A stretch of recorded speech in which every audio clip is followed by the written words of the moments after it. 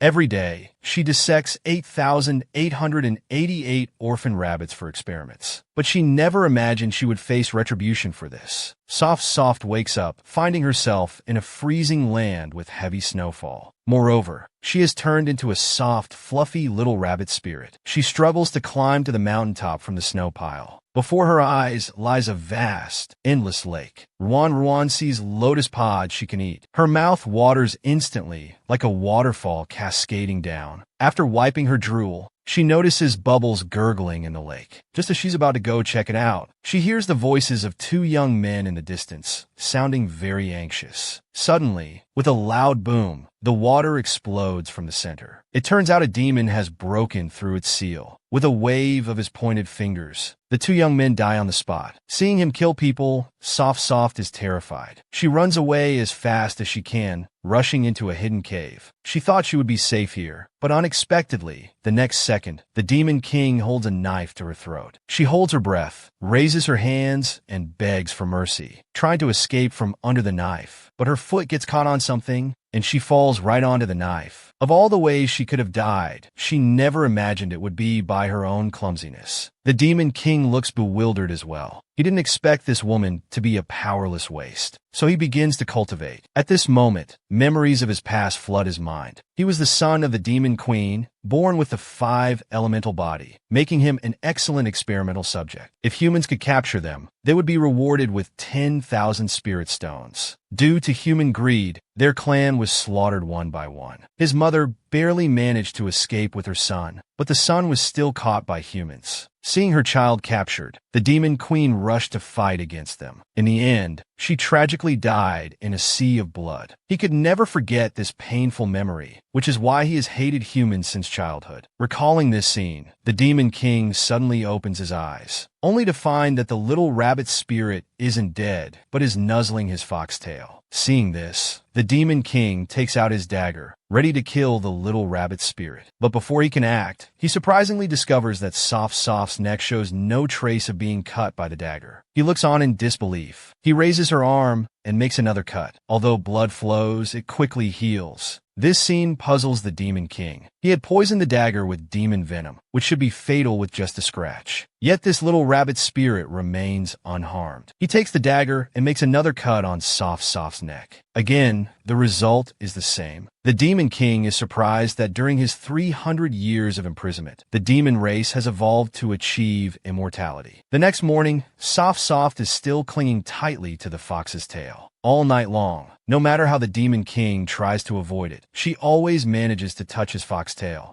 Although he despises the little rabbit spirit, he can't kill her. He kicks the sleeping rabbit lightly, but she opens her eyes, blazing with fire, and charges at the Demon King. While the woman is sleeping soundly, the Demon King takes out his dagger, intending to end her life. But after 136 cuts to her neck, she still breathes evenly, and her skin shows no trace of being cut. This scene confuses the Demon King. He never expected to encounter a little rabbit spirit with immortality. To confirm his suspicion, the Demon King takes out the dagger again and makes a cut on Soft's arm. As expected, the wound heals quickly on its own. However, this time it wakes up the little rabbit spirit. She opens her bleary eyes, thinking it's her dog disturbing her sleep. So she angrily pounces on the Demon King, tugging his ears and scolding, "Stinky soft dog, how many times have I told you not to disturb my sleep? Are your dog ears clogged with earwax?" Later, with the Demon King's reminder, she widens her eyes and realizes it's not a dog spirit, but a handsome fox spirit. Soft stares at the Demon King with a love-struck expression for a long time. But when she comes to her senses, she puts on a friendly smile and apologizes. "Sorry, brother dog, I was just sleep-talking." This remark angers the Demon King. He puts the dagger to Ruan's neck again, gritting his teeth and telling her that he's from the Fox clan. Seeing the familiar dagger, Ruan remembers this is the one who cut her neck last night. And wasn't she already dead? Why is she now alive and kicking? She curiously asks the fox what's going on. The Demon King, seeing her mockery, without a word, makes another cut on her hand. Ruan then realizes he's still trying to kill her. The Demon King casually tells her she simply can't die. Hearing this, Ruan looks at her hands and sees no wounds or blood. She's overjoyed. With immortality, even without her sharp wit, she can boldly explore the world. But then she worries about being captured for research due to her special constitution. So to keep it secret, she decides to stick with the fox boss. She calls out to the Demon King walking ahead, repeatedly calling him Little Fox. As the fox turns his head, Ruan becomes infatuated again. She closely follows behind the Demon King. As they walk, Ruan grows weak, her ears drooping lifelessly. She thought it was because she had no spiritual energy. When she learns that the Demon King also has no spiritual energy, she feels even more pitiful. Once she leaves this snowy area, she's determined to intensify her training. However, in a moment of distraction, when she looks up again, she finds that the fox walking ahead has disappeared. Before she can search, she sees two young men approaching from afar. She immediately lies down and digs a hole, burying herself completely in the snow pile. She faintly hears that they are searching for a lost snow lotus. Hearing the word snow lotus, the Demon King rushes out and grabs one of them by the throat, demanding to know the whereabouts of the snow lotus. The young man recognizes the Demon King's identity, but he doesn't know the exact location of the snow lotus. The Demon King has no choice but to let go and throw him to the ground. Coming to the snow pit, he pulls out the little rabbit hidden in the snow like pulling a carrot. He taunts her, asking if she's playing hide and seek. To avoid being chased by bad people, the little rabbit spirit dug a hole and planted herself in the snow.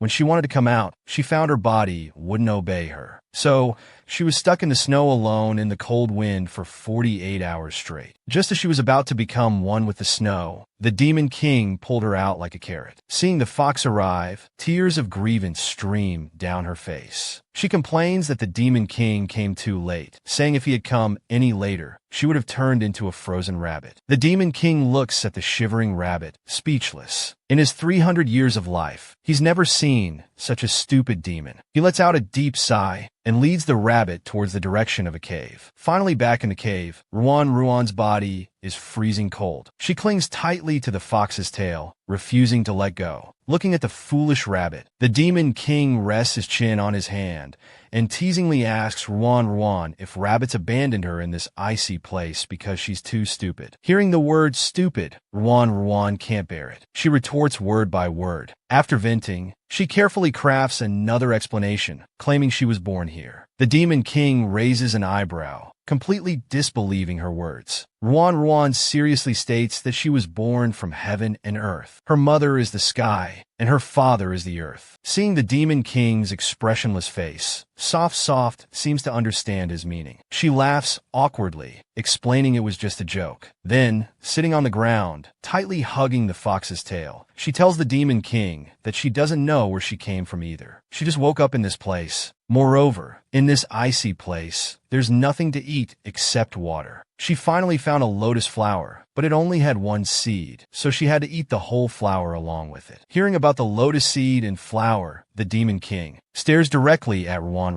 Ruan feels uneasy under his gaze, thinking she might have eaten too much. It turns out the Demon King realizes he was able to break the seal because the snow lotus in the forbidden area disappeared. Upon learning this, the Demon King smiles broadly, displaying an alluring appearance. Ruan already thought the fox was devastatingly handsome. This spring-like scene is too much for her to handle. Suddenly, the tail in her arms is pulled away. The Demon King wraps his tail around Ruan's waist, holding her in his arms. He asks the little rabbit in a soft voice if she thinks he's handsome. Observing at such close range, the fox's handsome face is magnified before her. Looking at the strikingly handsome Demon King, Ruan maintains her composure. She pushes the fox away and very righteously tells the Demon King that she is beautiful. She thought he was a fox spirit the first time she saw him. The Demon King didn't expect that his rare use of charm magic would have no effect on the little rabbit. Swishing his tail, he casually asks Soft if the flower she ate was red. The topic changes a bit quickly. Soft is stunned for a moment, then describes the flower's texture as crisp like an apple. The Demon King is surprised. The little rabbit had accidentally become his benefactor. He thinks that if the rabbit wants to return to the demon tribe, he'll repay this favor. When he asks the rabbit if she wants to return to the rabbit tribe, she firmly answers no. because Ruan isn't actually from the rabbit tribe. She just accidentally transmigrated into a little rabbit demon. If she really returned to the demon tribe, her secret would be exposed. Moreover, she really dislikes the Demon King, calling her stupid. The rabbit introduces herself as Ruan and asks the fox for his name in return. The Demon King, with a somewhat ambiguous smile, tells her his name is Chi Yao. He thought the little rabbit would be scared witless upon hearing his name. But Ruan blurts out, "That's quite a nice name." A rabbit spirit who is nothing but cute. To fill her stomach, she ate the snow lotus planted in the forbidden area. But by coincidence, she became the Demon King's lifesaver. And he is the 300-year-old, notorious Chi Yao. Yet the little rabbit shows no fear upon hearing his name. She even moves closer to him, asking about his future plans. If he's going to roam the world, could he take her along? Seeing Ruan's reaction, Shiyang is somewhat surprised. He didn't expect this stupid rabbit to be unafraid of him. The fox wraps his tail around Soft's waist, lifting her high up, suspended in the air. Then he asks the rabbit if her tribe didn't tell her that if she ever meets someone named Qiyang, she must run for her life. Ruan looks completely bewildered. She doesn't understand why she should run for her life upon meeting the fox. Moreover, she thinks Qiyang is quite nice. Hearing this, a mischievous smile flashes across the fox's lips. It turns out this stupid rabbit knows nothing. Looking at the naive Ruan, he decides to keep her around for fun. He warns the rabbit not to try any tricks. Although Ruan doesn't understand why this capricious fox agreed to take her, a novice rabbit, along, she thinks having a companion in this unfamiliar place isn't bad. When night falls, Ruan is already sound asleep in the cave. Qiyang, on the other hand, is cultivating nearby, trying to balance the two chaotic energies within him. Whenever it's quiet at night, his ears are filled with the sounds of that year's slaughter. That person, holding a magnificent weapon, laughs recklessly in front of him, warning, "Qiyang,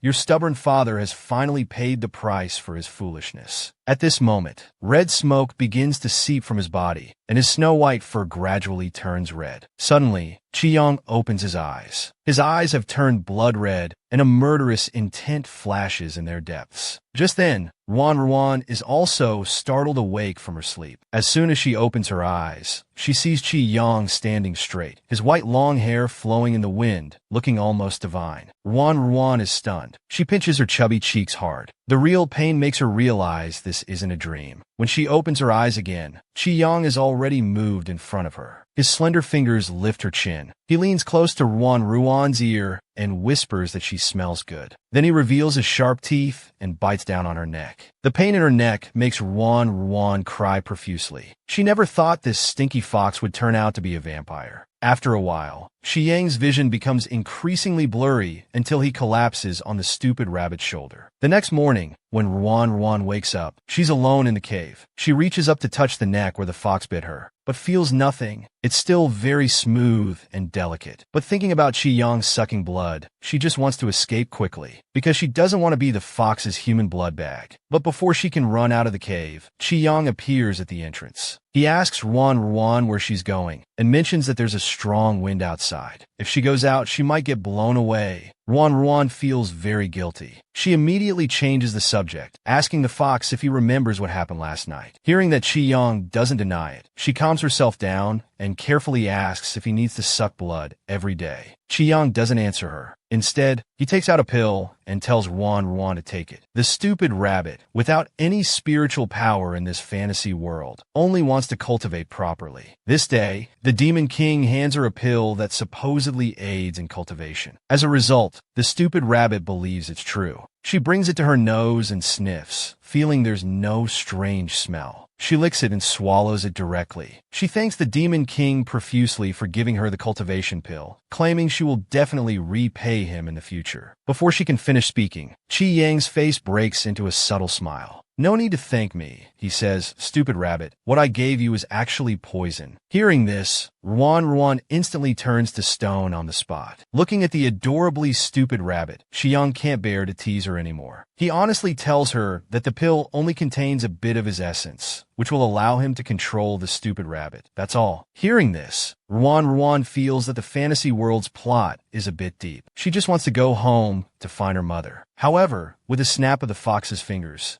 Ruan, who had taken human form, turns into a soft and cute little rabbit. He then places her on his shoulder. Afterwards, he takes her down the mountain. In the blink of an eye, they arrive in the northern Zhou region. The fox warns Ruan not to call him outside. Qi then turns the stupid rabbit back into human form. The two of them specially go to a tailor shop to change into new clothes. Ruan also changes into men's clothing. It's more convenient to wear this when going out. Suddenly, the surrounding crowd becomes noisy. They all start running in one direction. Ruan looks confused. She doesn't know what's happening. Just then, a man running towards them bumps into Ruan. Seeing this, Qi behind her quickly embraces her protectively. He turns back and glares angrily at the man. The man, seeing the situation isn't good, immediately bows his head and apologizes to Ruan. Seeing that this man is also running in that direction, Ruan asks him where they're all going. The man explains with a smile that these 2 days are the recruitment days for the 2 major academies in northern Zhou. Because registration has just begun, everyone wants to go and join the excitement. Moreover, northern Zhou is just a remote small town. If one can be recruited by the academy, even as a menial disciple, it would be quite impressive. Due to time constraints, the man hurries off to register after explaining. Hearing this news, Ruan is also very tempted. If she could enter the academy, she wouldn't have to worry about cultivating spiritual power anymore. Just as she's about to turn and tell Qi she wants to register, she's suddenly turned back into a small rabbit with a pop. Then he directly grabs her by the scruff of her neck, carrying her to register. At this moment, the rabbit feels very aggrieved. Don't rabbits have rights too? Arriving at the registration area, the outside is full of people. They're lining up for the spiritual power faction, while the spiritual anomaly faction is desolate, with not a single person. About half an hour later, it's their turn in the queue.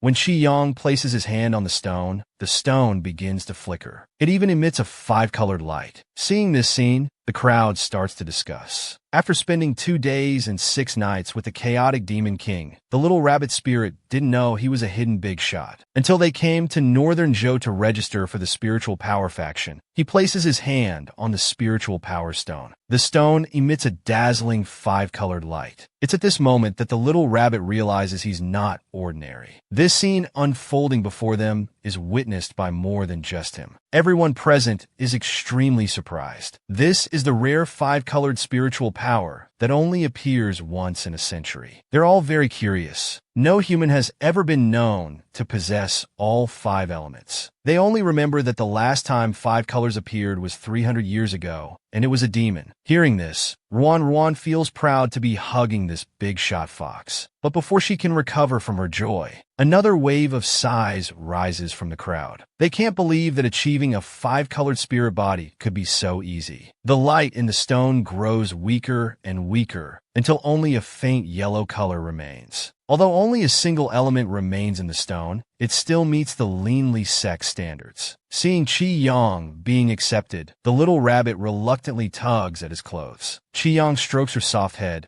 preparing to take her into the academy together. But just as they reach the entrance, they're stopped by a man. He doesn't allow Qi to bring the rabbit inside. Hearing this, Ruan really wants to spit at him. She didn't expect this academy to discriminate against species. The man explains that keeping pets can lead to neglecting one's studies. Their spiritual power faction doesn't allow such phenomena. Qi stares at the man expressionlessly for a long time, making him feel uneasy. Then he stammers that if they must bring it in, it can be handed over to the kitchen or the spiritual anomaly faction. Upon hearing kitchen, Ruan is terrified. The implication is that she'd be turned into spicy rabbit or used as a lab rat for medicine. How could Qi allow others to touch his rabbit? Ruan sees his mouth curl up, revealing a look of impending massacre. She turns to look and sees a blue spirit ball already forming in his hand. If he releases this ball, they'll likely be hunted down before even entering the academy gates. Suddenly, the rabbit has an idea. She quickly uses her ears to slap Qi, trying to stop him from causing trouble. However, the next second a cold gaze falls on Ruan. Qi smirks, then grabs her by the scruff of her neck and lifts her to his face. Ruan's eyes fill with tears. Feeling insecure, she tries to hug Qi arm, but before she can react, Qi throws her away like trash. The demon king who doted on the rabbit every day just because the little rabbit slapped him hard with her ears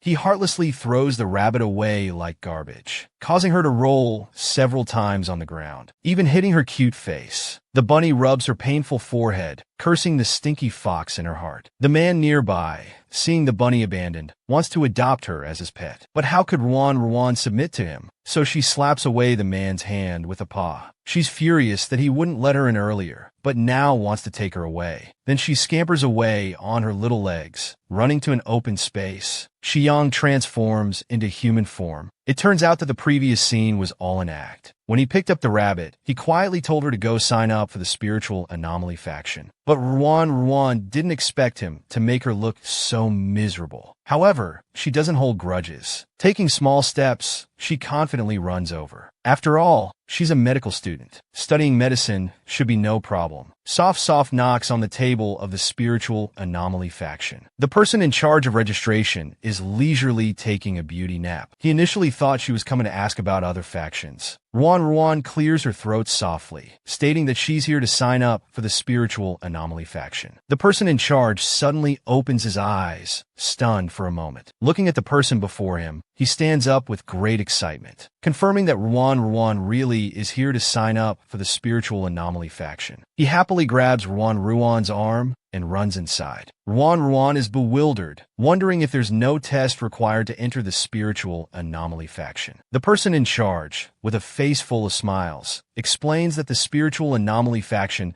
hasn't had anyone sign up for 100 years. Now that someone has finally come, they can be directly admitted. Hearing this, Ruan feels increasingly uneasy. She worries that the stinky fox has tricked her. The successfully registered students gather together, waiting for the upcoming trial. If they pass the trial smoothly, they can stay in the academy. Ruan also adopts the alias Ruan Tinglin. The uncle next to her is cheering her on. Suddenly, the fox's voice sounds behind her ear. He curiously asks the rabbit if she's the first student of the spiritual anomaly faction. She nods, feeling like crying. She tentatively asks Xiyang if he tricked her. She suspects that the spiritual anomaly faction is a despised, unorthodox path. Xiyang comforts her, saying if it were truly unorthodox, it would have been banned long ago. How could it be allowed in the academy? Hearing this, Soft breathes a sigh of relief. Then Xiyang leisurely adds another sentence, confirming that it is indeed despised, especially by him. Ruan thinks, doesn't this mean I've been tricked? But she doesn't dare say she regrets signing up for the spiritual anomaly faction. If she says that, wouldn't Xiyang turn her into spicy rabbit stew? She can't understand what the spiritual anomaly faction did to offend the stinky fox. Before she can recover, an old man with white hair walks over and announces the rules of the assessment. He has disciples give each of them a wooden tablet, but Soft knows nothing about all this. Xiyang tells her this is the score tablet test. All results will be recorded on this. If the score is reached, one can become a disciple of the academy. Ruan thinks this is no different from a school entrance exam. Just then, the old man raises his hand to signal the official start of the assessment. Everyone starts walking towards the boats. To attend the same academy as her husband, the silly rabbit goes alone to become a disciple of the spiritual anomaly faction, which no one has signed up for in 1,000 years. Although successfully admitted, she still needs to pass the trial to stay in the academy. But with the silly rabbit's intelligence, passing the trial might be difficult. So Xiyang prepares to give her a hand. The white-haired old man raises his hand to signal the official start of the assessment. Everyone starts walking towards the boats. After boarding for a while, there's no sign of the ship moving. Just then, Soft smells a pungent odor. She asks the fox if he smells it too. Hearing this, Xiyang thinks her ability to sense danger is not bad. Upon hearing the word danger, Ruan's expression changes slightly. She moves closer to Xiyang. She quietly asks him what it is. With a serious expression, the dangerous fox tells the silly rabbit that the assessment began as soon as they entered this ship. Ruan stretches and feels a bit drowsy. Seeing this, Xiyang immediately pinches Ruan's face to keep her awake. Because the danger on this ship is illusion. If one absorbs it to a certain degree, they'll fall into a fantasy world. Seeing Ruan's drowsiness intensifying, Xiyang keeps rubbing her chubby face. Looking around at others, everyone is yawning continuously, appearing sleepy. Ruan silently withdraws her gaze, not daring to move too much or raise her head. She asks the fox if their every move is being monitored now. Although that's the case, they can't see Ruan and the fox because Chi-Yang has set up a shortcut inside. Hearing this, Ruan thinks if they can't be seen, it doesn't matter if she falls for the incense. With that, she falls asleep on the fox's shoulder, snoring loudly. Seeing the silly rabbit fall asleep in a second, Chi-Yang doesn't say anything more. After a quarter of an hour, the assessment ends. Chi-Yang wakes up the sleeping Soft, preparing to take her to the gathering. An old man stroking his beard calmly announces the results of this assessment. Those with scores below 5 on their wooden tablets are not admitted. Ruan flips her tablet back and forth, but sees no score. So she asks Chi-Yang what to do.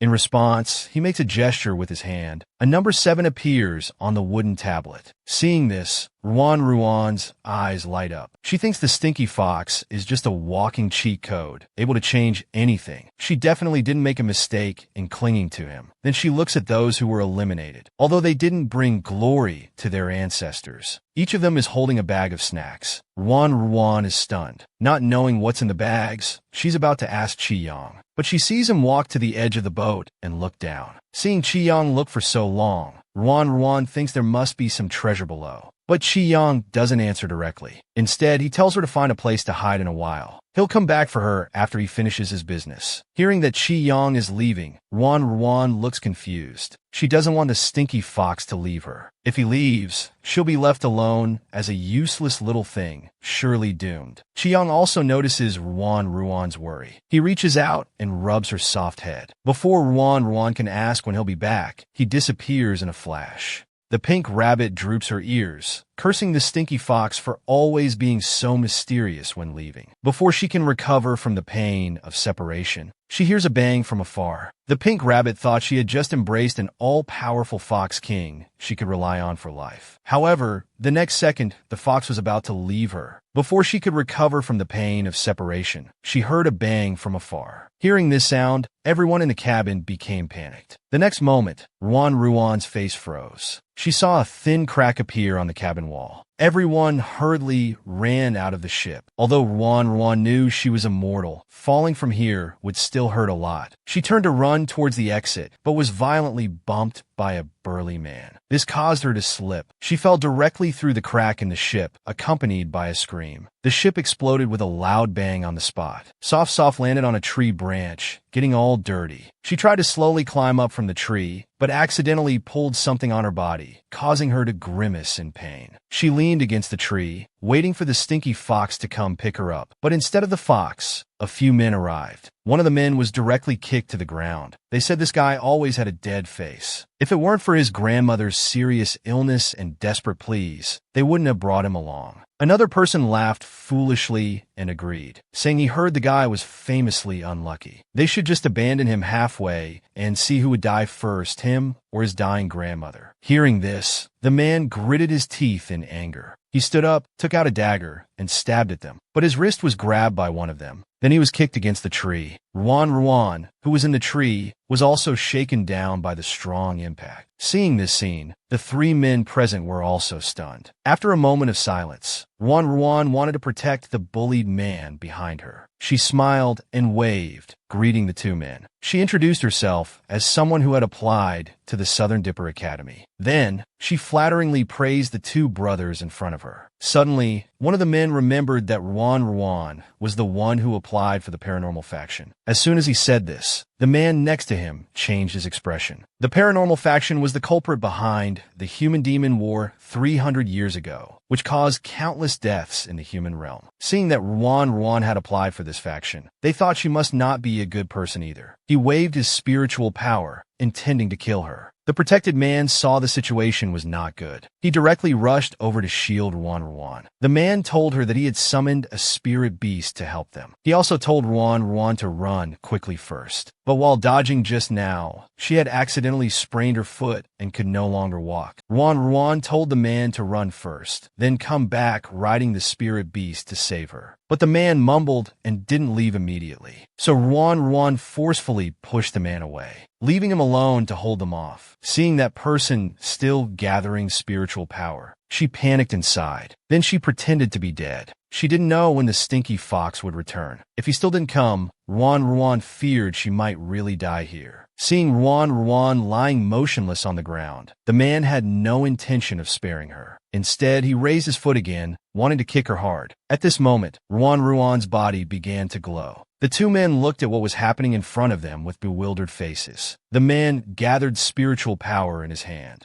Just as he was about to attack the motionless woman on the ground, he found that her body was emitting a golden glow. The next second, she turned into a soft and cuddly little rabbit. Soft realized that the stinky fox had come to save her. The two men recognized Qi Yang's identity and were shocked speechless. Seeing them bullying his little rabbit, how could the fox let them off? He raised his finger, waving two leaves in his hand. He swung them directly at the two men, causing them to disappear without a trace. Seeing this scene, Soft was momentarily stunned. Xiyang gently stroked the stupid rabbit, asking puzzledly how she ended up being hunted down after he left for just a short while. Ruan seriously recounted everything that had just happened to Xiyang. When Xiyang learned that the stupid rabbit had gotten herself into such a mess to save that man, he instantly became jealous. Ruan explained in a low voice. If she hadn't saved that man after falling, he would have died. Xiyang didn't care about that. He just hoped his stupid rabbit was safe and sound. Then he pinched Soft's chubby cheeks again, warning her that if she dared to seduce others again, he would make her die from poison. Suddenly, the ground shook. It was that man riding a spirit beast coming back to save her. Soft was a bit excited. It wasn't in vain that she had taken so many beatings. Fortunately, the person she saved wasn't ungrateful. Seeing the stupid rabbit so happy, the stinky fox felt very uncomfortable. He then turned Soft back into a rabbit form, placed her on his shoulder, and walked towards the old man in green clothes. Then the old man announced the rules for the second round of the test. Within 5 days, whether acting alone or in teams, as long as one passes through the beast forest, they will be considered to have passed the test. Everyone was frightened when they heard about the beast forest. But Ruan, with the fox boss around, was no longer afraid of them. They walked into the forest one after another. Suddenly, Ruan felt raindrops falling on her head. She looked up. A pair of crystal-clear blue eyes were staring intently at her, and a mouth full of fangs was coming at Ruan. The stupid rabbit was so scared her heart almost jumped out. Seeing this, Qiyang told Ruan to quickly lie down.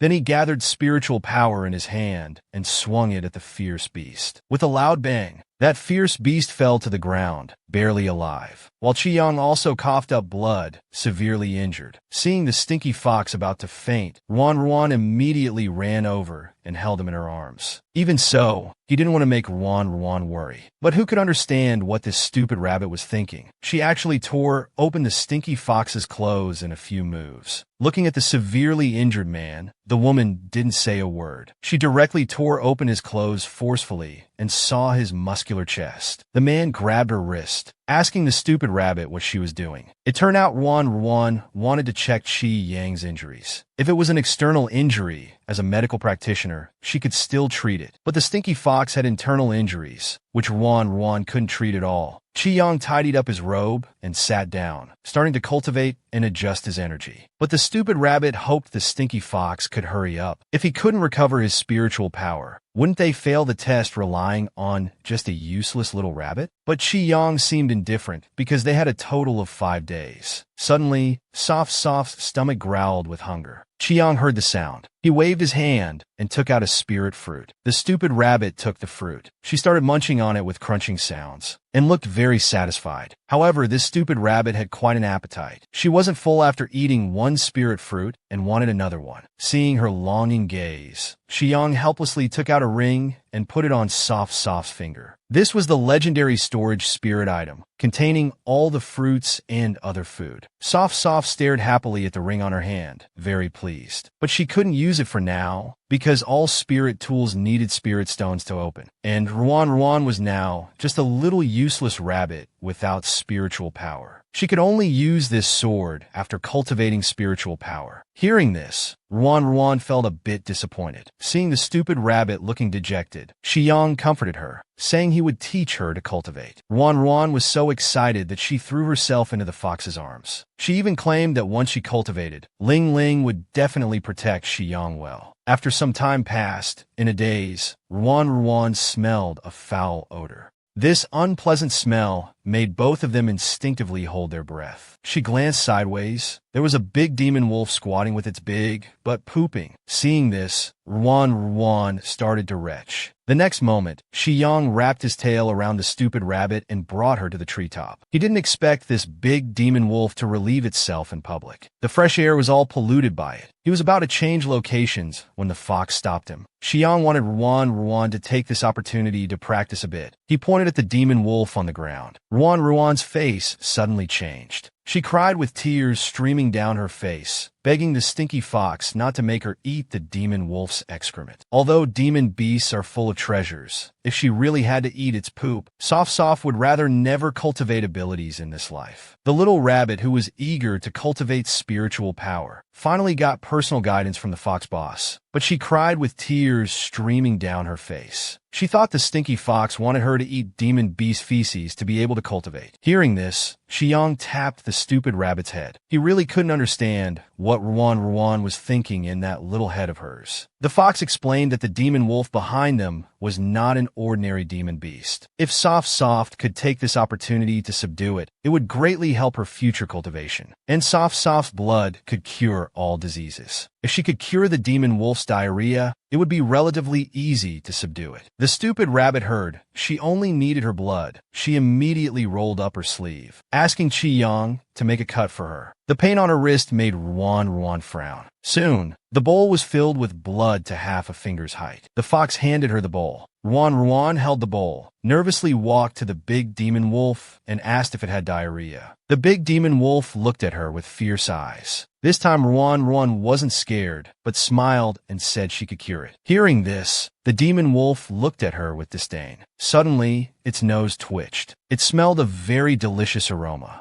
Ruan smiled and held up the bowl in her hand, introducing that this was her blood. As long as the demon wolf drank it, its diarrhea would be cured immediately. But the demon wolf didn't believe that the little rabbit's blood could cure diseases. Despite this, it didn't want to miss out on this rare delicacy, so it stretched out its long tongue and put the bowl with the blood into its mouth. After drinking, not only did the demon wolf's stomach stop hurting, but the miasma also completely disappeared. But its gaze at the rabbit became malicious. It never thought the little rabbit's blood would be such a treasure. If it ate her, wouldn't it become immune to all poisons? Seeing this terrifying scene, Ruan kept backing away in fear. The demon wolf bared its shiny fangs and began to slowly approach Ruan. It even tried to persuade Ruan, saying in this world of survival of the fittest, if she had no spiritual power, she would die sooner or later. Why not offer herself as food to it now? Then it opened its big mouth and lunged at Soft. At this critical moment, Qi Yang's voice came from behind. He shouted at the demon wolf, "Offer herself to you? You've got some nerve." The fox extended his finger and lightly drew a pattern in the air. Then he pushed a palm towards the demon wolf. The next second, that cunning and treacherous demon wolf's body stiffened for a moment. Then the entire wolf began to shrink. Finally, it turned into a tiny Qiyang. He gently pricked Soft's index finger. He grabbed her hand and was about to press it against the little demon wolf's forehead. Seeing this action, the little demon wolf realized the fox wanted to form a contract with him. However, he didn't believe at all that Qiyang could succeed in forming the contract. While he was still gloating, Soft's fingers swiftly pressed against his forehead. Just like that, they successfully formed the contract. From then on, the little demon wolf became the stupid rabbit's pet. The big demon wolf who was opening its bloody mouth to eat people a second ago. The next second became a pet in a woman's arms. Although they had successfully formed the contract, the little demon wolf didn't want to acknowledge the stupid rabbit as his master. Because he despised Ruan for being a useless little rabbit without any spiritual power. Despite this, as long as the contract existed, he couldn't disobey Ruan, and they could also communicate telepathically temporarily. Learning all this, the stupid rabbit smiled like she had just won a small victory. She grabbed the little demon wolf by the scruff of his neck and humiliated him severely. But the little demon wolf looked defiant and threatened the rabbit that if she didn't let him go, he would cast a spell to die together with her. Hearing this, Ruan was so scared that she quickly let go. As soon as the little demon wolf landed, not only did he not stop while he was ahead, he continued to say to Ruan in the stone sea, "Little useless rabbit, if you serve me well in the future, when I'm in a good mood, I won't think about casting spells anymore." Ruan sneered, not expecting this little demon wolf to still want to enslave her. But she wasn't so easy to manipulate either. Although she was weak, she had the fox boss on her side. Then Soft started to show off her acting skills. She cried and wept, suddenly throwing herself into Qi Yang's arms, as if she had been greatly wronged. The stupid rabbit, with a crying voice, told the fox about how the little demon wolf wanted to cast spells. She even exaggerated, saying the demon wolf wanted to hang her up and skin her. This poor acting left the little demon wolf dumbfounded. He thought, when the hell did I say that? Hearing all this, Qi Yang's gaze towards the demon wolf had already become very cold. Seeing this, the demon wolf raised both hands in surrender to save his life, saying the useless rabbit was falsely accusing him. Before he could finish speaking, Qi Yang began to gather spiritual power in his hand, preparing to kill him. This action scared the little demon wolf on the ground so much that his fur stood on end. He immediately knelt down to admit his mistake and begged the stupid rabbit to spare his life. Taking this opportunity, Soft blinked her teary big eyes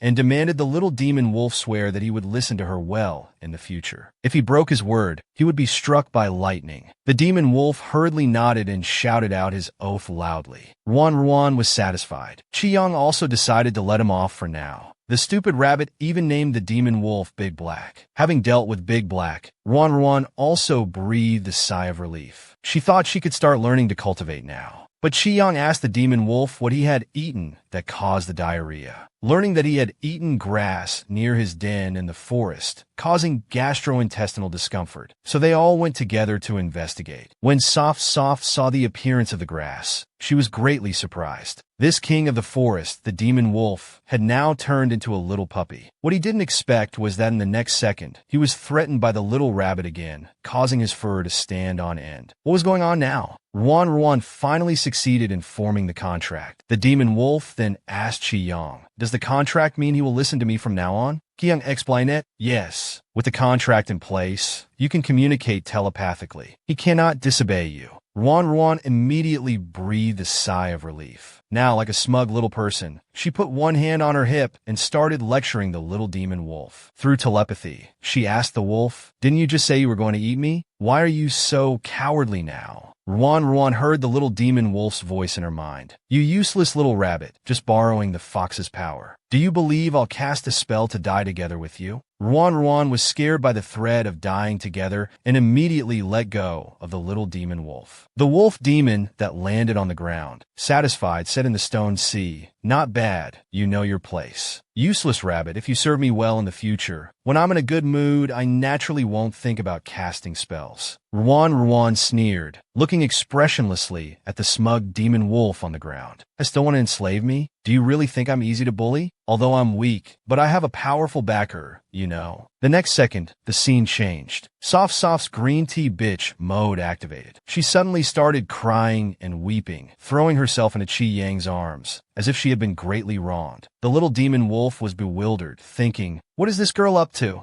At this moment, the rabbit also began her frantic acting. "Qi Yang, this demon wolf threatened me. He said if I don't give him a big bowl of blood every day, he'll cast a spell." The wolf demon thought, "With such poor acting skills, who would believe you?" But Ruan continued her performance. "That wolf demon also said he wants to hang me up and skin me. Bunnies are so cute. Why does he want to hit bunnies?" Hearing these words, Qi Yang's gaze towards the wolf demon turned cold. He only said 2 words, "Cast spell," then looked at him as if he were looking at a corpse. The wolf demon trembled in fear and hurriedly explained, I didn't. She's acting to deceive you. Useless rabbit, how can you slander me like this? Big brother, don't you know not to believe or spread rumors?" However, Qi Yang had already gathered spiritual energy in his hand. "Since you won't listen, then let's just kill you." The little wolf demons first stood on end in fright. Wait. The wolf demon shuddered and quickly begged Ruan for mercy. "I was wrong. Rabbit Grandma, I was wrong. I'll definitely listen to you from now on, and serve you wholeheartedly. Please quickly ask him to stop. Ruan blinked her teary eyes, asking with her gaze, "Really? You're not lying? Swear it." The wolf demon thought, "What sin did I commit to meet these two black-hearted individuals? One wants to destroy me at the slightest provocation. The other slanders me without hesitation." So he hurriedly swore, "If I'm lying, may I be struck by 5 thunderbolts and turned to dust." Satisfied, Ruan knew when to stop. She tugged at Qi Yang's sleeve and said coquettishly, "Qi Yang, he has admitted his mistake and his attitude is quite good. Can we keep him for now?" Qi Yang fondly patted the rabbit's head. "All right, we'll keep him for now."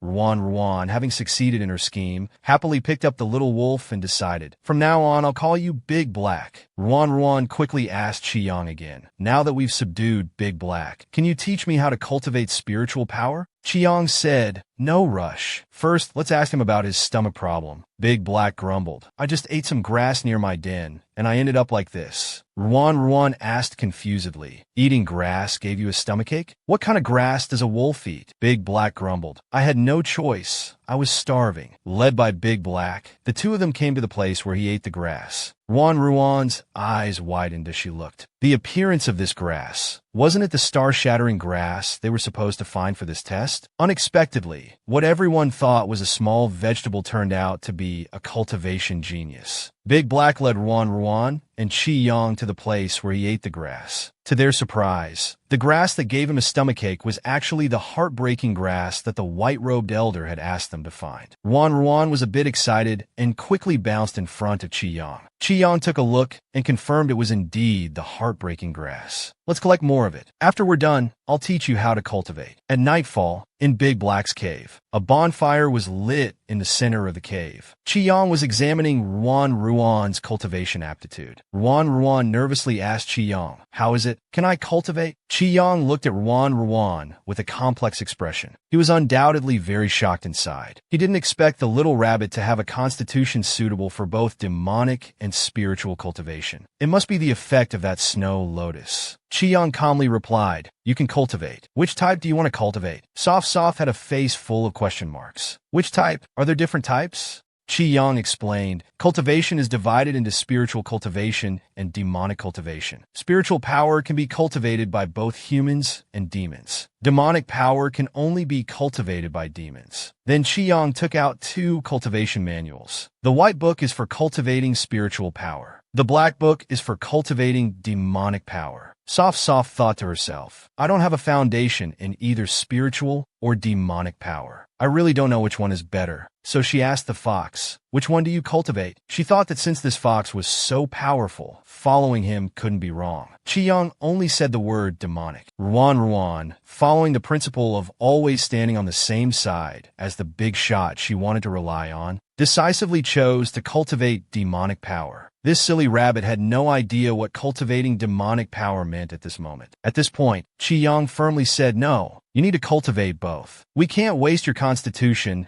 that's suitable for both demonic and spiritual cultivation." Ruan thought, "If I have to cultivate both, why did you make me choose in the first place? Are you just messing with me?" Before the rabbit could say anything, Qi Yang calmly said, "I'll teach you how to draw spiritual energy into your body." The two of them walked into the beast forest. In a clearing, Soft sat cross-legged. Qi Yang guided her slowly from the side. "Now close your eyes. Focus your qi in your dantian. Start to slowly sense the spiritual elements around you. Relax a bit. Who cultivates as stiffly as you do? Close your eyes. Concentrate. Circulate your qi. Breathe in and draw in spiritual energy. Gather all the spiritual energy in your body into your fingertips." Gradually, Ruan felt a strange sensation in her body. Spiritual energy surrounded her entire body. "Now tell me, what do you see in the sea of forests?" Ruan seemed to respond with some difficulty. I see red, yellow, and blue,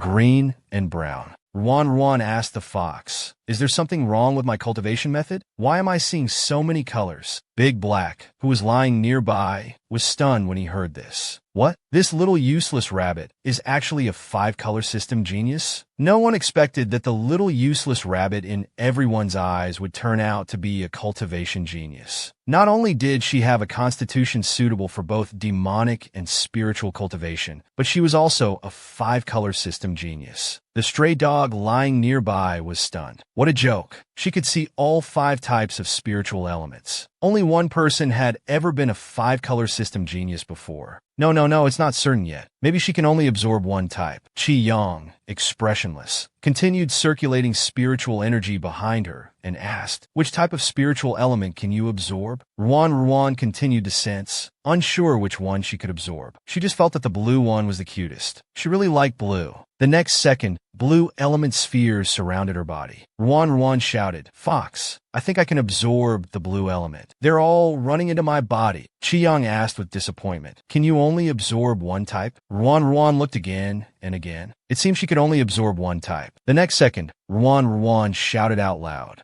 The other 4 types of elements, like wind, fire, wheels, quickly rolled towards her and all rushed into her body. Ruan, startled by the shock, suddenly woke up. She collapsed into Qi Yang's arms, feeling completely exhausted. Ruan felt the changes in her body. It felt like she had eaten too much. Qi Yang said, this means you've successfully drawn the elements into your body. You can start cultivating now. As for how to cultivate, it's all in those 2 manuals I gave you. After saying this, Qi Yang prepared to leave. Soft asked dejectedly, Fox, aren't you going to teach me how to cultivate? Qi Yang looked up at the night sky. Not tonight. I have something to do and need to leave. It turned out that the full moon night was approaching. Qi Yang was afraid he couldn't control the demonic nature in his body and might hurt the rabbit like last time. Not knowing the reason, Soft could only nod and agree. Okay, but come back soon, all right? Qi Yang affectionately stroked the rabbit's head. You and Big Black be good and wait for me in the cave. With that, he turned and disappeared into the night. Ruan also began her own cultivation journey. She diligently studied the techniques in the manuals. Qi sinking to the Dantian, gathering spiritual energy and power. Her fingertips transformed, and with a snap of her fingers, a small flame appeared at her fingertip. Ruan excitedly called out to Big Black, Look quick! Isn't this little flame I created so cute? She said as she pulled Big Black into her arms. Big Black looked at the flame on Ruan's fingertip, undoubtedly shocked. Elemental transformation was a technique only achievable at the 2nd stage of cultivation. She had reached the 2nd stage of cultivation in just one night. It would take others at least 2 years, but she did it in one night. This rabbit really was a cultivation genius. By the next afternoon, Qi Yang still hadn't returned. Ruan asked Big Black, It's been so long, and he still hasn't come back. Could he be in danger? Big Black replied, You're overthinking. Even if he were in danger and died, he wouldn't be in trouble. No, we should still go look for him. The last few times the fox came back, he was covered in blood. What if he's in danger this time too? I've learned a bit of magic now. Maybe I can help somehow. Big Black sat on the ground with his paws crossed like a human, stubbornly saying, If you want to go, you go. I'm not going. This beast forest is full of dangers. I'm so small now. If we encounter some ugly beast, I won't survive. I said I'm not going, so I'm not going. The next second, a vine appeared. It tied around Big Black's neck like a dog leash. Soft dragged him away. Big Black was so angry to think that he, a noble demon wolf of the beast forest, now had to live like a dog. The mighty demon king of the beast forest, now reduced to looking like a little puppy. Big Black resignedly began to adapt to life as a dog. Being led by Soft, Big Black sniffed very seriously. It actually looked quite convincing. Soft asked Big Black, Can you smell the fox's scent? Big Black replied confidently, That fox definitely passed through this path. Great, then let's continue on our way. Suddenly, a beast's roar came from not far away. The ground began to shake. Big Black then bared his fangs and started growling aggressively. This commotion must be caused by that damn gorilla. We've been at odds for 500 years. This time I must settle the score with him. Ruan thought. A gorilla means another high-level demon beast has appeared. Then a rumbling sound arose. A giant ape with a mouth full of fangs appeared, pouncing towards Ruan. Frightened, she scooped up Big Black and ran. Big Black shouted, "Why are we running away? Put me down quickly. I want to fight that gorilla for 300 rounds." At this moment, Big Black realized that in his current puppy form, going there would only mean death. However, Ruan eventually ran out of strength and was caught up by the gorilla.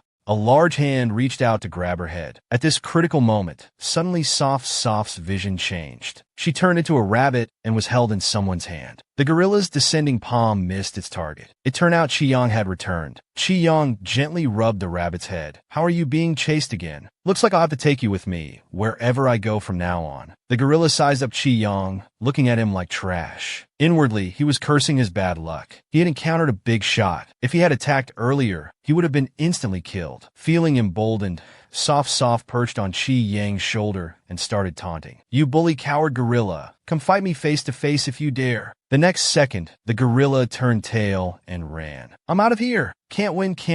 Chi-Yong gently poked the rabbit's head with his finger. "Why are you getting so cocky? Hurry up and cultivate to become stronger so you won't be in such a mess every time." Ruan held Chi-Yang's finger and said, "I'm already at the second stage of cultivation." "Not bad. You've progressed very quickly." After receiving Chi-Yang's praise, the little rabbit asked again, "Can you continue teaching me to cultivate? I want to become as strong as you. I can't always be holding you back. If I become as strong as you, maybe when you're in danger, I could swoop down from the sky to save you. Just thinking about it makes me excited." Chi-Yong listened to the little rabbit's grand aspirations. "Swooping down from the sky to save me? You sure know how to talk. All right, remember what you said. I'm taking it seriously." A person and a rabbit walked leisurely in the beast forest. A stray dog on the ground flapped its short legs, following behind. The rabbit pawed at Chi-Yong and asked, "Fox, that storage ring you gave me last time, now that I have spiritual power, can I use it?" Chi-Yong nodded slightly. "The size of the ring's space depends on your spiritual power. One day, if you become as strong as me, as long as you want, storing half a continent wouldn't be a problem." Soft's eyes lit up. "Can I put Big Black in there? It's too eye-catching to carry him around like this." Sebelas Yanges Elili Twitchet. He looked back at Big Black, who was trying hard to catch up. He said, "The ring can only store inanimate objects. Living things will turn into dead objects if put inside." The rabbit was disappointed. "Oh, I see. So I almost turned Big Black into my storage food." Then, Chi-Yong took out a Chinquan bag and handed it to Ruan. "This is specially for storing living things. Demon beasts, spiritual herbs, or even yourself can be put inside." Ruan was shocked. "I can put myself in there? Then in the future when I'm in danger, can't I just hide inside? Isn't this like a walking safety charm?" "That's awesome." However, Chi-Yong immediately poured cold water on her excitement. "That's only possible when you reach the Spirit Emperor level." Hearing Spirit Emperor, Ruan looked confused. "What's that?" Chi-Yong was at a loss with this stupid rabbit. How could she not know even these basics? So he patiently began to explain the hierarchy of cultivators. Spiritual power cultivators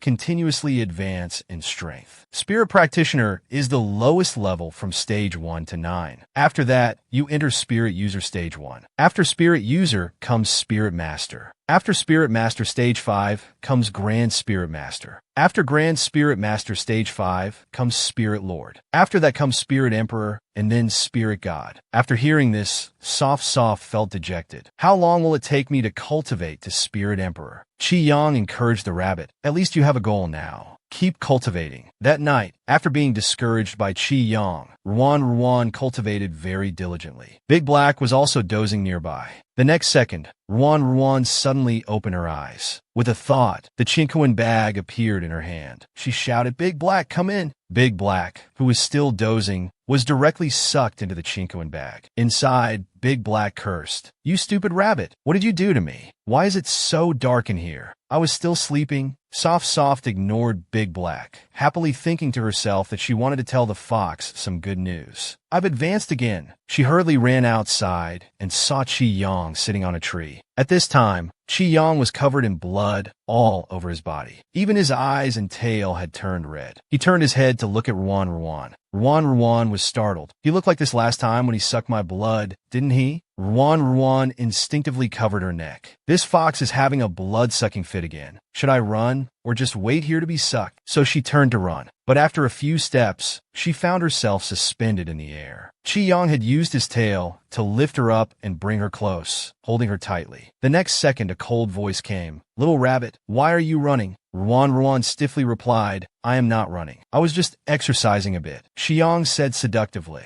"Their blood all smells too bad." Then he licked Soft's neck. Indeed, the little rabbit is still the most delicious. Soft felt like dying. This fox was going to scare her to death. She thought to herself, he just sucked blood once. Is he not full yet? The big demon lord was about to suck blood again, scaring Soft into shivering. Forcing a smile, she said, No, my blood smells bad too. I haven't bathed for days." Chi-Yang was silent for a moment. Then his mouth curved into a seductive smile again. "No matter. We can just wash you." Ruan hurriedly waved her hands. "Let's not do that." But Chi-Yang gave her a push. Her whole body fell. She thought, what's wrong with this fox again? Why is he tormenting me like this? With a splash, her whole body fell into the pool. Then he quickly pulled her out. Ruan was about to protest against this bandit-like behavior. The next second, she looked up and screamed in shock. She saw Chi-Yang's upper body exposed, revealing his athletic physique. What was this fox trying to do? Ruan's little face turned red. Even her ears were tinged with a rosy hue. Oh my God, the fox spirit was seducing her online. She was going to die. Ruan immediately used her ears to cover her eyes. Don't look at improper things. Don't look at improper things. Hurry up and put your clothes on. Chi-Yang held the clothes in his hand, a playful smile on his lips. This? Yes.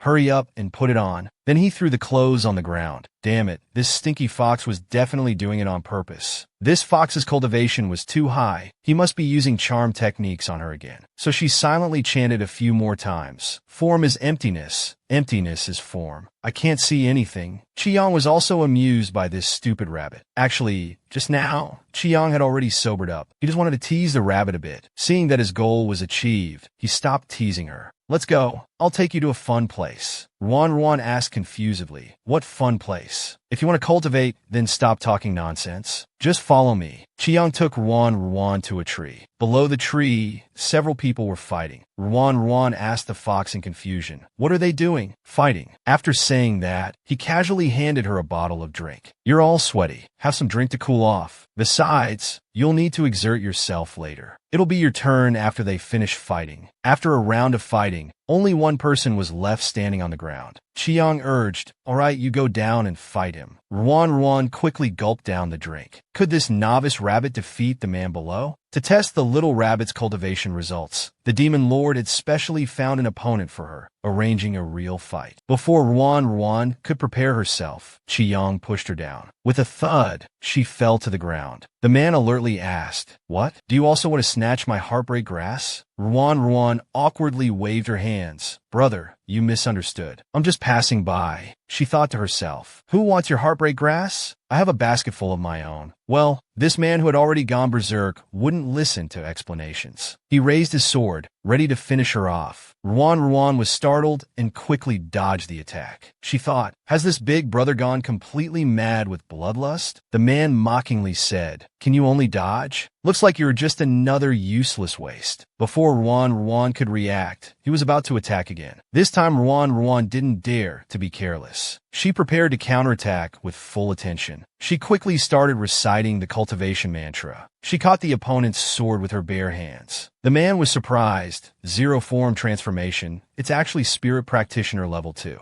As Ruan let out a shout, the man's sword instantly broke. Then she used spiritual power to form a flame and attacked the man. Standing on the tree, Chi-Yang folded his arms and commented, not bad. She even knows how to use spiritual transformation to intimidate the enemy. Looks like she's been taking her cultivation seriously these past few days. Seeing that the man had stopped attacking, Ruan said somewhat proudly, you've lost your weapon. Be good and admit defeat, then leave. I won't hurt you. The man sneered, admit defeat? You're just at spirit practitioner level 2. Such big words. At this moment, Ruan had also let her guard down. This naive rabbit, how could she know the treachery of human hearts? As he was speaking, the man flicked his hand and the broken sword on the ground flew into his grasp. Not giving Ruan a chance to react, he viciously stabbed it into her body. The sudden intense pain caused her to fall unconscious. The man laughed. My control over spiritual power is much stronger than you thought. Then he raised his sword again. Now I'll send you on your way. At this moment, Qi Yang snapped his fingers. The man's body was instantly bound. The next second he fell to the ground. Qi Yang stroked Ruan's face. He sighed. He hit so hard. Although you lost the fight, your overall performance wasn't bad. Little rabbit, you've worked hard. Then he picked up Ruan and left the place. After the fight, the little rabbit was severely injured. When she woke up again and saw her surroundings, she was confused. How did she end up in a hot spring by a cave? Wasn't she injured in a fight? While she was puzzled, Qi Yang's voice came from the shore. You're awake. Ruan was about to get out of the hot spring, but she suddenly froze as she stood up. The fox coughed dryly. You'd better sit down first. At this moment, the little rabbit realized she was completely naked. She immediately let out a scream. Where are my clothes?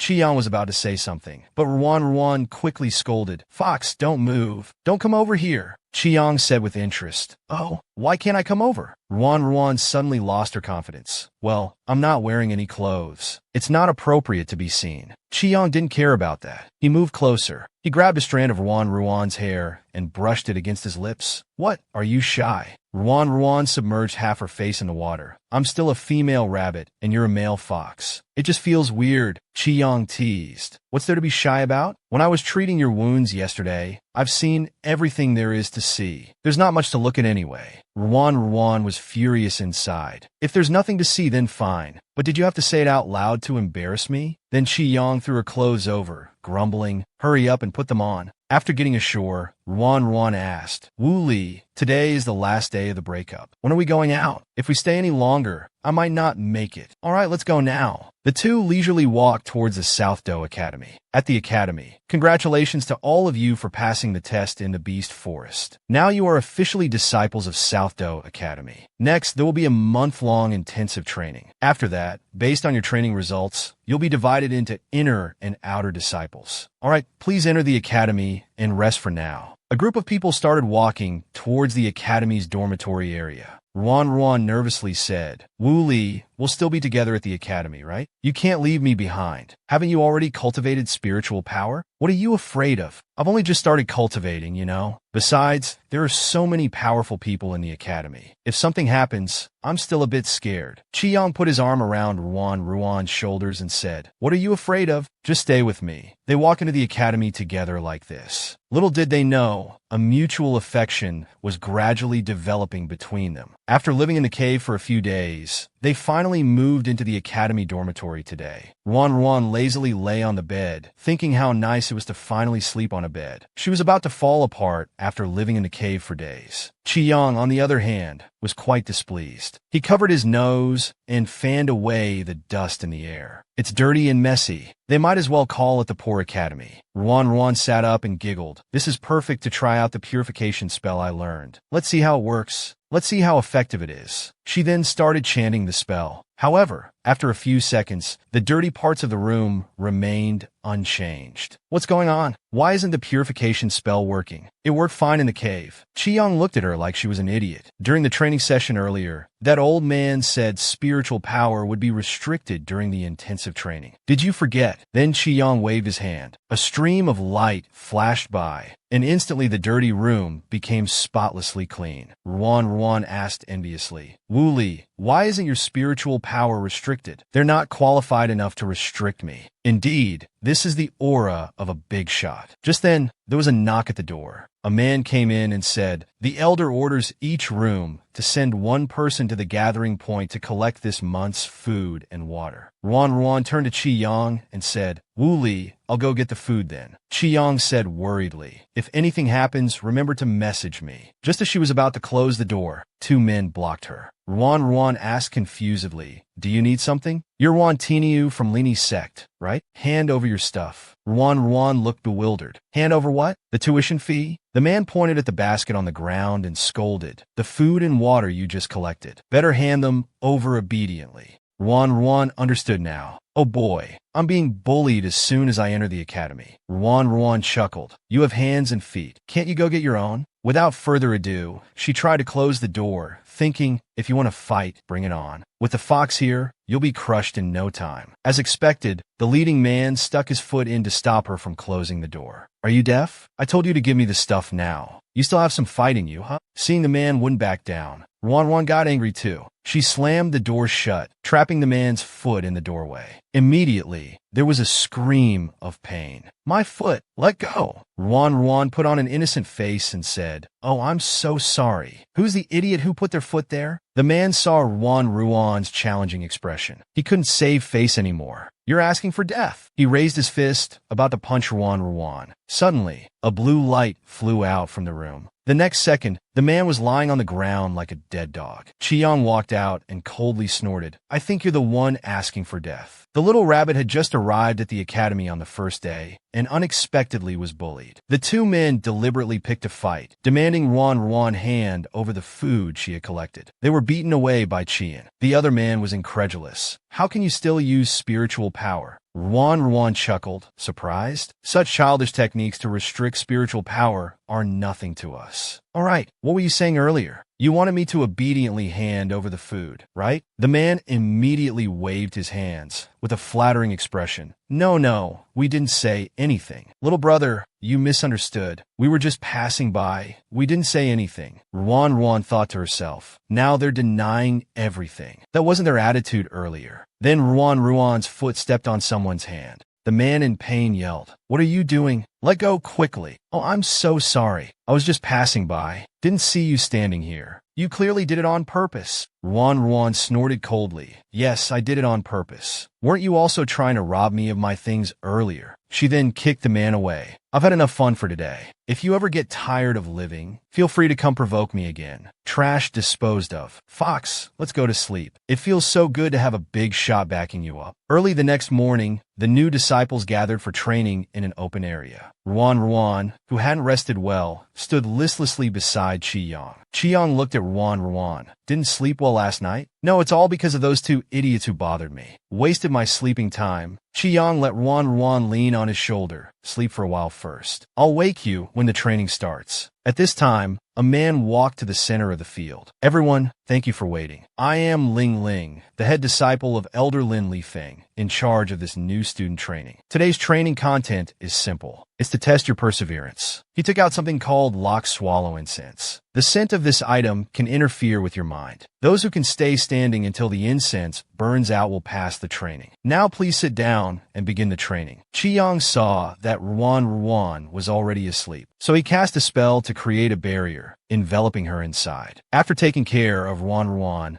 Chiyang thought, this swallow incense actually needs 2 hours. It's a good opportunity to probe the bottom of Nandu Academy. So he used soul projection, leaving his physical body here for the test. After an unknown amount of time, Ruan was woken up by a man beside her. Wake up quickly, the training is over. Ruan woke up with a confused face. Is the training over? The man pointed at Chiyang and asked, Ruan, is this your friend? He's been motionless here since earlier, and we can't wake him up no matter what. Ruan thought, the fox probably fell asleep like me. It's okay. I'll wake him up. Fox, wake up quickly. The training is over. What's wrong with you? You're sleeping even deeper than me. That's not right. She even pinched Chiyang's nose. Let's see if you wake up now. After a few minutes, Chiyang still showed no reaction. The man beside said, Could it be that he's not breathing? Ruan said, Impossible. It's just a small training session. How could he stop breathing? Besides, she knew clearly that this big shot couldn't possibly stop breathing. Ruan, feeling uneasy, tried to check Chiyang's nostrils with her hand. Oh no, he really isn't breathing. The Demon King, whose soul had left his body, stopped breathing. Can you believe it? Ruan beside him tried every method but couldn't wake him up. She thought, it's impossible. How could the fox, being so powerful, stop breathing? Just then, senior brother Yingling walked over. The trial is over. Why haven't you all left yet? The man beside immediately explained to Yingling, Senior brother, this disciple hasn't woken up yet. He stopped breathing. We're worried he might have. Yingling came closer and observed for a while. He said it's fine. Perhaps his spiritual power is too weak to resist the scent of the lock swallow incense. He's fallen into a state of apparent death. He'll naturally recover in a few hours. Ling said to the confused Ruan. If you're worried, take him to my quarters. I have medicine there that can wake him up immediately. At this moment, Ruan realized, could it be that the fox used some technique to deceive others and went out to handle something? To be safe, she decided to take him back to the room first. So Ruan said to Ling, Senior brother, I'll just take him back to the room. No need to trouble you. All right, as you wish. Also, regarding this trial, you two have been assigned to the main kitchen. Someone will notify you of the specific reporting time. After saying this, he turned and left. Now Ruan was thinking about how to get the fox back. It was too far from where they lived, and the fox was so heavy. It would be dark by the time they got back. Fox, please wake up soon. Just then a man ran over. Little brother, I'm Jiang Zhou. I've also been assigned to work in the main kitchen. We'll be partners from now on. Ruan politely responded, Hello, I'm Ruan Tinio. Brother Tinio, are you taking him back to the cabin at the foot of the mountain? I'm heading that way too. I can help you carry him down. So the two of them brought Qiyang back to the dormitory. After helping, Zhou also left. Ruan was left alone to take care of Qiyang. Looking at Qiyang lying motionless on the bed, Ruan became more worried and helpless.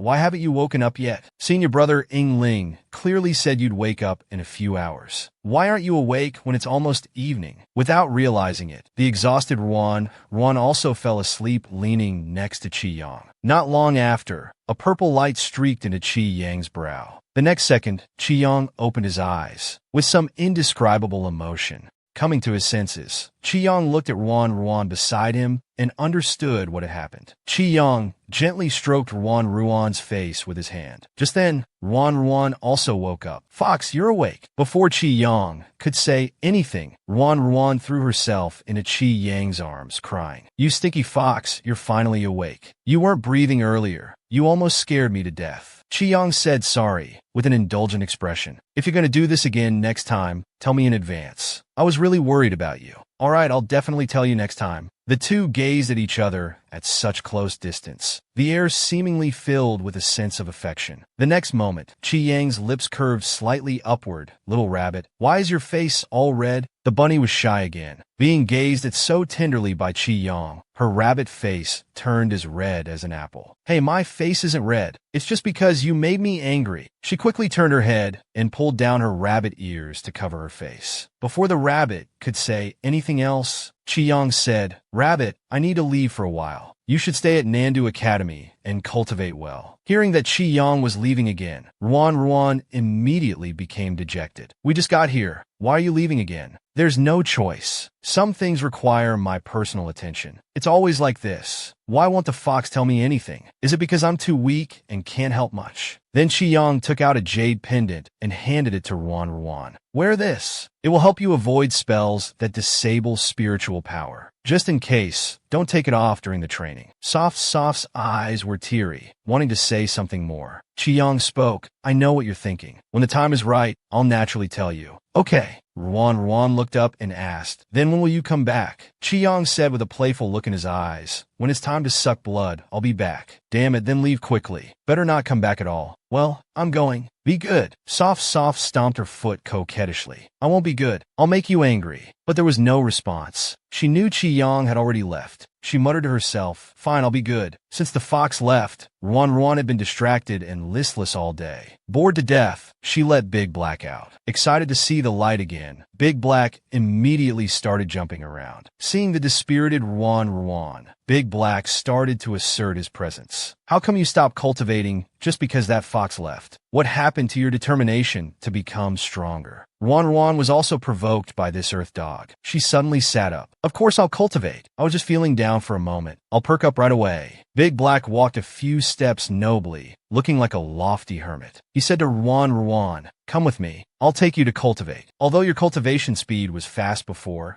you only pursued the increase of spiritual power without paying attention to your body's endurance. You'll eventually die from spiritual power overload if you continue like this. Ruan was a bit scared and quickly asked the earth dog, Then how should I cultivate? The earth dog said, It's simple. Find someone to fight with a few times. It'll improve your body's endurance. Hearing about finding someone to fight, Ruan was stumped. The academy forbids students from fighting. Where can I find someone to fight? The earth dog looked mysterious. Isn't that simple? If you can't find people, can't you find demon beasts? To help Ruan cultivate, the Earth Dog took her to the Demon Beast Forest, the area where low-level demon beasts were active. He also advised, make sure to act within your abilities. Don't be reckless. If you get hurt, Big Black dared not think further. If the fox found out, he might not even see tomorrow's sun. Ruan smiled and said, don't worry, I definitely won't be reckless. Before she finished speaking, Ruan heard a hissing sound. She quickly asked, Big Black, did you hear something? Big Black said disdainfully, yeah, it's right here. It's just a low-level pearl snake. The annoying thing about this kind of snake is that once it targets its prey, it will keep biting until the prey dies. Ruan nodded seriously and asked, is it poisonous? Big Black said, no poison. It's just a bit cruel. It's perfect for you to practice with. Then Ruan stood facing the pearl snake, staring directly at it. Come on, I'll practice with you. Sensing Ruan's challenging gaze, the pearl snake opened its large mouth, flicked out its long tongue, and quickly crawled over. Ruan didn't dare to be careless. She quickly focused her mind, formed hand seals, and used spiritual transformation. She created many vines that instantly wrapped around the big snake. Ruan's eyes became sharp. She swung out a vine like a dagger. Once again, it wrapped around the snake's head. She violently flipped the big snake over, then slammed it hard onto the ground. The big snake seemed stunned by this hit, lying on the ground motionless for a long time. Ruan thought the big snake had died just like that. The next second, the big snake opened its blood-red eyes. It attacked Ruan again, scaring her into screaming. While screaming,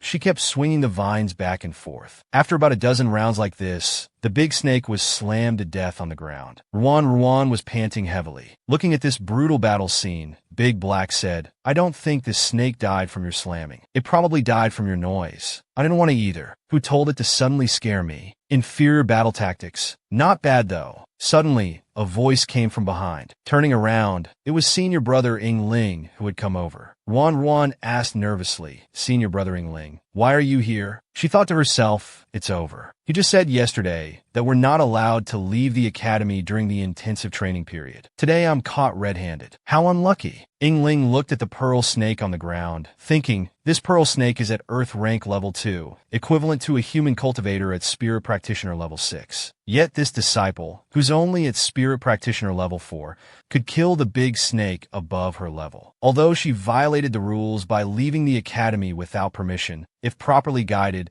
she could surely achieve great things in the future. Seeing Ling not speaking, Ruan thought he was angry. She quickly said, Senior Brother, I was wrong. I shouldn't have sneaked out of the academy for cultivation. I will definitely follow the rules in the future. I won't dare to do it again. Unexpectedly, Senior Brother waved his hand and said, since you did this for cultivation, and it's your first offense, I'll let it slide this time. If you really want to cultivate, you can ask me to join you next time. Just don't sneak out alone again. Just then, Ruan turned her head and was startled. Big Black was actually being eaten by an unknown object. Ruan quickly grabbed Big Black's tail and held on tight. What happened to the Earth Dog? It was swallowed by an unknown plant. Ruan didn't care about Senior Brother anymore. She ran over, grabbed Big Black's tail, and pulled hard. Big Black mumbled, little vegetable rabbit, don't pull me. I want to find treasures. Ruan thought. Where are their treasures? You're clearly going to your death. Just as Ruan was about to give up, Ling came over with his sword. Junior sister, let me help you. With one sword stroke, he cut off the plant's stem. Ruan fell back due to the momentum. Big Black grinned. Looking intoxicated, Ruan quickly asked, Big Black, do you still know who I am? At this time, Big Black slowly regained consciousness. Ruan let out a long sigh of relief. He finally came to his senses. She asked Senior Brother Ling in confusion, what kind of demon plant is this? How can it eat living creatures? Ling explained, this is called the Illusion Heart Softflower. It eats whatever it encounters. It actively releases an illusory fragrance to lure prey. Ruan glanced at the Earth Dog with disdain and asked, so you were just lured by its illusory fragrance and willingly crawled into its stomach? Big Black, embarrassed by having his awkward moment exposed, tried to save face by saying, what do you mean lured? I'm a 1,000-year-old wolf demon. I was just pretending to draw it out. Well, Ruan decided not to expose him further. At this moment, Ruan noticed some colorful stones falling from where the demon plant was. She asked Ling curiously what these stones were. Ling looked at her, as if she was an idiot. These are spirit stones. You use them to buy things. Don't you know that? Ruan thought to herself. So this is the currency here. She laughed awkwardly and said, well, my family is quite poor. I've never seen so many spirit stones before. Then Ling took out something and handed it to Ruan, introducing it as a soft heart pouch. He explained that it's also called a storage pouch. It can hold anything, once it recognizes its owner. Even people without spiritual power can use it. Ruan immediately handed the soft heart pouch back to Ling's senior brother. You keep it. Ling was surprised. But you saw the soft heart flower first.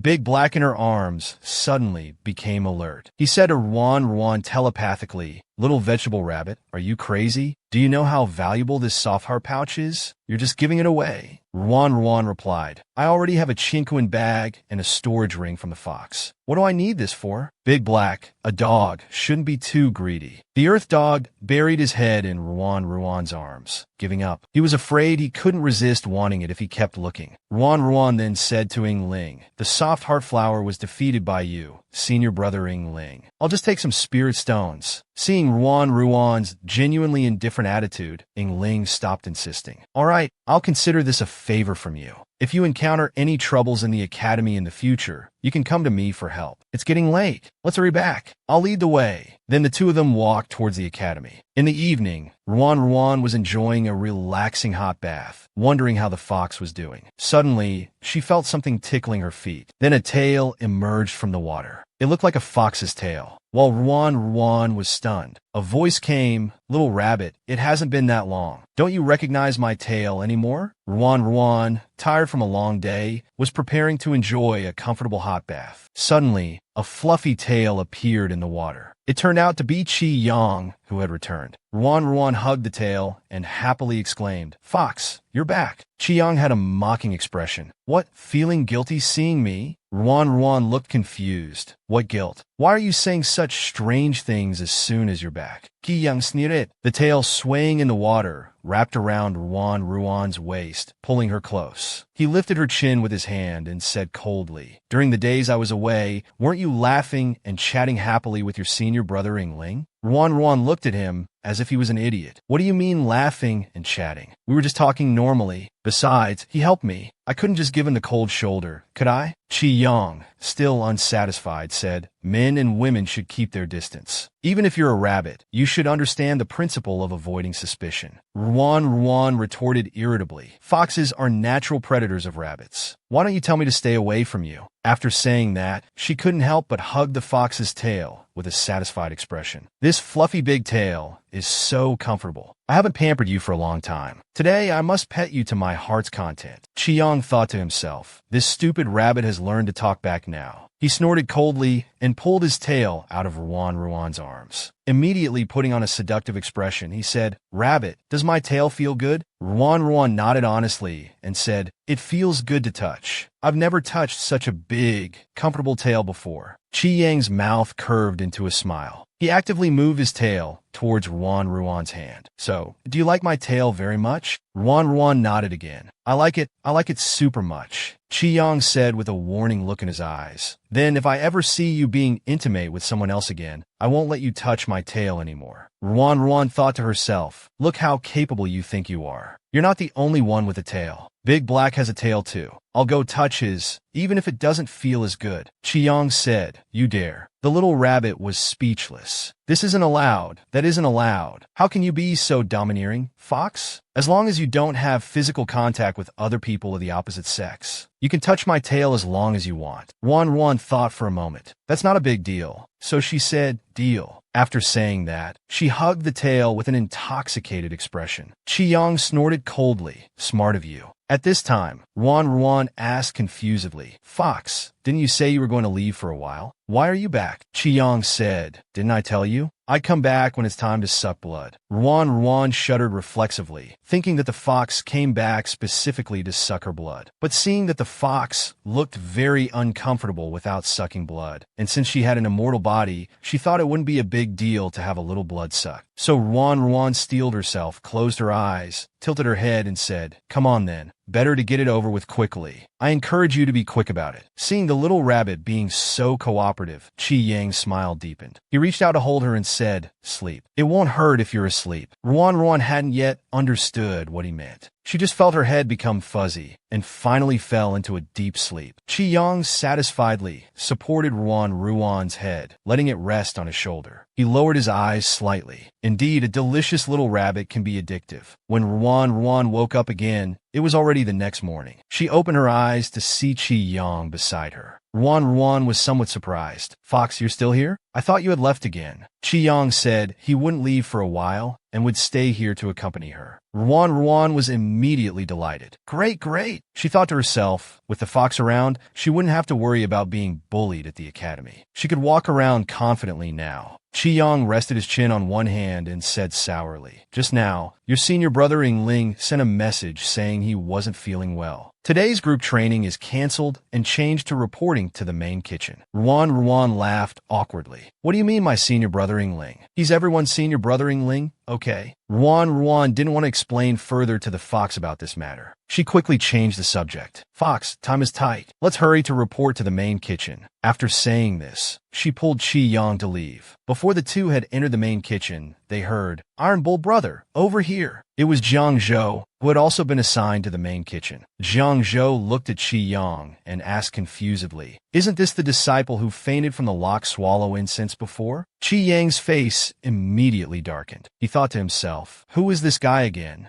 Seeing the atmosphere suddenly become tense, Ruan hurriedly tried to defuse the situation.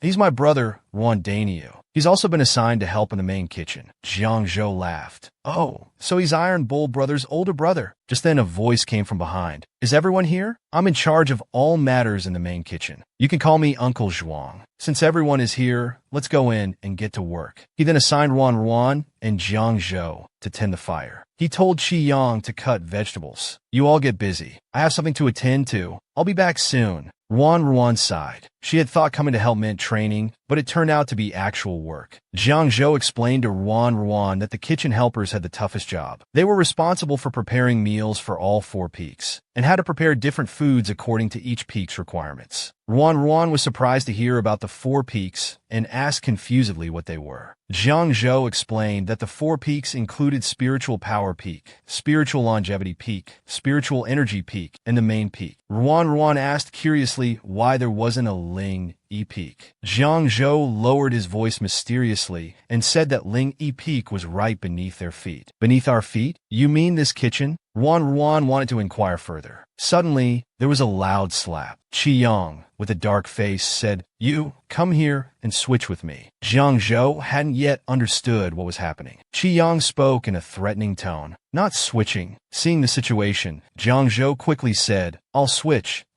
right now." He thought to himself, Iron Bull's brother is really hard to get along with. Ruan was annoyed. "I was just asking about Lingyi's sect." "Fox, why are you causing trouble?" Qi Yang pinched Ruan's nose. "If you want to know something, you can ask me." Why ask him? It must be said, the fox's possessiveness was really strong. The Demon King started to act coy. Who could resist that? The little rabbit had wanted to inquire about Lingyi's sect, but was interrupted by Qi Yang beside her. He said somewhat jealously, "If you want to know something, you can ask me." Why ask him? Ruan replied irritably. "It's because you're always so secretive and unwilling to tell me anything. That's why I have to ask others." Qi Yang said, "Fine, whatever you want to know, you can ask me now." Ruan thought to herself. Whenever the fox mentioned Lingyi's sect before, he always looked unhappy. This is a good chance to ask for clarification. "Fox, tell me, why is Lingyi's sect so disregarded? Other sects at least have their own mountain, but Lingyi's sect is arranged in the kitchen." Qi Yang seemed to fall into memories. He began to explain the reason. Lingyi's sect's disregard and disdain stem from the human-demon war 300 years ago. 300 years ago, humans and demons engaged in a great war. Both sides suffered heavy losses. They finally decided to call a truce. But unexpectedly, a large group of long-extinct demon race appeared. The demon race came in full force. The two warring races had to set aside their grudges and join forces to fight back. They used all their strength to seal the Demon King and imprison the remaining demons, finally ending this chaos. Ruan asked confusedly. From this perspective,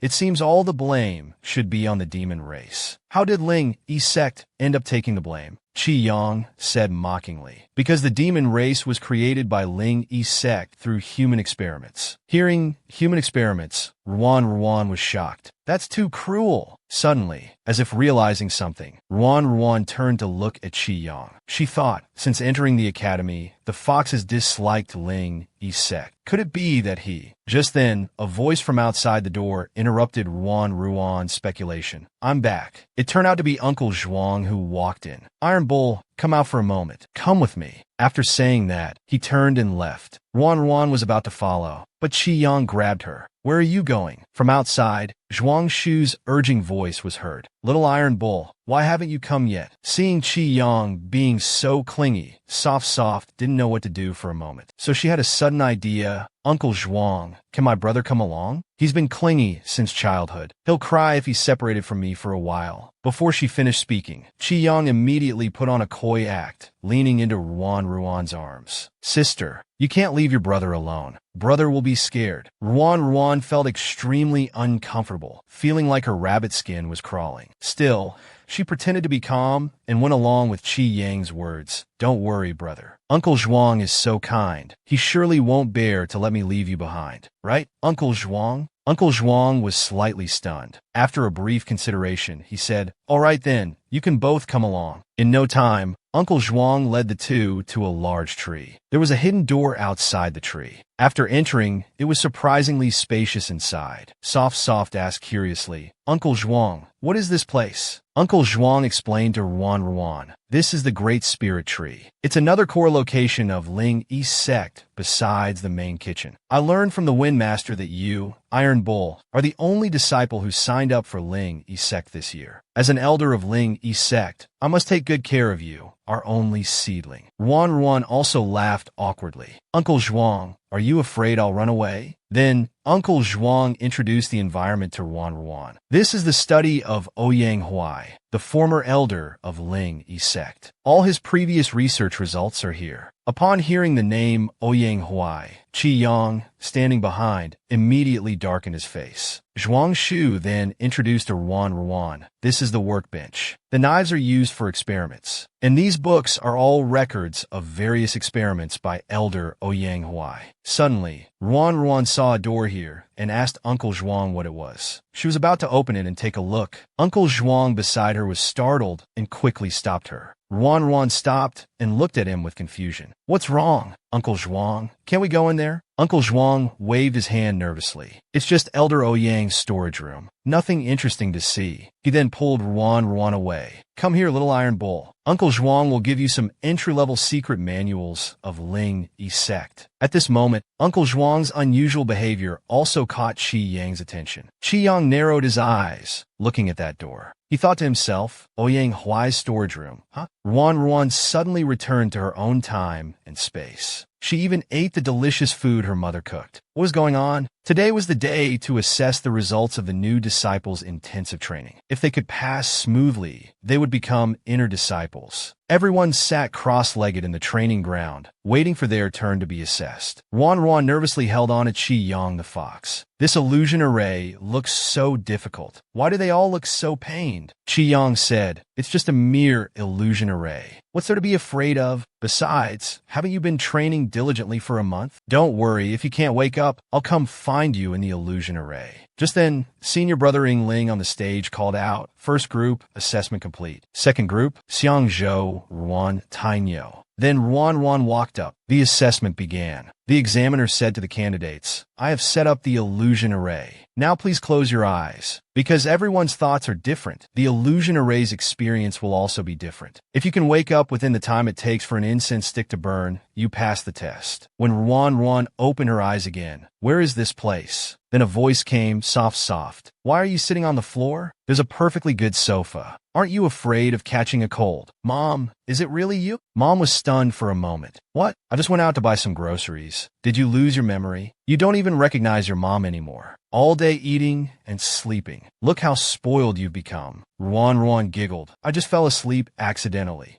All right, I'll go make dinner. You go play with the dog for a while. Ruan happily hugged the family dog and started petting it. The feeling was so good. Who was the powerless fox? Lately, this name kept appearing in her dreams. Whose nickname was it? Just as Ruan was lost in thought, Mom called out, Ruan, what are you daydreaming about? Come give me a hand. Okay, coming right away. It's just a dream anyway. It's not real. Looking at the table full of dishes, Ruan unconsciously said, Wow, so much delicious food. It's been so long since I've had such tasty meals. Mom said in a reproachful tone, What nonsense are you talking about? Eat slowly. No one's going to snatch it from you. I've also made your favorite rib soup in the kitchen. I'll go bring it over. Just then, the doorbell rang. Mom told Ruan, Go open the door quickly. See who it is. Ruan opened the door and looked. Hello, who are you looking for? A voice from outside said, Rabbit, are you so content in this illusion that you've forgotten everything? The little rabbit had fallen into the illusion and arrived home. Chi-young entered the illusion to find her. But Ruan couldn't remember who he was and asked confusedly, You are? This person looks so familiar. Chi-young's face darkened. It's just an illusion. Yet the rabbit had forgotten him. Disbelieving, Chi-young moved closer and asked tentatively, Rabbit, do you really not know who I am? Ruan said, What, rabbit? I don't know what you're talking about. If you come any closer, I'll call for help. Chi-young thought, Fine, you dare to forget me. You've really become too bold. Then Chi-young snapped his fingers to wake up. At this moment, Ruan stammered out, Fox. Chi-young said coldly, finally awake. Now Ruan remembered she was in an illusion. Oh no, it's too late if we don't leave now. Just then, her mother's voice came from behind. Ruan, who's there? Seeing her mother approaching, Ruan knew she had to leave now. She took a few more looks at her mother's face. With tears in her eyes, she said, Fox, let's go. When Ruan opened her eyes again, she heard Lin say, The time of one incense stick has passed. Please step down. The test results will be announced later. Ruan also let out a long sigh. Fortunately, she made it in time. Ruan happily ran to Chi-young's side. It's really thanks to you that I could leave. Chi-young snorted somewhat angrily. You weren't this attitude in the illusion just now. Soft hugged Chi-young and said coquettishly, I'm sorry. I didn't expect the illusion to be so powerful. I really didn't forget you on purpose. Then Chi-young said in a doting manner, You're my rabbit. Of course I had to find you when you got lost. At this moment, Lin, standing on the high platform, began to announce the final test results. Thank you all for waiting. The assessment of 40 disciples has concluded. Now I will announce the list of inner and outer disciples. Ruan stood below, feeling anxious. Chi-young comforted her. Don't be too nervous. Finally, after an anxious wait, a voice announced, Ling Yi-sect inner disciple, Ruan Tainyo. After hearing her result, Ruan excitedly threw herself into Chi-young's arms, shouting, Fox, did you hear that? I became an inner disciple. Chi-young, looking at the excited Ruan, calmly responded, Little rabbit is amazing. After a period of hard work, Ruan finally passed the test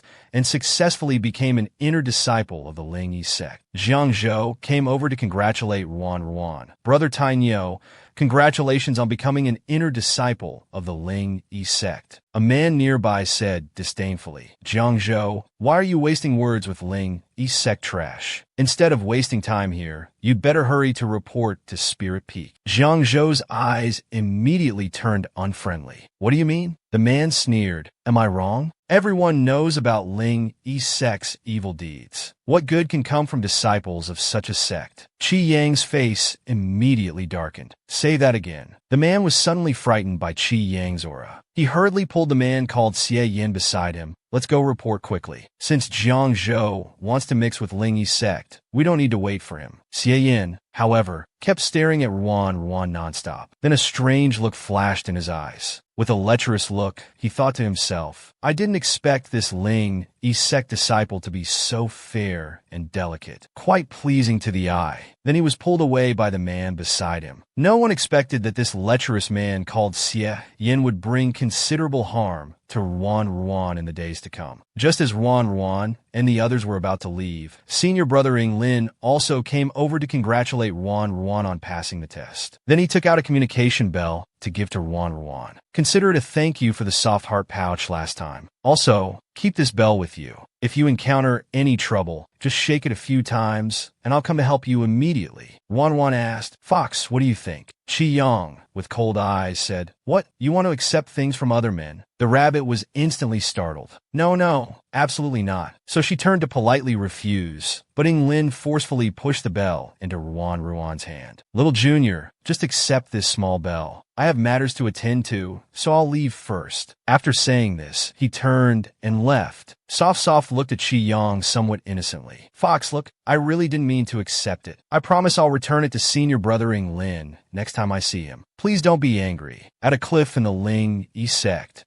Uncle Zhuang brought Ruan to her living quarters. Little Tainyo, this will be your residence in Ling Yi sect from now on. Look, I specially chose a nice place for you by the mountain and water. You'll surely be comfortable living here. All right, little Tainyo, you've had a long day. Get some good rest now. I'll take my leave. After seeing Uncle Zhuang off, Ruan was still wondering where the fox had gone. Never mind, she'd better wait for him here obediently. As night fell and all was quiet, Ruan lay in bed, tossing and turning. The sound of the waterfall outside was too noisy for her to fall asleep. She thought to herself that Uncle Zhuang had chosen quite a noisy place. Just then, there was a creaking sound from the window. It opened a crack. Ruan sat up in fright. Who could it be? Then, Qi Yang's figure appeared at the window. Little rabbit, why aren't you asleep so late? Were you waiting for me? This lecherous man ate a bear's gallbladder. He dared to flirt with the little rabbit in front of the Demon King. One can imagine how he'll suffer Qi Yang's wrath next. On her first night at Ling Yi sect, Ruan couldn't sleep due to the waterfall noise outside. Qian glunted outside. He said casually, That's easy. Then he cast a spell to freeze the waterfall. After a series of cracking sounds, the entire waterfall was frozen solid. Ruan looked at the fox admiringly. You're really amazing. Then she pulled Qi Yang's wrist. All right, since it's quiet now, let's go to sleep. We have to get up early tomorrow to help in the main kitchen. Soon after, Ruan fell into a deep sleep. Qi Yang rested his chin on one hand, watching her with a contented expression. There was nothing more to say. Early the next morning, Ruan, who was helping in the kitchen,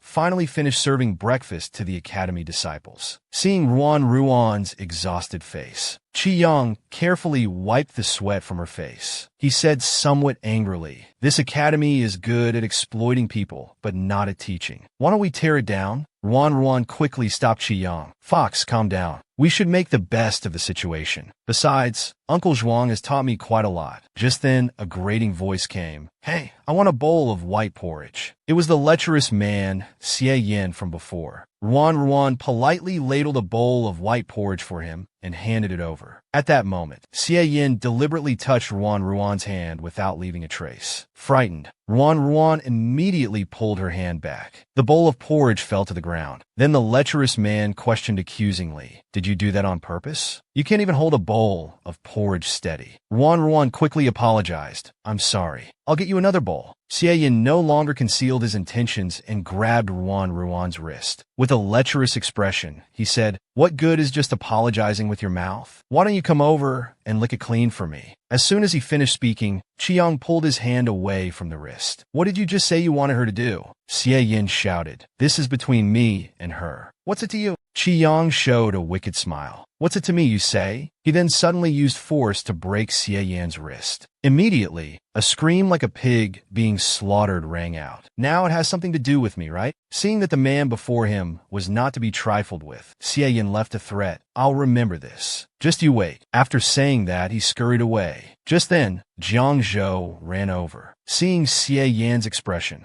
He wondered what had happened. Ruan laughed awkwardly. It was just a small misunderstanding. Jiang Zhou leaned close to Ruan and whispered, "Brother Tainyo, if you encounter Xie Yin in the future, remember to stay away from him. He's the nephew of a Ling Qi sect elder. He has backing. If we get into conflict with him, we'll be the ones to suffer." Ruan turned to look at the fox with some concern. Qiang said nonchalantly, "Don't worry. I'm here." In the afternoon, it was time for Ruan to study at Ling Yi's sect. Today, Uncle Zhuang wanted Ruan to learn about dissection. He then handed her a small knife. Earlier, you've seen the body structure of demon beasts in books. Today, you'll practice dissecting a demon beast. Ruan thought excitedly, "I'm good at dissection. Finally, I can put my medical student skills to use today." Uncle Zhuang told Ruan, "These demon beasts in the jars were caught with great effort by Elder Ouyang. Tainyo, just be careful when you dissect them. Also, you and your brother can study here peacefully for the next few days. I'll arrange for someone to bring you meals." After saying that, he turned and left. Ruan looked at the demon beasts in the jars, not knowing how to start. "I need to practice on something else first." She had a sudden idea and thought of the earth dog. Then she said to Qi Yang, "Let's bring out Dehei." Qi Yang understood and released Dehei. He made sure to keep him under control, then called out, "Rabbit, go ahead." The earth dog that had just come out was confused. Seeing the small knife in Ruan's hand, he didn't understand what was going on. Ruan smiled at Dehei and said, "Dehei, look how hot it is, and your fur is so thick. Let me help you cool down a bit." "Don't worry, my technique is very good." Dehei flapped his short legs and yelled, "Let me go. Don't demon beasts have rights?" Then came Dehei's screams. The earth dog had a terrible day. He was held down by Ruan for dissection practice. After a series of screams, the earth dog crouched in the corner, pitifully touching his head. A patch of fur had been shaved off his head. Then he was pressed onto the table again for more practice. At this moment, there was a knock on the door. It was someone sent by Uncle Zhuang to deliver food. So Ruan washed her hands and called Dehei for dinner. But after calling several times, there was no response from Dehei. Thinking Dehei was hiding out of fear, Ruan said, "Dehei, come out. I promise I won't shave your fur anymore." Suddenly, Dehei's voice came from behind. "Little vegetable rabbit, I'm here." Ruan turned around and saw. "How did you get into the storage room?" Dehei's voice came from inside. "I was just curious and wanted to take a look. I didn't expect to get stuck in here." Ruan tried to open it but found she couldn't. "It's not even locked. Why can't I open it?" At this time, Qiang walked over and asked, "Rabbit, what are you doing?" "Fox, come take a look." Dehei snuck into the storage room but can't get out. Qiang thought to himself that he had long felt something was off about this room. This was a good opportunity, so he used his spiritual power to open the door. After the two went in, they saw that the room was full of demon beast corpses. Ruan thought, "No wonder Uncle Zhuang didn't let us in last time. So this is where they store demon beast corpses." Then they saw Dehei lying on a table. Ruan picked up Dehei and said in a scolding tone, "Dehei, who told you to run around? If you had behaved, would this have happened?" Dehei quickly admitted his mistake. "Let's leave this place quickly. It feels very uncomfortable in here." Qi Yang was also curious and opened one of the coffins. After taking a look, he was stunned. While he was in a daze, Ruan behind him called out, "Fox, how can you just open someone else's coffin like that? Why can't these two ever let me have peace of mind?" Qi Yang thought to himself, "Didn't I bring it back? If I hadn't opened it, how would I have known that my old acquaintance was lying inside?" Then Ruan pulled Qi Yang towards the exit. "Let's quickly get out of here. If Uncle Zhuang finds out, it'll be a big problem." At this moment, Qi Yang let go of her hand. He said to Ruan, "Rabbit, I might have to leave for a while. This creepy guy was too despicable. Last time, Qi Yang broke his wrist. Yet he didn't learn his lesson and came to harass Ruan again. Just a while ago, Qi Yang told Ruan he had to leave for some time. Ruan immediately became dejected. "Fox, you keep disappearing. I'm already used to it." Seeing Ruan's dejected look, Qi Yang thought, "It seems the little rabbit is angry. I'll have to comfort her properly when I return next time." Before leaving, he didn't forget to instruct Dehei, "Take good care of the rabbit while I'm gone, understand?" Dehei quickly nodded in agreement. Then Qi Yang left. 3 days later, Uncle Zhuang came in to bring food for Ruan. Ruan was curious and asked, "Why is Uncle Zhuang bringing food today?" Uncle Zhuang said he had something to inform her about. "It's like this. Every year, human academies send disciples to the imperial city's Qiang Academy to participate in a grand competition. As usual, in a few days, envoys and disciples from the imperial city will come to inspect the academy. The principal has instructed everyone to prepare. After saying this, Uncle Zhuang patted Ruan's shoulder and said contentedly, "It's great to have little Tai Nio as a disciple. I don't have to worry about anything." Unlike disciples from other sects who never miss a chance to fight. Hearing about fighting, Ruan was surprised and asked Uncle Zhuang who had been fighting. Uncle Zhuang said it was Jiangzhou and Xie Yin from the spiritual energy sect. A few days ago, they had a big fight for some unknown reason and were locked up in Sigua Cliff by the spiritual energy sect elder. Only then did Ruan realize why she hadn't seen Jiangzhou for the past few days. Wait, Xie Yin is the nephew of the spiritual energy sect elder. Even if they were both locked up in Sigua Cliff, Jiangzhou would be at a disadvantage. Could it be that he couldn't even eat in there? Before Uncle Zhuang could finish speaking, Ruan immediately grabbed the food and was about to go find Jiangzhou. Uncle Zhuang quickly called out from behind, "Jiangzhou has already been released. Why are you still going there?" By this time, Ruan had already run far away and couldn't hear Uncle Zhuang's words. Ruan carried the food to Sigua Cliff and called out Jiangzhou's name loudly at the cave entrance. There was no response for a long time. Ruan walked into the cave entrance, wondering, wasn't Jiangzhou supposed to be locked up in Sigua Cliff? Why is there no one inside? She accidentally tripped on a rock at her feet. Just as Ruan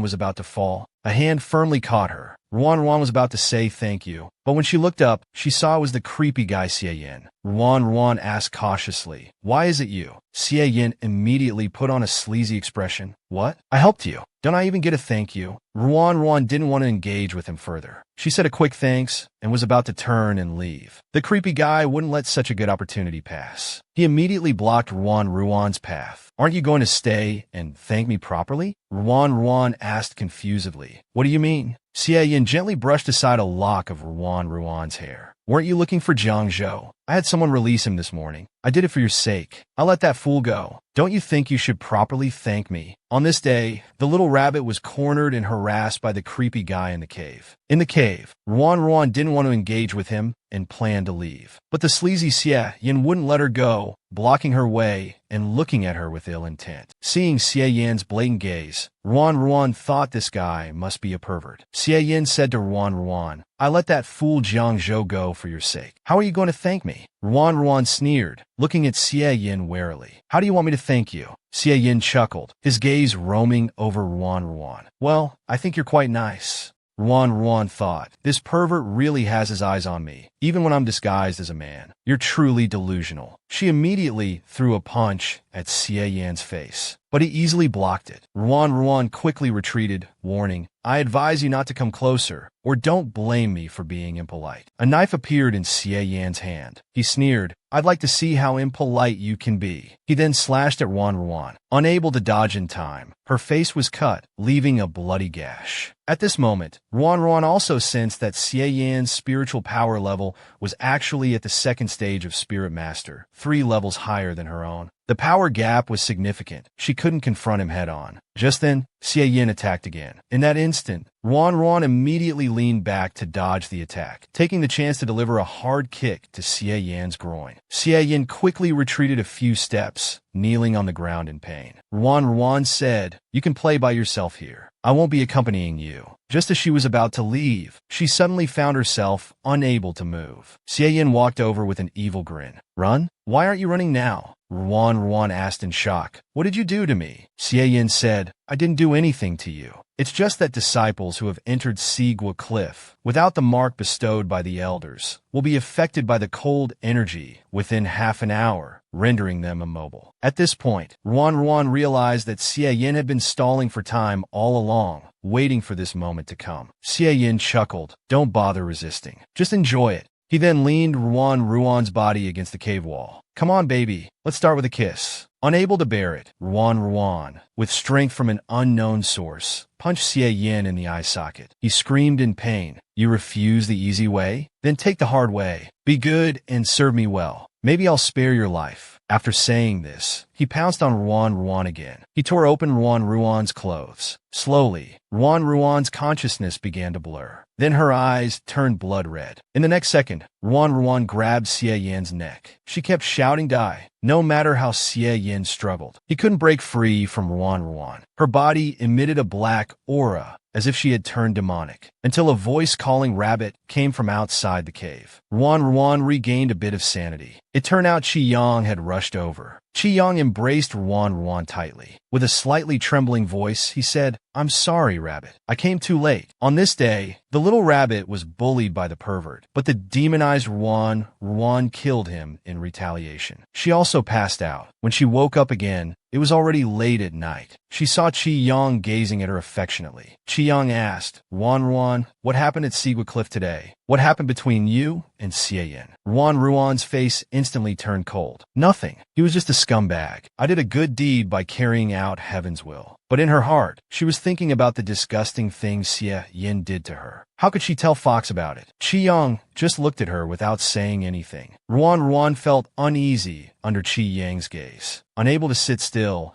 she threw off the blanket and was about to get out of bed, saying, I want to go study. I can't fall behind in my cultivation. Ruan Ruan hurriedly tried to get out of bed, but Qi Yang used magic to keep her on the bed. Ruan Ruan suddenly found she couldn't move at all. Your body is just recovered. What's studying? Be good and rest in bed. Also, if you don't tell me about Xie Yin, how can I help you get revenge? Qi Yang asked calmly. Ruan Ruan, tell me, how did that scumbag bully you? Ruan Ruan honestly told Qi Yang about going to Sigua Cliff to find Jiang Zhou and then encountering Xie Yin. Suddenly, the room became terrifyingly quiet. Qi Yang said with icy eyes, letting Xie Yin die like that was too easy on him. He gritted his teeth and said, Xie Yin, you truly deserve to die. Ruan Ruan thought worriedly, Fox looks like this. Could he have gone into demonic cultivation? Ruan Ruan let out an ouch, breaking the heavy atmosphere. Qi Yang quickly turned and asked, what's wrong? It turned out Ruan Ruan's back had gone numb from lying in bed for too long. Ruan Ruan asked Qi Yang to undo the spell. Qi Yang said, I can undo the spell, but you can't move around. Then he snapped his fingers, releasing the spell. After regaining freedom, Ruan Ruan suddenly hugged Qi Yang and burst into tears. Fox, don't be angry anymore. Xie Yin has already paid the price. It's not worth getting angry over someone like him. Besides, you came in the end, and I'm very happy about that. Qi Yang gently hummed and embraced Soft with one arm. He thought to himself, the little rabbit seems to be becoming more and more important to me. Today, the Earth Dog was woken up by the Demon King. What's going on now? Ruan Ruan, who had just woken up, rubbed her eyes.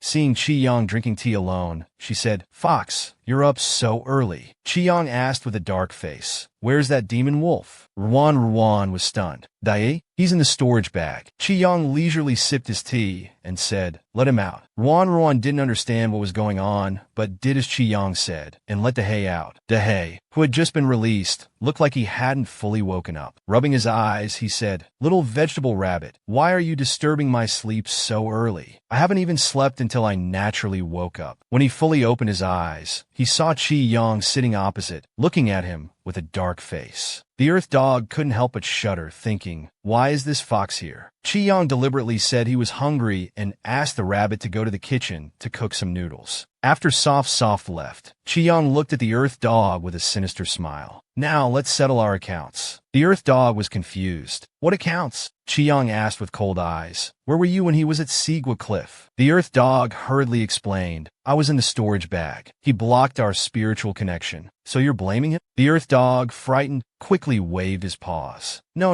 I don't. How dare I with you around? Qi Yang grabbed the Earth Dog's ear and said, keeping you by his side isn't for you to eat, drink, play, and enjoy yourself. If you're this useless, there are plenty of high-level demon beasts to replace you. The Earth Dog nodded repeatedly. Yes.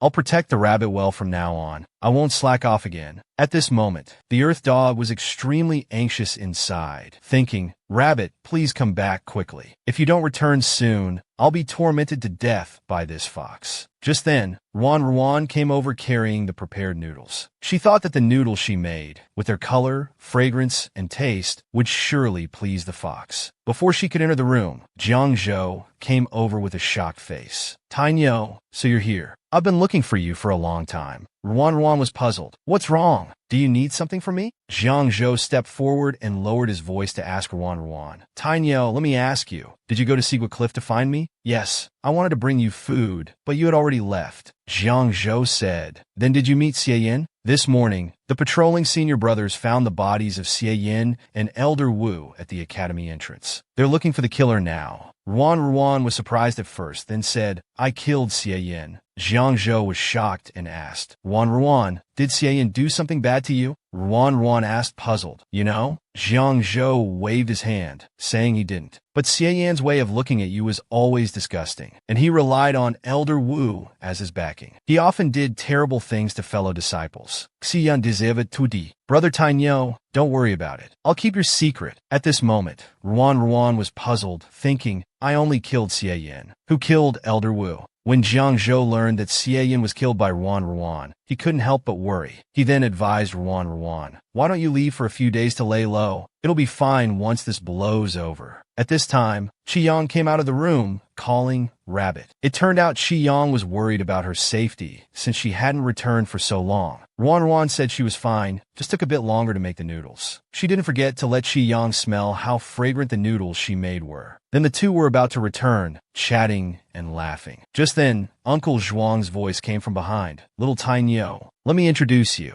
This is Envoy Chiu sent by the Qiyang Academy. He's also from the Ling Yi sect. You can ask him for advice if you have any questions. Ruan politely greeted the envoy, but Envoy Chiu just looked down his nose at her, acting high and mighty. He only perfunctorily responded with him. When he turned to see Qiyang, he looked at him suspiciously, thinking to himself, why does this person look so familiar? It seems I've seen him somewhere before. Ruan immediately introduced him to the envoy. This is my brother, Ruan. Uncle Zhuang, please show Envoy Chiu around. My brother, and I will leave first. After saying this, she pulled Qiyang away. Uncle Zhuang politely asked, Envoy Chiu, where would you like to go next? Envoy Chiu laughed. Why don't we go to your great spirit tree? But in his heart, he thought, Principal Fong said his corpse is there. This time, I must find a way to take it out. It was already late. Ruan was still studying at the Great Spirit Tree. At this moment, a slightly tired Ruan stretched and said that spiritual medicine was much harder than anatomy. She had been researching all day without success. Then Qiyang came up behind her, grabbed her hand, and was about to leave. All right, come back with me first. You've been experimenting all day. Aren't you tired? Ruan said, then I need to take this bottle of potion out and throw it away. Although it's a failed product, if it stays here, there might be some side effects. The two were also preparing to leave. At this time, outside the Great Spirit Tree, the cultivator was trying hard to pull the secret door. He couldn't understand why Uncle Zhuang had opened it so easily during the day. Just then, the cultivator heard voices from inside. It was Ruan preparing to go back. The two were discussing what to eat when they got back. Qiyang suddenly heard a rustling sound. He knew someone was hiding in the bushes, so he casually asked Ruan,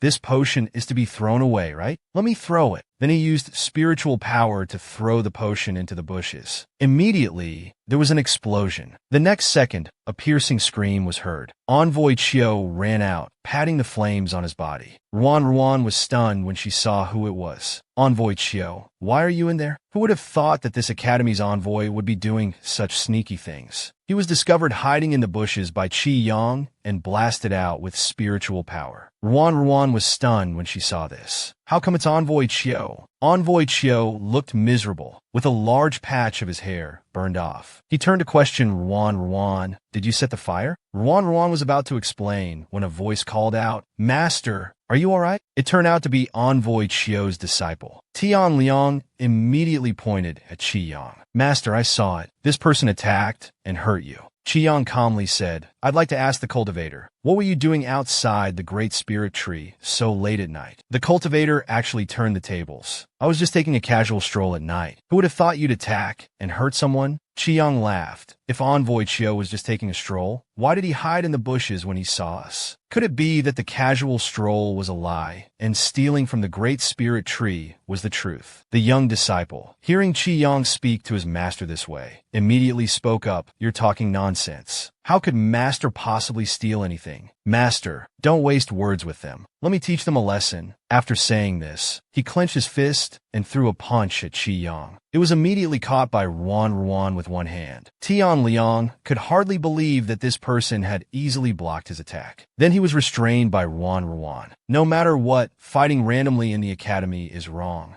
This hothead had no idea that if Ruan hadn't deliberately stopped him, just for daring to provoke the Demon King, he wouldn't have lived to leave tonight. Then Ruan pushed Tian Liang away and said to Envoy Chio, if your disciple continues to be so aggressive, I'll have to find the academy elders to deal with it. When the elders come, everything that happened will naturally become clear. Envoy Chio thought to himself, if the elders of Nando Academy came, tonight's actions would certainly arouse suspicion. He immediately put on a smile and said, misunderstanding, tonight was just a misunderstanding. It's so late, let's not disturb the elders. We'll leave now. After saying this, he pulled his disciple away in a hurry. After walking a few steps, he revealed a fierce expression. He thought to himself that these two disciples were not simple. He needed to report to Dean Fong quickly to have them dealt with, to avoid alerting them. Seeing the two leave, Ruan let out a long sigh. It was finally resolved. Chiyoung teased, looking at you just now, you seemed quite at ease. Ruan said proudly, I wasn't nervous. It's because I had you, the big shot, backing me up. Besides, if a fight broke out, this Great Spirit Tree would suffer. It's the only valuable thing in Lingyi's sect, and Uncle Zhuang's only memento. But Fox, I keep feeling that Envoy Chio is strange. I'm not sure exactly why. I feel his purpose for coming to the academy is definitely not simple. And Fox, you're not normal either. As soon as you faced Envoy Chio, your aura turned cold. Chiyoung smiled slightly. Little Rabbit is quite perceptive. Are you afraid of me now? He then rubbed her head. Don't worry. Don't think too much. No matter what happens, I won't hurt you. His eyes then turned cold. But for those who dare to harm you, I won't spare a single one. At Ling East Sect's dormitory, because the day before, Envoy Chio was sneaking around outside the Great Spirit Tree and got burned bald. Today, Ruan brought a potion as an apology. Seeing it was Ruan, Envoy Chio was a bit surprised. What brings you here? Ruan said she had found a potion that could make his hair grow back, then handed over a bottle of potion. Hearing about the potion, Envoy Chio's heart skipped a beat. Ruan explained, this is a hair growth potion. Just apply it to the bald scalp, and new hair will grow immediately. Envoy Chio said, nonsense. Since the human demon war 300 years ago, Ling East Sect's core power has been completely wiped out. Since then, potions have never appeared on the continent again. Seeing Envoy Chio's disbelief, Ruan said, this really can grow hair. If you don't believe it, you can try it first. Envoy Chio scoffed. Fine, I'll try it. I want to see what trick you're playing. He took the potion and applied some to his bald spot. In a moment, hair miraculously grew from the bald spot. Gradually, the burned bald area was covered by new hair. Envoy Chio was shocked and muttered, it's actually real. Then he grabbed Ruan's shoulders eagerly. Quick, tell me where this potion came from. Besides this, are there any other potions? Chiyoung immediately stepped in to stop him. Please restrain yourself, Envoy Chio. We found this potion in the Great Spirit Tree's storage room. Ruan didn't understand why Fox said this. Chiyoung gave her a look, meaning just follow my lead. Then, Ruan also told Envoy Chio, my brother is right. We found this in the storage room. There's only this one bottle, no more. Envoy Chio stopped asking. If that's the case,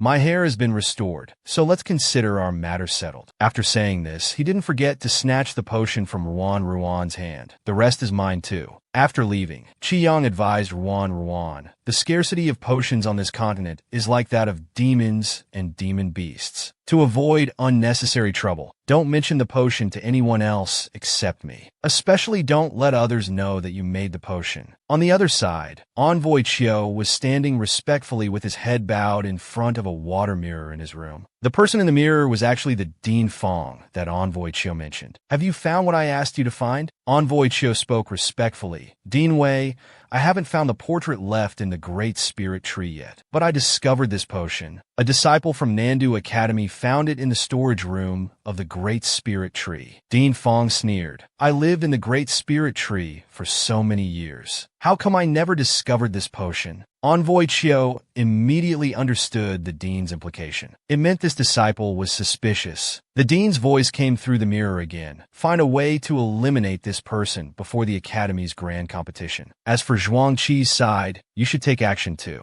Although Envoy Chiu was shocked, he didn't dare to ask anything. He just respectfully replied, yes. At this time, Ruan was still diligently studying potion research. Qi Yang was quietly reading a book beside her. Suddenly, Jiang Zhou's voice came from outside the door. Tainyo, it's bad. Uncle Zhuang has been poisoned. Ruan was startled. The bowl in her hand fell to the ground. What did you say? When Ruan learned that Uncle Zhuang was poisoned, she rushed over anxiously. Entering the room, she saw Uncle Zhuang sitting on the bed pale-faced. Little Tainyo, why are you here? Jiang Zhou said you were poisoned. Uncle Zhuang, why didn't you tell me?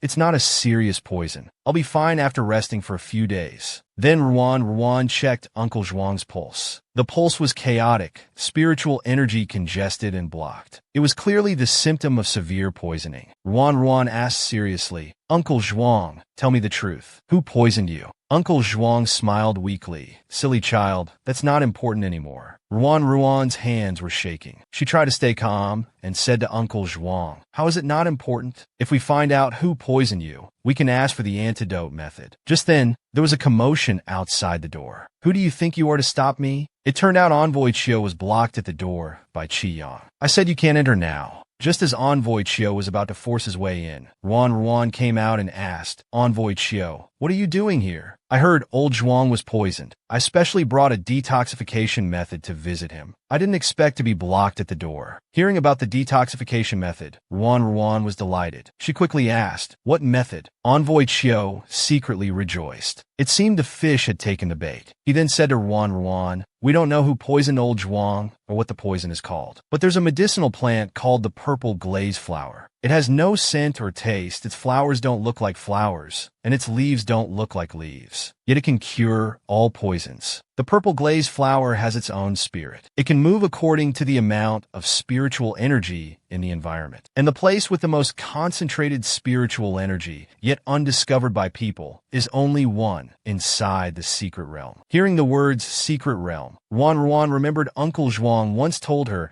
that every academy has a guardian secret realm. During the academy's grand competition, they would select the 5 most outstanding disciples to enter the secret realm for training. So if she was chosen and found the purple glaze flower after entering the secret realm, wouldn't Uncle Zhuang's poison be cured? Ruan said with determination, to save Uncle Zhuang, I must be in the top 5 of the Academy's grand competition. Envoy Chiu laughed. You're so determined. If old Zhuang knew, he would surely be very pleased. After saying this, he walked into the room to check on old Zhuang's condition. Chiang asked doubtfully, Rabbit, do you believe what he said? Ruan said, at this point, it doesn't matter whether I believe it or not. As long as there's a way to save Uncle Zhuang, I have to try my best. Also, Fox, entering the secret realm this time might be more dangerous than lucky. For safety's sake, you should stay at the academy. No need to come along. Before she could finish speaking, Chiang poked her head and said, what nonsense are you talking about? Whether it's dangerous or not, I'll definitely be with you. Inside the room, Uncle Zhuang saw Envoy Chiu enter and said irritably, what are you doing here? Envoy Chiu smiled with narrowed eyes and said, old Zhuang, you must hang in there. If Tainyo can find the medicine, you still have a chance to live. Uncle Zhuang sneered. A chance to live? When Elder Ouyang had you poison me, I was already on a path to death. No, now he should be called Dean Fong, right? Who could have imagined that the former Elder Ouyang of the Spirit Abnormal sect not only didn't die, but transformed to become the Dean of Qiyang Academy? Envoy Chiu looked at him with a stern face. Old Zhuang, don't overthink it. This is the best way to lure Tainyo into the trap. Rest assured, after Tainyo enters the secret realm, Dean Fong will give me the antidote. Even if you're in a fake death state, once I move you down and detoxify you, you'll be free from then on. Uncle Zhuang chuckled and closed his eyes tiredly. Does Dean Fong have any other messages for me? Envoy Chiu was stunned, then shook his head and said, No, just asking you to cooperate with my actions. Uncle Zhuang responded faintly, I understand. In his heart he thought, Tainyo, I'm sorry. Today is the day of the Academy's grand competition. Only those who can get into the top 5 will have the chance to enter the secret realm for training. At this moment, voices of discussion came from the crowd. Have you heard? That unlucky guy from the 01 sect also made it to the finals of the Academy competition.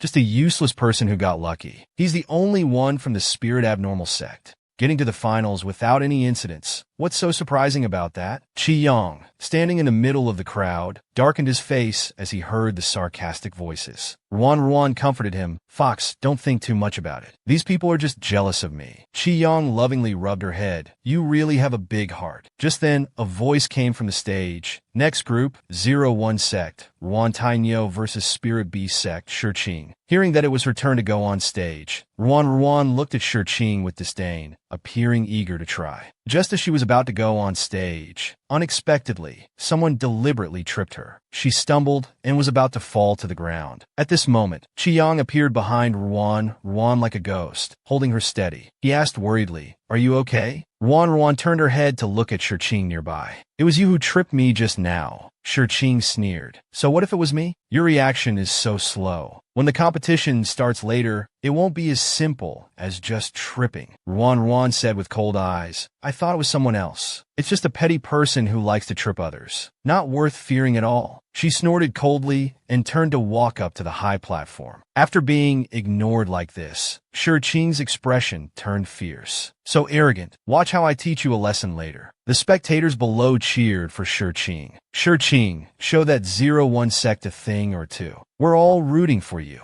Ruan laughed and asked the referee, Can we start now? I don't want to hear people babbling nonsense here. With the referee's signal, the match began. Shiqing quickly gathered spiritual energy, thinking, Since you want to die, I'll grant your wish. Ruan was also not to be trifled with. Before Shiqing could prepare, she charged forward like a cheetah. She thought to herself, Even a cornered rabbit will bite. If I don't teach you a lesson, you'll think my fists are just for show. Then she rushed to Shiqing's face. Shiqing couldn't believe it. How did she break through his defense so easily? Then he punched him hard in the face. Shiqing flew through the air like a sandbag and crashed heavily to the ground. Shiqing, lying on the ground, was shocked. You must be cheating. Otherwise, how is this possible? Ruan squatted down and looked at him. She said leisurely, Not convinced? Then I'll beat you until you are. Then came several hard slaps. A series of slapping sounds came from the stage. The audience below gasped in amazement. This Ruan Tainyo from 01 faction. When did he become so powerful? He's beating Shiqing without giving him a chance to fight back. We should stay away from him in the future. At this time, the referee on stage also announced the end of the match. 01 factions Ruan Tainyo won. Ruan said contemptuously, What a weakling. Can't even take a few hits. Shiqing still hadn't recovered from the shock. His face had been beaten into a pig-like state. Ruan was a bit excited. She ran down from the stage to Qi Yang's side. Qi Yang held Ruan's hand, asking with concern, Does your hand hurt? Ruan replied, It doesn't hurt. If Shiqing heard this, would he come up and fight for his life? Ruan turned to look at everyone, saying warningly, Now let's see who else dares to provoke me.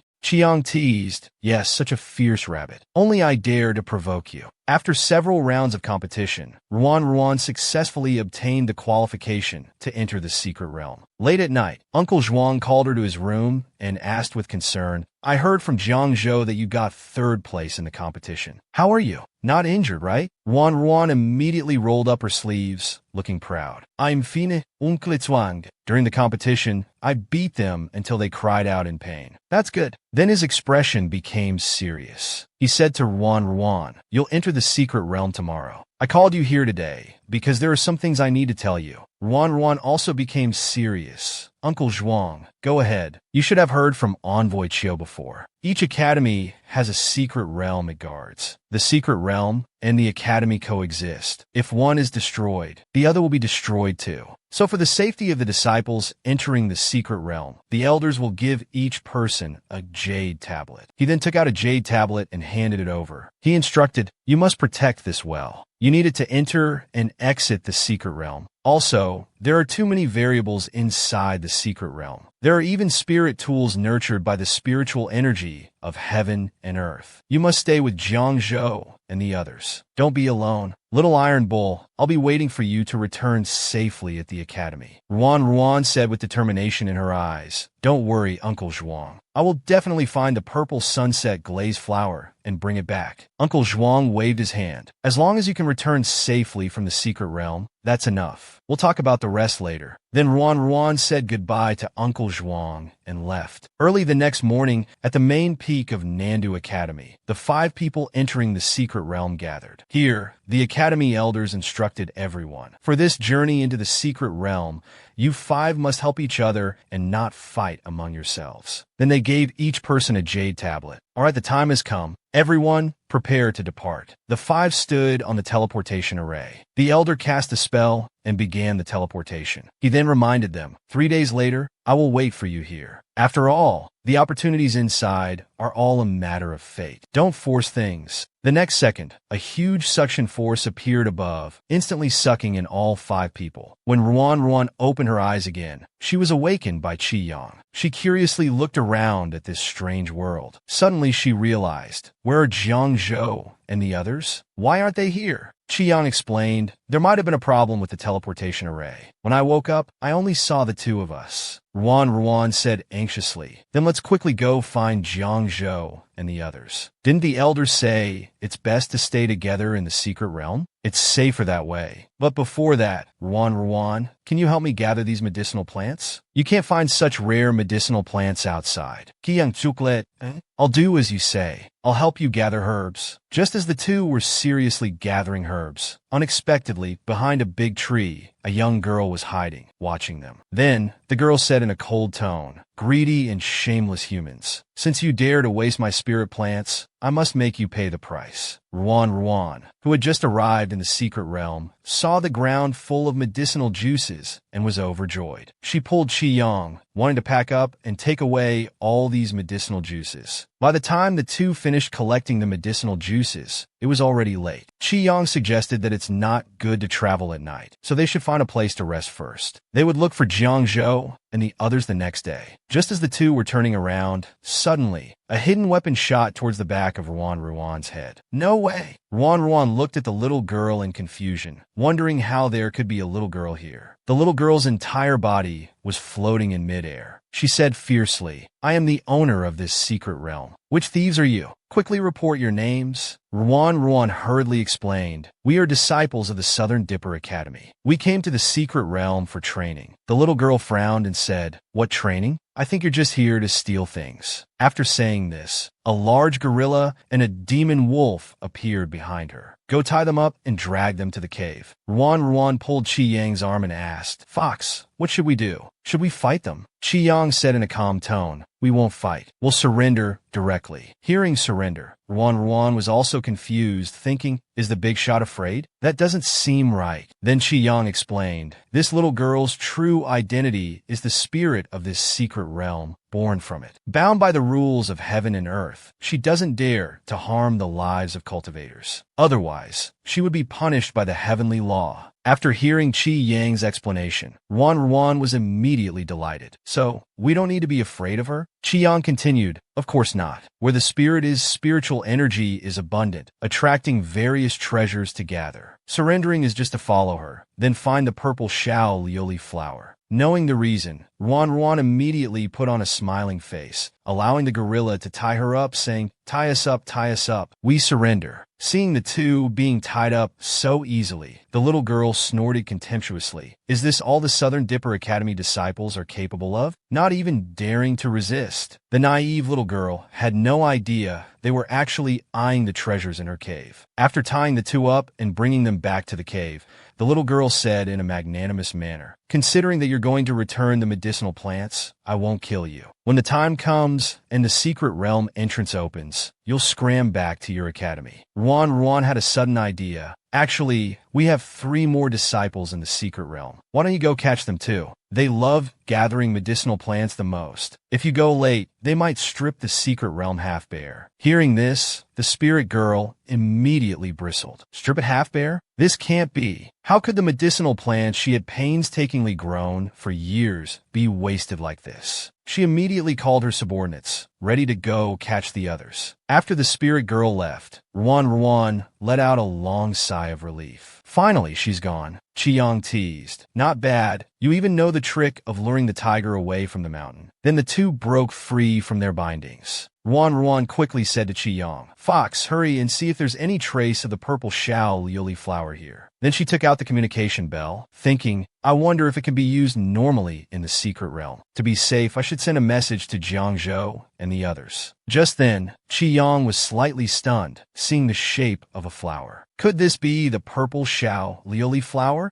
After Qiyang and Ruan entered the secret realm, they found the purple Xiao Liuli flower in the spirit's cave. After confirming that this flower was indeed the purple Xiao Liuli flower they were looking for, Ruan happily threw herself into Qiyang's arms. "Great! Uncle Zhuang can finally be saved." After Ruan, Jiangzhou, and Xiao Xin received the Qingquan bag, Qiyang looked preoccupied, thinking to himself, "The rabbit has already found the purple Xiao Liuli flower. Next, I should go look for the whereabouts of the demon sword Shangshan. In that great battle 300 years ago, Shangshan was lost at the Southern Dipper Academy without a trace. I couldn't find it in the academy before. Only this secret realm is left unsearched. But where should I start looking?" Ruan saw Qiyang lost in thought and asked, "Fox, what's wrong?" Qiyang asked Ruan, "What are your plans now?" Ruan thought for a moment and smiled. "We've found the Liuli flower. It seems I don't have anything else to do.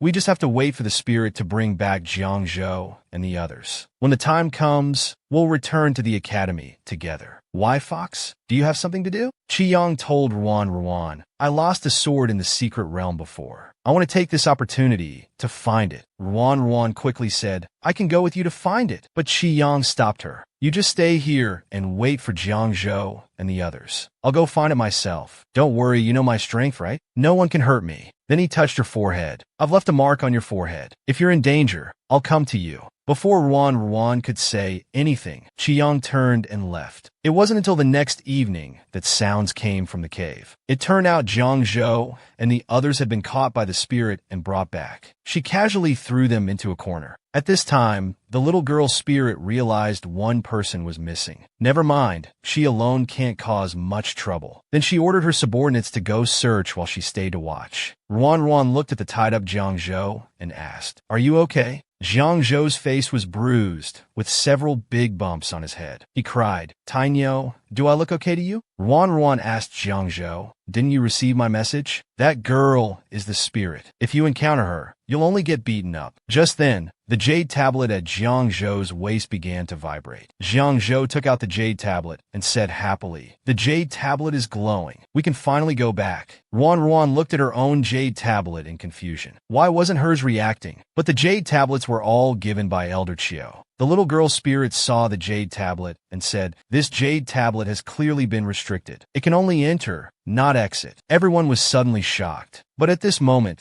the transmission array under their feet had already activated. At this point, they didn't know what to do. Ruan quickly took out the purple Xiao Liuli flower and handed it to Jiangzhou, instructing, "I might not be able to go back for now, but Uncle Zhuang's poisoning can't be delayed. Take this spirit herb back." Jiangzhou anxiously shouted, "No, Tainyo, how can we leave you behind?" Before he could finish speaking, Jiangzhou and the others were transported away. The spirit beside her said gloatingly, "This is great. Now, there's an unfortunate soul to keep me company here." At this moment, Ruan was still confused, thinking that the jade tablet was given to her by Elder Chiu. Could he be up to something? But what would be his purpose in doing this? Ruan turned to look at Qiling, thinking that perhaps she might have a way to leave this place. Ruan put on a humble an inquiring expression. She cautiously asked, Miss Cheeling? Before she could finish speaking, the little girl got upset. She shouted at Ruan, I have a name. I'm called Chio. Ruan laughed and said, Oh, Fairy Chio, I have an urgent matter. I must return to the academy. You're knowledgeable. Surely you have another way for me to go back, right? Chilling looked smug and said slowly, A way? Of course there is. But what will you exchange for it? I don't do business at a loss. Ruan was trapped in the secret realm, unable to leave due to Chio Shurge's scheme. At this time, the spirit said there was a way for her to leave, but she needed to exchange something for it. Something fun to entertain herself. Ruan pondered hard for a while, then suddenly had an idea about something fun. Got it. Then she took out the Chinquan bag and released Dehei. Here, this is something fun. Dehei looked completely bewildered. What's going on? Then Ruan held Dehei up and started introducing him. This high-level spirit beast is perfect for doing all kinds of work. She whispered to Dehei, Sorry about this. Once I get back to the academy and get a new jade tablet, I'll come get you out right away. Dehei imediately understood. He had been sold out by the little vegetable rabbit. He flapped his short legs in protest. Chio suddenly pounced over and hugged Dehei. Wow, it's so fluffy. Chio loves it. Seeing that Chio really liked the gift she offered, Ruan quickly asked, Now can you tell me how to get out of the secret realm? Chio said if she wanted to leave the secret realm, there was only one way. That was to destroy the spiritual energy source supporting the secret realm. After the secret realm collapsed and broke apart, she could naturally get out. The secret realm has to break apart for me to leave? Then where is the spiritual energy source supporting the secret realm? Do you know?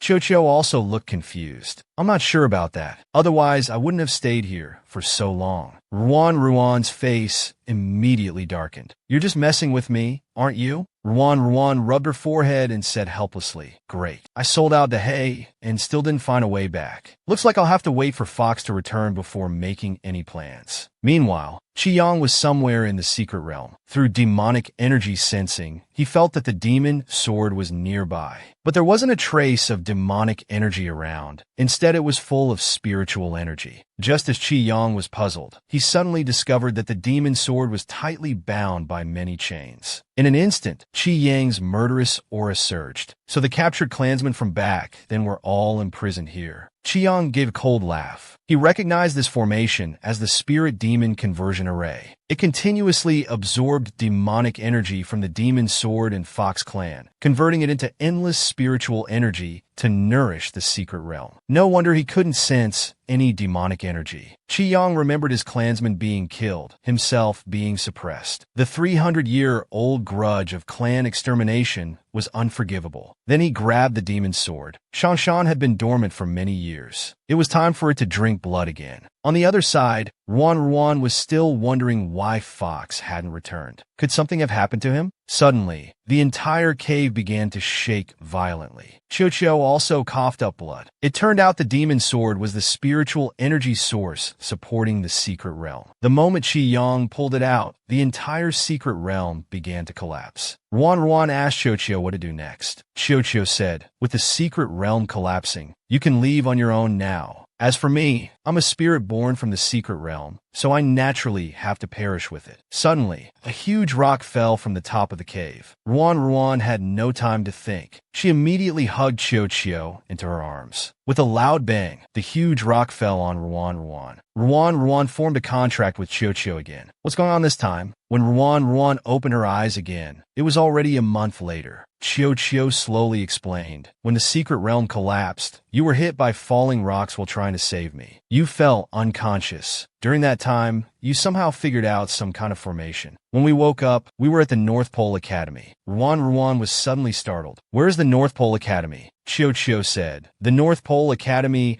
and the Southern Dipper Academy are at opposite ends of the continent, 108,000 miles apart. After hearing this, Ruan thought, then it would be very difficult for us to go back, right? Chio said, don't worry about that now. The most important thing is to recover from your injuries first. Also, thank you for saving me. After the secret realm collapsed, I should have disappeared along with it. But the spiritual energy in your blood saved my life. With spirit as the medium and blood as the energy, we have formed a spiritual bond. From now on, you are my master. Master, if you have any requests in the future, just let me know. Ruan chuckled. Let's forget about requests. I'm just relieved that you're alive and well. Then Ruan was about to get out of bed. Chio quickly said, Master, your injuries haven't healed yet. Where are you going? Don't worry, I won't go far. I just want to find someone from the academy to ask about the situation. Ruan walked outside and saw a snow-covered landscape. She had barely taken a few steps when she heard a voice from behind. Oh my, little junior sister, why are you up? Ruan was stunned. Little junior sister, are you talking to me? May I ask who you are? The woman smiled and said, My name is Xiao Jin. You can call me Senior Sister Xiao. Ruan was still confused and asked, Senior Sister Xiao, can I ask why I'm at the North Pole Academy? And why are you calling me Little Junior Sister? Senior Sister Xiao explained to Ruan, a month ago, I saw you lying injured by the roadside, so I brought you back to save you. The North Pole Academy only recruits female disciples, and we happen to be short of a little junior sister. You're so cute, and the master particularly likes you, so she directly accepted you as a disciple. Ruan thought to herself, I was still unconscious, and the master-disciple relationship was already established. This North Pole Academy really doesn't follow normal procedures. Ruan was led to a large shop. Senior Sister Xiao said, We're here. Then she shouted, Master, little junior sister is here. Immediately, several women walked over and surrounded Ruan. Everyone was chattering, one after another. Oh, isn't this our cute little junior sister? Come, let senior sister pinch your little cheeks. Haha, your skin is so smooth and tender. Ruan's whole body was covered in goosebumps. She thought to herself, did I end up in some spider demon's lair? When the little rabbit woke up again, it was already a month later. She inexplicably gained a master. The first time she saw her, she was attracted by the master's beauty. She thought, this sister is so beautiful. Dear disciple, come closer and let your master take a look at you. Ruan nervously moved a bit closer. The master looked Ruan up and down. You really are a beautiful child. I took you as my disciple without asking. You're not upset, are you? Ruan laughed. How could I be? Having such a beautiful master, I couldn't be happier. The master smiled charmingly and asked, Dear disciple, what's your name? Ruan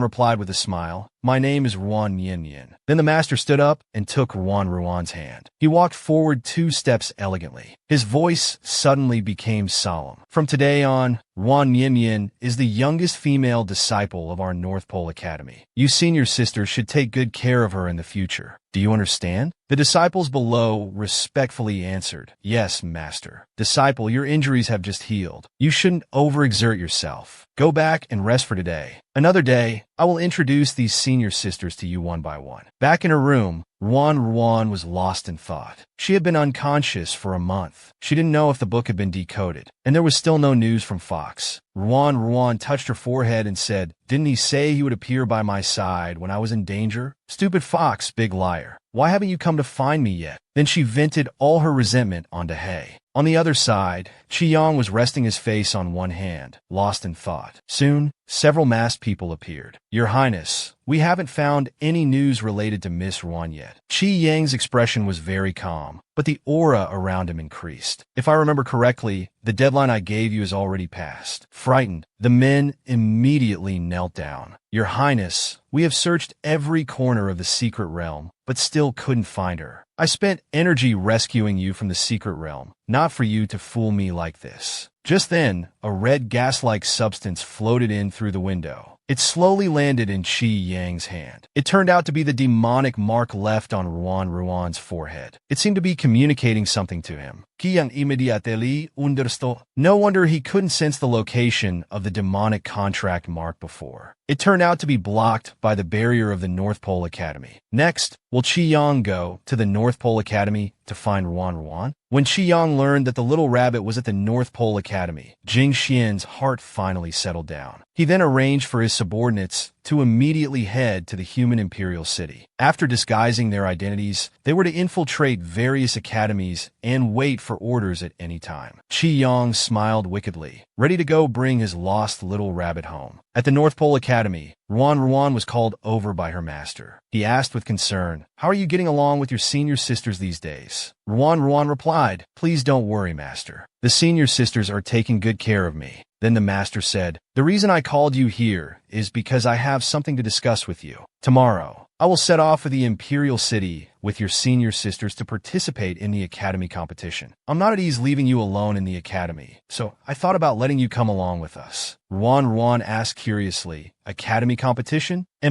This is a competition held by the human race to promote friendly exchanges between academies. To compete for honor, each academy will send their best disciples to compete. Ruan thought to herself, if every academy is going, then South Pole Academy will go too. Zhang Zhou is also in the top 5 of the academy. He will definitely go. Then Ruan's eyes lit up, expressing that she also wanted to go to the Imperial City. The next afternoon, Ruan followed her master to the human Imperial City. Like a curious baby, she looked around everywhere. Suddenly, Ruan saw a familiar figure. "Isn't that Zhang Zhou?" Ruan immediately said to her master, "I see an acquaintance. I'll go say hello to him and come back right away." After saying that, she chased after him. She thought to herself that she couldn't have been mistaken. That must be Zhang Zhou. But after chasing to an alley, she couldn't see the person's figure anymore. Just as Ruan was wondering if she had seen wrong, suddenly a hand appeared and pulled her in. The hand pinned her down.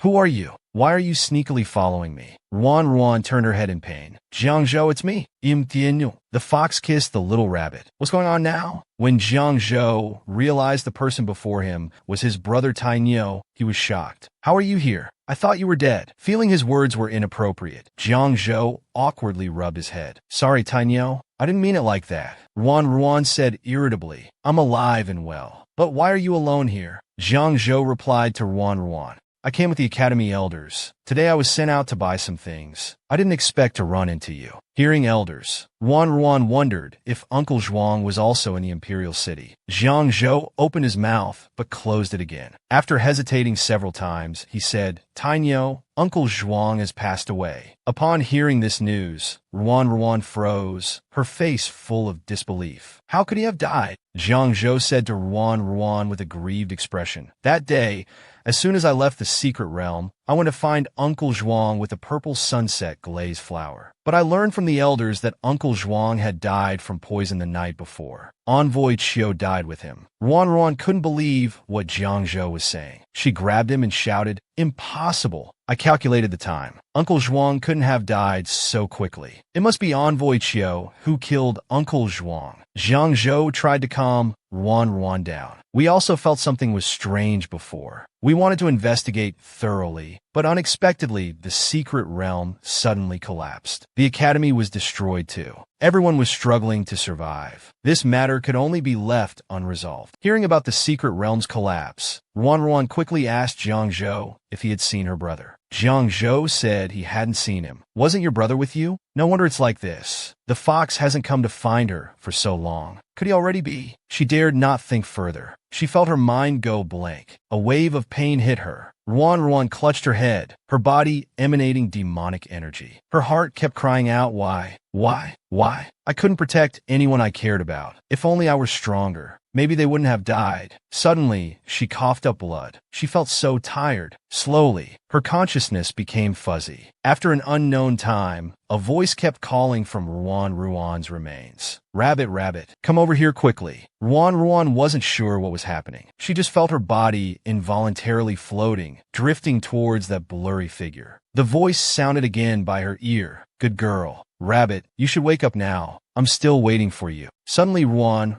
opened her eyes, but she saw the fox kissing her. What exactly happened? The Demon King was hugging and kissing the little rabbit, and it seemed endless. When Ruan woke up again, she saw Qi Yang sitting by the bed. Ruan said confusedly, "Am I still dreaming?" Then she heard Qi Yang say, "You're not dreaming." Seeing Qi Yang by her side, she realized it wasn't a dream. She said resentfully, "I thought you had abandoned me." Qi Yang lovingly stroked Ruan's cheek, saying, "What nonsense are you talking about? How could I abandon you? I was just caught up in some trivial matters and came a bit late, that's all. Wait, Ruan suddenly remembered. Just now, in her daze, she seemed to have seen a big face. She stared and asked, "Gully, did you just kiss me?" Chi-Yang was immediately embarrassed. "Well, you were in a coma earlier due to your inner demon core becoming unstable from anger. I was transmitting true chi to you." Ruan's entire face turned red like an apple. She thought to herself, what kind of true chi needs mouth-to-mouth transmission? You're just fooling this rabbit, perverted fox, taking advantage of me and not admitting it. Chi-Yang looked at Ruan, pulling his ears. Is she unhappy? Then he put his tail in Ruan's arms. Seeing the fluffy tail, Ruan immediately became as happy as a child. It had been a long time since she touched such a comfortable tail. Chi-Yang looked at Ruan's sexy little mouth and had the urge to kiss her again. He called out rabbit. Before Ruan could react, Chi-Yang kissed her again. Your waist is still not very stable. I'll continue to transmit energy for you.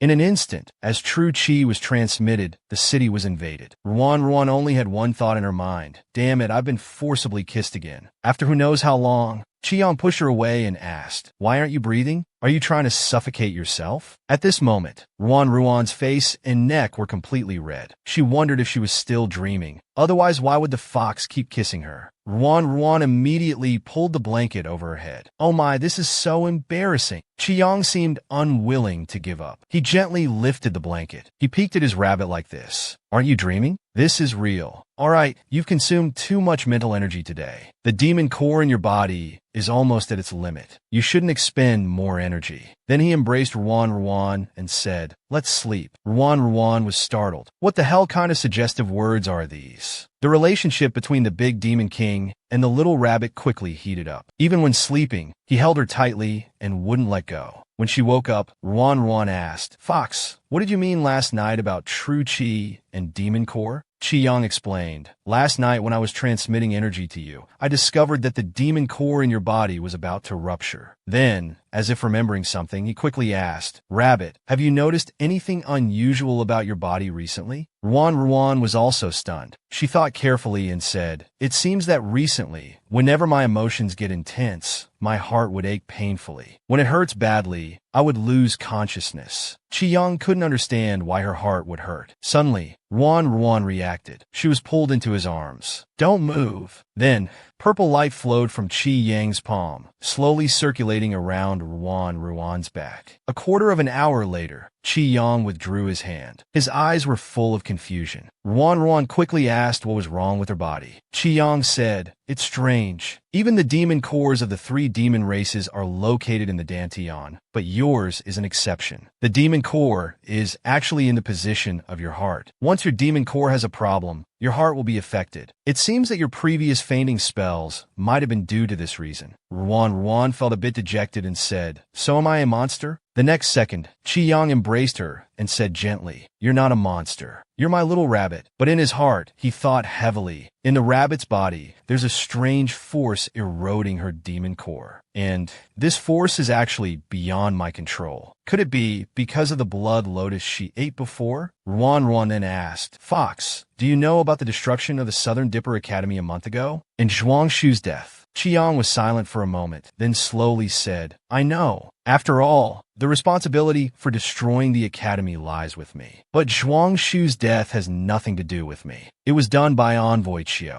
but he was just a pawn. The real mastermind is someone else. Looking at Ruan, tears welling up in her eyes, Chi-Yang promised her, don't worry. I will definitely find out who's behind this and avenge you. After hearing Chi-Yang's promise, Ruan said somewhat indulgently, Fox is so good to me, just like my mom. Hearing the word mom, Chi-Yang was stunned, because in his world he had never heard of what a mom was. Ruan squinted her eyes and smiled, saying, Mom is the person who treats me the best in the whole world. She's also the person I'm closest to. Before Ruan could explain the meaning of mom, Chi-Yang put his finger on her lips. He said tenderly, I will be the person who treats you the best in the whole world. But more than that, I want to be your beloved, because you are my beloved. beloved. So I also want to become your beloved. Ruan's eyes widened in shock. She thought, does this mean the fox likes me? Is he confessing to me? But how should I respond? Before Ruan could recover from her shock, Chi-Yang took advantage of the moment and kissed her again. Then, indescribable sounds of ing could be heard from inside the room. Just as the little rabbit and the great demon king were being affectionate, suddenly, the senior sister's voice called from outside. Little junior sister, are you up? Startled, Ruan quickly got up and ran out. Disappointed. Never mind, can't push the rabbit too hard. Not long after Ruan left, a person appeared ghostly in the room. It was actually Chi-Yang's subordinate. Your Highness, the matter you instructed has been taken care of. Our people have been infiltrated into various academies, replacing many of the elders. Chi-Yang nodded, indicating he understood. He told everyone to be careful and not expose their whereabouts. If there's nothing else, you may leave. After this, you can act as you see fit. Remember not to let the little rabbit see you. After the man left silently, the next second, demonic energy emanated from Chi-Yang's body. His purple eyes flickered slightly. The show is just beginning. Meanwhile, Ruan followed her senior sister to find their master. On the way, the senior sister expressed concern about Ruan's sudden fainting the day before. Seeing there was nothing serious, she then seriously told Ruan that the imperial city wasn't peaceful these days. Little junior sister shouldn't run around recklessly like last time. Just last night, an elder from Manhwa Academy was assassinated in the palace. The benevolent emperor is sending people to investigate this matter. To find the culprit quickly and calm people down, the academy conference that was supposed to be held tomorrow has been postponed for 3 days. All right, little junior sister, let's hurry. Master is waiting to discuss matters. If we're late, he'll be anxious. It wasn't until dark that Ruan returned with a tired body. Master called everyone to discuss matters, mainly about how things weren't peaceful outside these days, telling everyone to stay in the palace and not wander around. At this time, Ruan thought of the fox again. She wondered if he was still in the room so late, and what he said in the morning, she still hadn't figured out how to answer. Should she agree directly, or act a bit more reserved?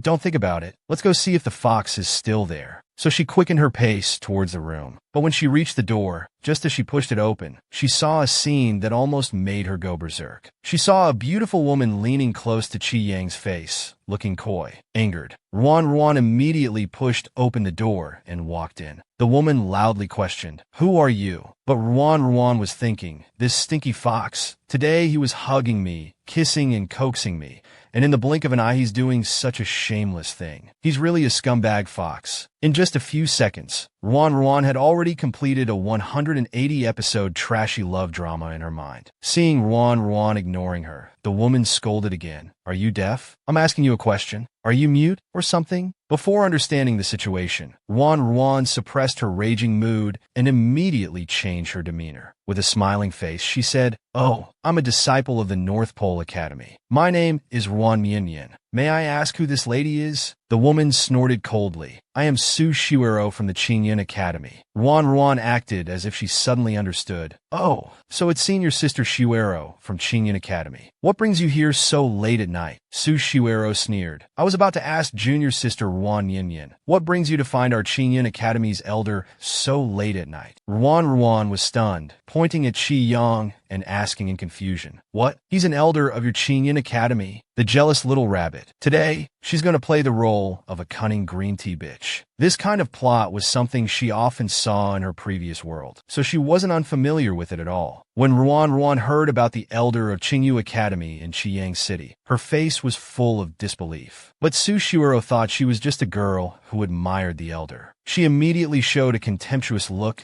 and said sarcastically, "It seems that Sister Miamian is also a lover of beauty. You chased after our elder as soon as you saw him, not even knowing his identity. You're just like those clingy girls." Ruan's face immediately darkened. This was clearly mocking her for being indiscreet, chasing after a handsome guy as soon as she saw one. She had seen this kind of cliché copyright plot many times on TV. She looked at Chi-Yang, who was pretending to be dead. Then she smiled softly and elegantly, thinking to herself, "You want to play dirty? I'll show you a big move." Her gaze suddenly became casual. Ruan blinked and suddenly stretched out her hand. Su Shiwero on the opposite side stepped back warily. "What are you doing?" Ruan said innocently. Sister Shiwero, what's wrong with you? I'm just stretching my body. Do you think I would hit you? I didn't expect you to think of me like that. Su Shiwero was furious but couldn't express it. Just as she was about to say something, she was interrupted again. Ruan discreetly licked her belly and slowly put her hand on it. Sister Shiwero, you're overthinking. After all, the Yuan family already has your elder here. You know what I mean? Then she stopped talking. She just gently rubbed her belly. At this moment, Ruan was overjoyed inside. She thought, it's just a competition of being a green tea bitch. Who's afraid of whom? Su Shiwero also understood what was going on, and her face turned ashen with anger. Then she gathered spiritual energy in her hand. Gritting her teeth, she said, it's just a bastard child. I'll make it disappear right now.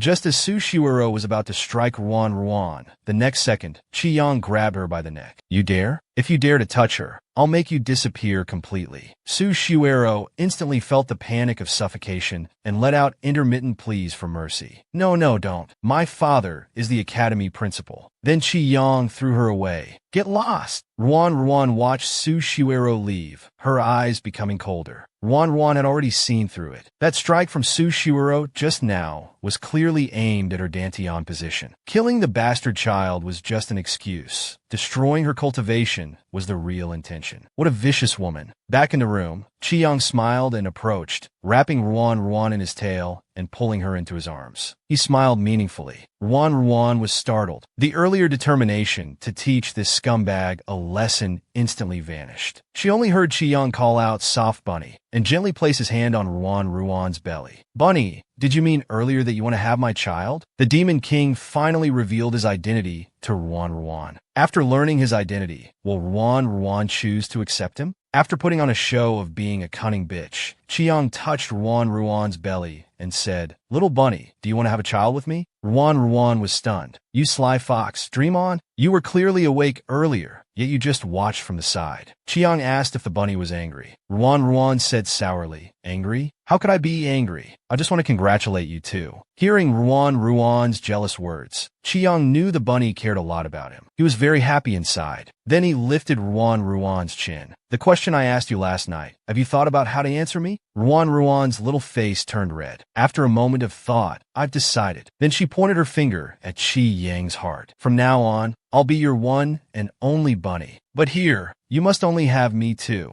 Gazet et Ruan lofingly. Don't worry, my heart only has you. The next second, Ruan pushed Qi away. Her expression changed. All right, now let's settle our accounts. Qi was stunned. What accounts? Ruan crossed her arms and asked seriously. Su Shiwero said you're an elder of Qingyu Academy. Is that true? Qi coughed awkwardly. That's true, but it's just to conceal my identity. Ruan asked again. So, what's your real identity? Fox, I don't want you to deceive me. Qi pondered for a while, wondering whether to tell the bunny his true identity. If she knew, would she still stay with him? After an internal struggle, he gave up. Perhaps giving her the choice was the right thing to do. Then Qi said, My real identity is the Demon King they all want to kill. I've committed many evil deeds, killed countless people. The righteous cultivators all want me dead. After saying this, Qi nervously looked at Ruan. Seeing Ruan's serious expression with her ears drooping, he thought, sure enough, the bunny finds me terrifying too. The next second, Ruan stood on her tiptoes. For the first time, she took the initiative to kiss Qi.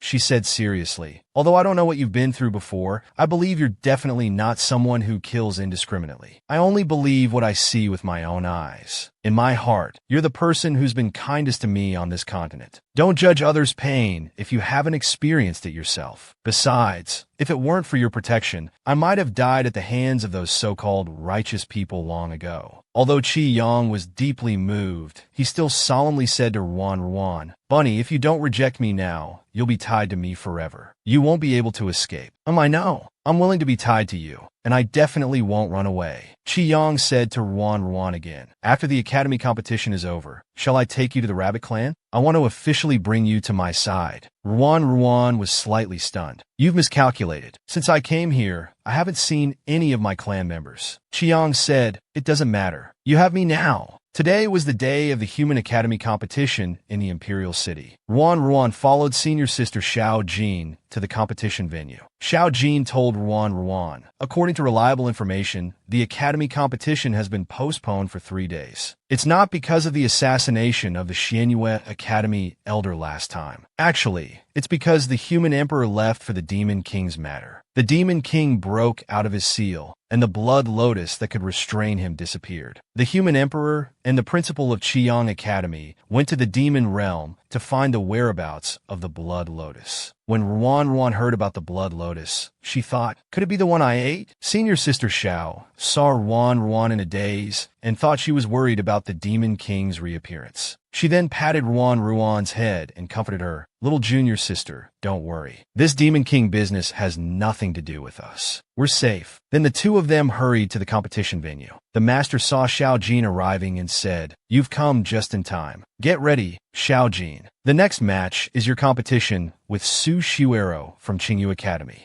Hearing Su Shuero's name, Ruan instinctively looked towards the Qingyu Academy's direction. She saw Su Shuero standing next to Qi Yang, looking intimate and chatting happily. Ruan immediately felt jealous. She thought, that stupid fox. What are they talking about? They look so happy. Qi Yang seemed to sense something. He immediately turned his head and saw Ruan. He walked straight towards her, leaving a confused Su Shuero behind. Seeing the elder she admired going to meet someone else, Su Shuero's face instantly turned cold as ice. She gritted her teeth and said, it's you again, ruining my plans. Qi Yang casually pinched Ruan's soft cheeks and said, Bunny, are you participating in the competition too? Ruan covered her face and replied sourly, although I'm not participating in the competition, at least I'm not like some people who flirt with women in public, affecting the academy's image. Qiang immediately understood. The bunny was jealous. He mischievously leaned in closer. Bunny, do you smell something sour? Ruan was so angry she was left speechless. The master standing nearby saw this and asked curiously, my good disciple, who is this? Ruan quickly introduced him to her master. This is my brother. His name is Ruan Daniu. The master looked Qi Yang up and down and said slowly, this brother of yours looks quite similar to an old acquaintance of mine. Just then, an announcement came from the center of the arena. The next match, Xiao Jin from North Pole Academy versus Su Shuero from Qingyu Academy. Xiao Jin greeted the master and confidently walked up. As the referee shouted begin, the two of them started fighting back and forth. Standing below, Ruan nervously cheered for her senior sister. Go for it, Qiang said. Don't worry. I can see your senior sister's spiritual power is above Su Shuero's. She definitely won't lose. Ruan was still not reassured and said that Su Shuero is not a good person. What if she uses some underhanded tricks? Before she could finish speaking, a scream suddenly came from the stage. They saw that Xiao Jin, who was originally sure to win, now had blood flowing from her eyes. What happened? This time, the little bunny was angry. She actually volunteered to fight Su Shuero herself. Just now in the Human Academy competition, Xiao Jin, who should have had victory in her grasp, was ambushed by Su Shuero from Qingyu Academy, causing severe injury to her eyes. Ruan quickly ran forward, anxiously asking what happened to her eyes. Senior sister Xiao said that during the match just now, suddenly some white powder flew towards her. At this moment, the master walked over. Seeing his disciple ambushed, he coldly snorted, someone dares to harm my disciple. Then he gathered purple light in his hand and fiercely struck towards Su Shuero. In that instant, a hand appeared and blocked this palm strike. The great principal Wang Yin, actually using such a vicious move against a junior. The person who came was Su Zeng, the principal of Qingyu Academy. Seeing someone backing her up, Su Shuero put on a victim's act. Father, Principal Wang Yin wanted to hit Shuero without distinguishing right from wrong. Shuero is really wrong. Angered, Ruan loudly rebuked. You're talking nonsense. You clearly injured my senior sister's eyes first. Soft junior sister, you shouldn't falsely accuse people. The situation was too chaotic just now. Senior sister Shuero was suddenly injured. I was also frightened. Ruan understood in her heart that this vicious woman was clearly taking revenge. At this time, an old man walked over. His voice carried authority. What happened? Why is everyone gathered here? It turned out to be Principal Fong of Qiyang Academy. As soon as he arrived, he saw the injured Xiao Jin and asked everyone, how did this disciple get so severely injured? Master Wan Yin said to Principal Fong, during the match between my academy's disciple and Qingyu Academy's disciple, unexpectedly the opponent was so ruthless as to attempt to kill my disciple. Su Zong from Qingyu Academy immediately said, the matter is not yet concluded. Principal Wan Yin is falsely accusing my daughter. I asked Principal Fong to uphold justice for our Qingyu Academy. Principal Fong, with an official manner, said, I'm here to oversee the academy competition on behalf of the human emperor. Naturally, I must be fair and just. I will thoroughly investigate this matter and give everyone a satisfactory explanation. However, this disciple needs immediate medical attention. Today's competition will end here. Everyone, please go and rest for now. Just as everyone was about to disperse, Ruan shouted, wait a moment, Principal Fong, my senior sister's match with Su Shuiro hasn't been decided yet. I volunteered to compete in my senior sister's place. Su Shuiro smiled and said, if junior sister Mian wants to learn, I'll oblige. In her heart, the scheming woman thought, this is exactly what I want. Principal Fong said, if that's the case, then let's schedule your match for tomorrow. On the way back, Chiang said somewhat domineeringly, Bunny, don't be too sad. I'll go kill Su Shuiro tonight. Ruan, with determination in her eyes, said, I want to resolve this myself. Su Shuiro is clearly targeting me, so I'll give her what she wants. I just feel sorry for my senior sister Xiao. It's all because of me that she got hurt. Qi embraced Ruan and said, it's not your fault. It's just that it's hard to guard against villains. What will happen in tomorrow's match between the two? The little bunny felt extremely guilty about senior sister Xiao Jin's injury, believing it was all because of herself that she fell victim to Su Shuiro's poison. If anything happened to the senior sister Xiao, who loved her so much, Ruan didn't dare to think further. Qiyang hugged her and softly comforted, don't worry, I'm here. Their intimate behavior was all seen by Su Shuiro. With a twisted expression, she thought,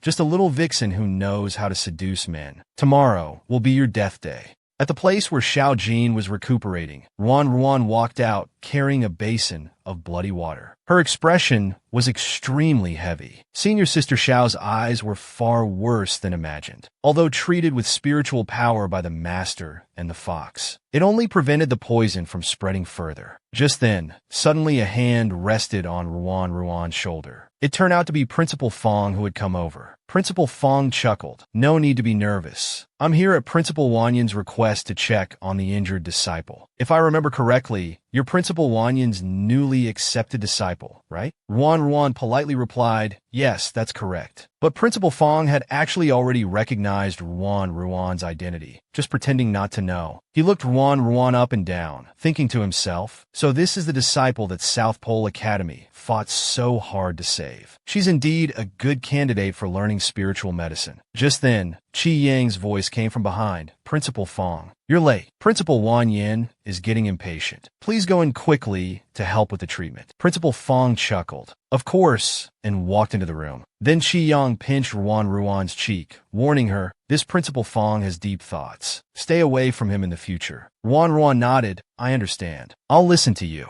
At night, Ruan was reading and studying. Qi Yang came over. Ruan saw that Qi Yang's tail had turned red and immediately understood he wanted to suck blood again. Already used to it, she leaned involuntarily. Qi Yang said, I'll be gentle. This time Ruan didn't feel any pain. After Qi Yang finished, Ruan gazed at him somewhat lovingly, caressing his cheek. Fox, has anyone ever told you that your eyes are very beautiful?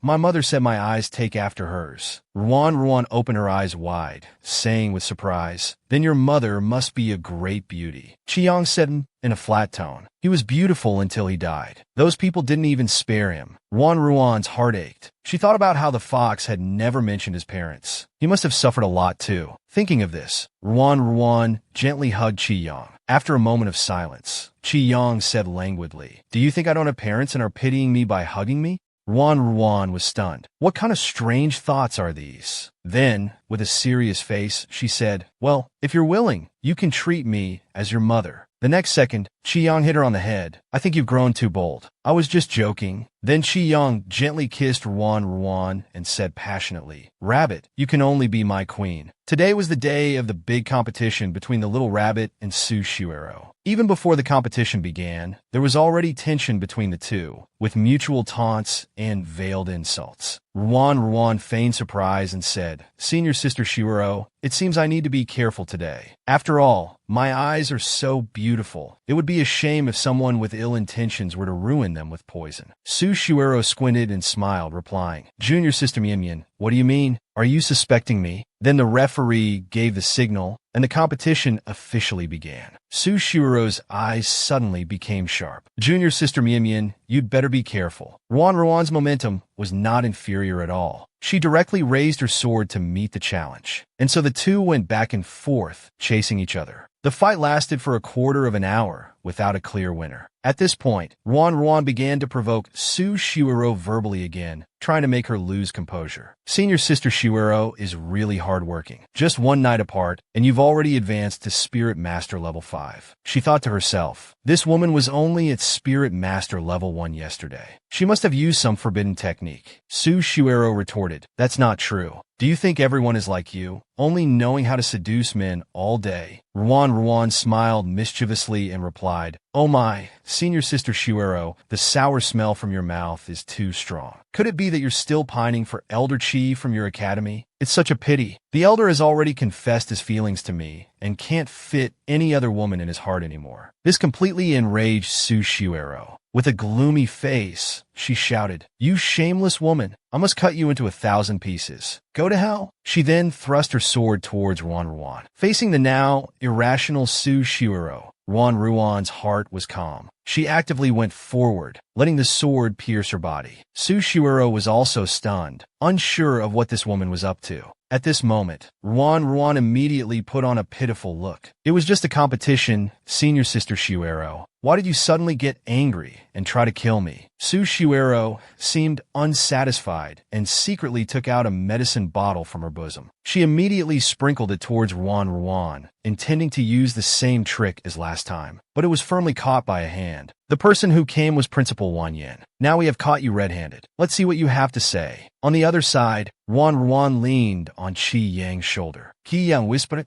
"Quickly pretend to faint." Ruan immediately understood and fainted. When Ruan woke up again, it was already the evening of the next day. Qi Yang had been guarding her side the whole time. He told her, "Yesterday's incident of Su Shuero using poison on you has been proven with witnesses and evidence. She has already been sent to the prison for trial." Ruan also let out a long sigh. "That's good. Senior Sister Xiao's innocence has finally been cleared." Qi Yang then said to Ruan, "The Academy's big competition is over. Now you should come back to the demon realm with me to treat your body. While you were unconscious, I examined your spirit sea. There's a strange force eroding you. If you stay in the human realm for too long, the situation will only get worse." Ruan was also aware of the recent abnormalities in her body, so she agreed to go with Qi Yang to the demon realm for treatment. At this moment, the door was suddenly pushed open. "My dear disciple, are you awake?" Seeing the two people on the bed, Master Wanyan was stunned. The atmosphere in the room became extremely awkward. Ruan couldn't speak properly. "Master, we were just..." A fox and a rabbit were lying on the bed, exchanging loving glances. Unexpectedly, the door was pushed open, and Master Wanyan walked in. The scene became extremely awkward. The master was momentarily stunned. Then, with a knowing expression, he walked over. "I have some heartfelt words to say to my disciple. May I ask Elder Chi to step out for a moment?" Ruan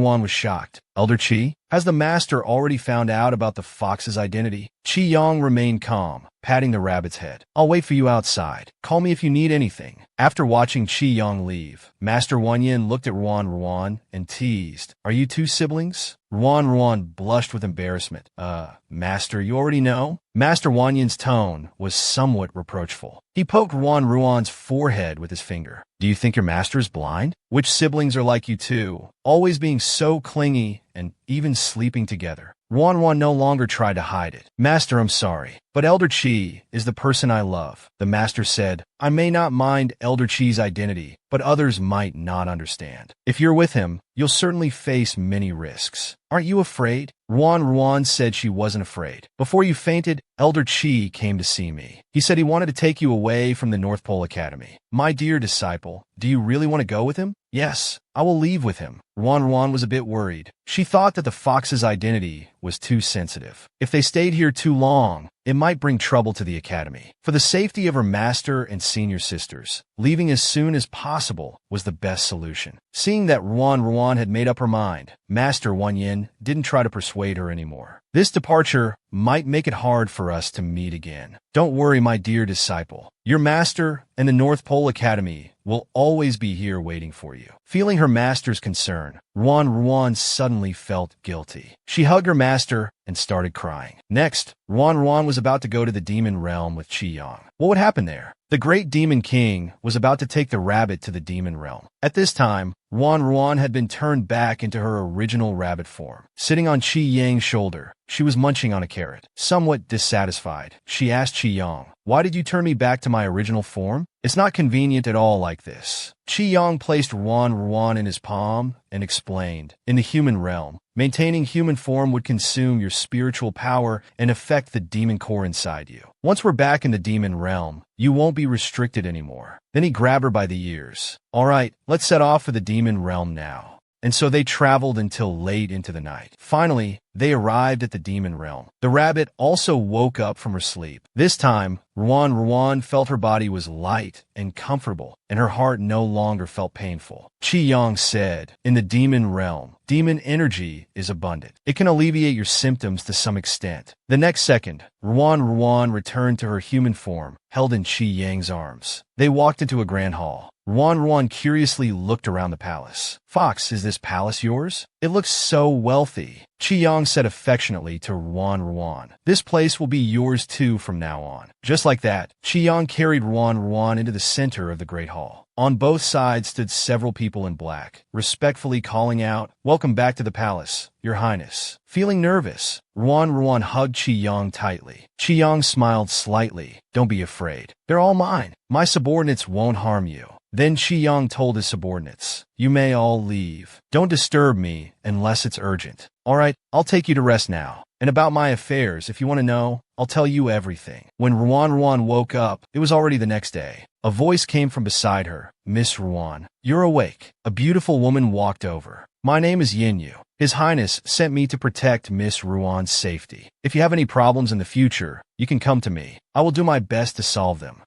Thank you. Can you take me to see the fox? Of course. But first, I'll take you to freshen up. Then I'll take you to see His Highness. With that, she pulled Ruan Ruan to leave. Yin Yu took Ruan Ruan to a hot spring. Looking at the magnificent palace, Ruan Ruan asked Yin Yu, did you build this? Yin Yu said, this palace is not as it appears. Every brick and tile, every blade of grass and tree here was completed by His Highness alone, modeled after the Fox Clan Palace from 300 years ago. Hearing this, Ruan Ruan's face was filled with inexplicable heartache. That's right, the fox had been sealed for 300 years. Ruan Ruan was comfortably soaking in the hot spring, wondering what the fox was doing. He wasn't seen early in the morning. Just then, Qi Yang appeared ghostly beside her. Rabbit, are you looking for me? Ruan Ruan said angrily. Where have you been? Didn't you say last night you'd tell me everything about you? Qi Yang casually said, I went to handle some trivial matters, while starting to take off his clothes. The next second, he revealed his muscular body. Seeing the rabbit beside him instantly blush, he asked, Fox, why are you taking off your clothes? Qi Yang looked at the rabbit as if she were an idiot. Taking off clothes is of course for bathing. That day, Ruan Ruan was comfortably soaking in the hot spring. Qi Yang, exposing his body, also walked in to bathe. Ruan Ruan immediately blushed. Looking at Ruan Ruan beside him, why aren't you talking? Didn't you want to ask me many things? Ruan Ruan curled up her body and said, how can I ask like this? It feels weird. Qi Yang pulled Ruan Ruan into his arms. Don't worry, I won't do anything to you for now. After getting Qi Yang's assurance, Ruan slowly voiced her doubts. Fox, is your enemy the human race? I don't mean anything by it. I just think it's better to know who your enemy is. Earlier, I heard Senior Sister Xiao say that the Snow Lotus could deal with you, but I've already eaten the Snow Lotus. If that's the case, then I must protect myself well. I can't let your enemies catch me and use me against you. Hearing Ruan's words, Qiyang was stunned for a moment. Then his eyes were full of affection. Don't worry, I will protect you well. And my enemy is not the entire human race. It's just one Ouyang. Ruan was shocked again. Is an elder Ouyang already dead? Qiyang said. Perhaps you can also call him Principal Fong. When Ouyang was in the 01 faction, he was obsessed with human experiments. But ordinary human bodies were too fragile to withstand the consequences of the experiments. So he turned his attention to the demon race. He joined forces with the 01 faction to massacre our nine-tailed fox clan, and I am the only survivor. Under his experiments, I became half a demon. Later, I seized the opportunity to escape and began my revenge. But he was sealed for 300 years. Meanwhile, Ouyang faked his death and escaped, transforming himself into Principal Fong of Qiyang Academy. The Lin faction was also despised by people for slaughtering demon clans and conducting human experiments. Ruan gently stroked Qiyang's cheek with sympathy, not knowing how to comfort him. Qiyang said he was fine, and that he would make Ouyang pay sooner or later. Ruan kissed Qiyang and said she would help him get revenge. Qiyang's gaze at Ruan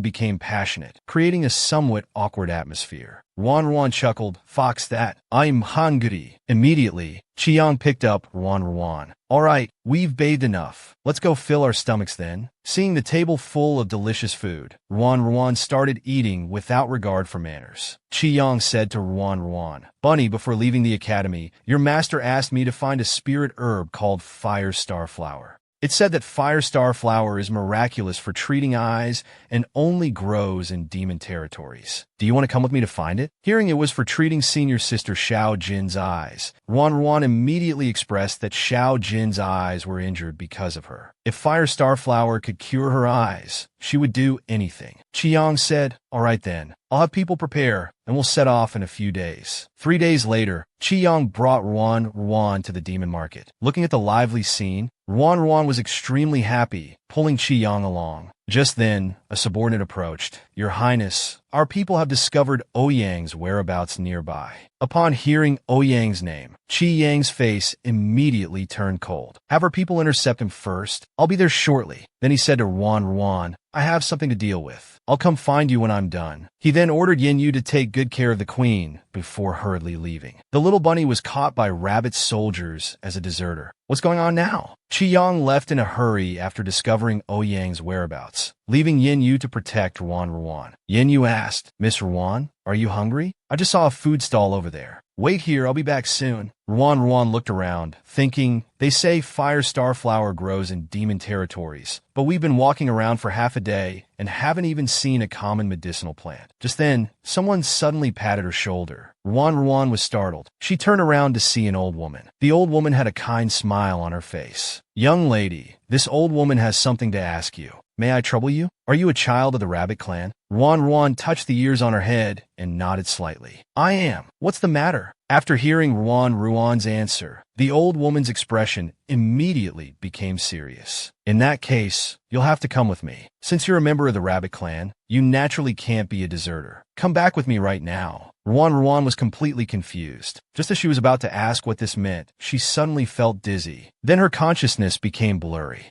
When Ruan woke up again, she found herself in an unfamiliar room. She was still bathing. A puzzled voice came from behind. Oh, you're awake? Your grandmother's cleverness should have made you sleep until tomorrow morning. Hearing this, Ruan's expression immediately changed. You mean that old woman with a walking stick? Yes, she's the clan leader of the Rabbit clan, specifically catching deserters like you. The woman smiled and said, My name is Chio-E. I'm also a Rabbit clan woman. Hearing Rabbit clan deserter, she thought, did I accidentally get caught and brought back to the Rabbit clan? Ruan laughed. Sister Chio-E, Although I'm from the rabbit clan, I've been wandering outside for years and have never returned to the clan. What did you mean earlier by deserter? Chio-e slowly explained. Deserters are because, recently, many women from the rabbit clan have secretly run away. Grandmother got angry and personally led people to catch them back. The process was inevitably a bit rough. Ruan asked again, without any reason. Why would these women run away? Chio-e patiently explained. It's because His Highness the Demon King wants to choose a consort. A few months ago, His Highness suddenly announced to the Demon Clan that he wanted to marry a Rabbit Clan woman. He also said he would make her the queen. So he ordered all unmarried Rabbit Clan girls to enter the palace and participate in the selection. Ruan thought to herself, this Demon King's appetite is really big. Chio-e sighed again, her tone filled with regret. If it were just a selection, it wouldn't be a problem. But those girls who were chosen by His Highness the Demon King, they all died without exception. Ruan stared at Chio-e with wide eyes. Died? The Demon King is just choosing a consort. How did he end up killing people? Chio-e immediately told Ruan to lower her voice. I don't know the details. I only know that the bodies of those girls were all sent back. His Highness the Demon King ordered them to be given a grand burial. All right, enough talk. Mu-wan-yu, come with me quickly. Grandmother is waiting in the main hall. Then she led Ruan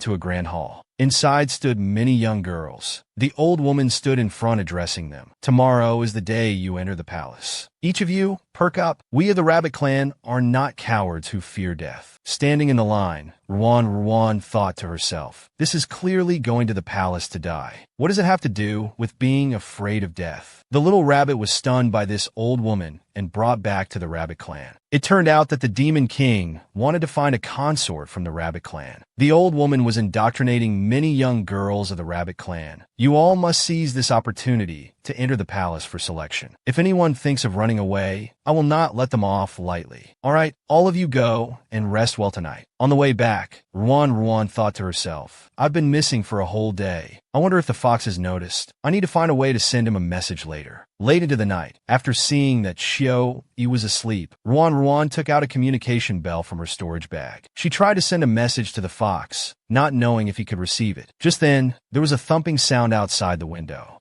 Ruan was immediately startled. Who is it? She only saw Chi-Yong resting his chin on the windowsill, smiling at her. Ruan was instantly delighted. She quickly ran over. Fox, how did you find me? Chi-Yong said somewhat resentfully. Of course I followed the rabbit sent to find you. How come you ran off with someone else? As soon as I left for a moment, Ruan said, I didn't run off with anyone. The Rabbit Clan leader used some magic. I was dizzy, and when I woke up, I was here. Do you want to leave with me now? Ruan thought for a moment. Since the fox already knew her whereabouts, she wanted to stay and uncover the truth. That Demon King who killed so many Rabbit Clan women was clearly suspicious. Kiyang embracet Ruan. All right, I'll do as you wish. I'll have people protect you in secret. Before leaving, Chi-Yong didn't forget to kiss the rabbit. Take care of yourself. Early the next morning, in the Demon Palace, the Rabbit Clan women stood neatly on both sides of the Grand Hall, waiting for the Demon King's arrival. Ruan grumbled, this Demon King's attitude is too big. We've been waiting for 2 hours and still haven't seen him. Chio-e next to her hurriedly said, lower your voice. The people in this room have sharp ears. If they hear you bad-mouthing His Highness the Demon King, the consequences will be severe. Ruan asked Chio-e, have you seen the Demon King before? How old is he this year? Chio-e's face blushed, her tone filled with admiration. His Highness the Demon King is only 300 years old this year. He's the most handsome man in our demon clan. Ruan thought of the fox's appearance. The fox was also 300 years old, but he still looked like he was 18. However, this Chio-e blushed as soon as she mentioned the Demon King. Could it be that she had already secretly given her heart to him? Just as Ruan was still in a daze, she heard a voice from outside the hall announcing, His Majesty the King. A man walked into the great hall with an imposing manner. The man was the king of the Demon Clan, named Feng Zhao. Who do you think is more handsome, the Demon King or the fox? The little rabbit was chosen as the queen consort. But this king wasn't the person she liked. Today was the day for the Rabbit Clan women to enter the palace for selection. With the announcement His Majesty the King from outside the door, Demon King Feng Zhao walked in. After seeing the Demon King enter, Ruan couldn't help but take a few more glances. She wanted to see what the number one handsome man in the eyes of many women actually looked like. After getting a clear look at the Demon King's appearance, Ruan thought to herself. This demon king looks just average. Although his features are fine, he's far inferior compared to the fox. Suddenly, the demon king stopped in front of Ruan. He smiled and said, "This rabbit is quite brave." The guard beside him shouted, "How dare you? Do you think you can look directly at His Majesty? Kneel down immediately." Before Ruan could react, she was pulled down by Chio-e beside her. With a thud, they knelt on the ground. Chio-e quickly bowed and said, "Chio-e greets Your Majesty. Please forgive us." Ruan, quick-witted, made up an alias for herself. "Chio-ku greets Your Majesty." The demon king said, "Raise your heads." After getting a clear look at the two, the demon king was also slightly stunned. He thought to himself, "I've seen so many Rabbit Clan women, but these two are quite attractive. Judging by your names, you seem to be sisters. Who is the older sister and who is the younger?" Just as Ruan was pondering how to answer, Chio-e quickly spoke up, "I am the older sister." The demon king nodded slightly. His gaze fell on Ruan. "So you must be the younger sister then?" Ruan's mouth twitched, and she reluctantly nodded. The demon king told them both to rise. Then he said, "Come, take these two sisters to Liangyu Pavilion. They shall be bestowed the titles of Yi Fei and Ku Fei." Ruan was stunned. Just like that, she had become a consort. The two were taken to Liangyu Pavilion. A servant respectfully said, "Your Highnesses, this will be your residence from now on. Please rest well. If His Majesty summons you,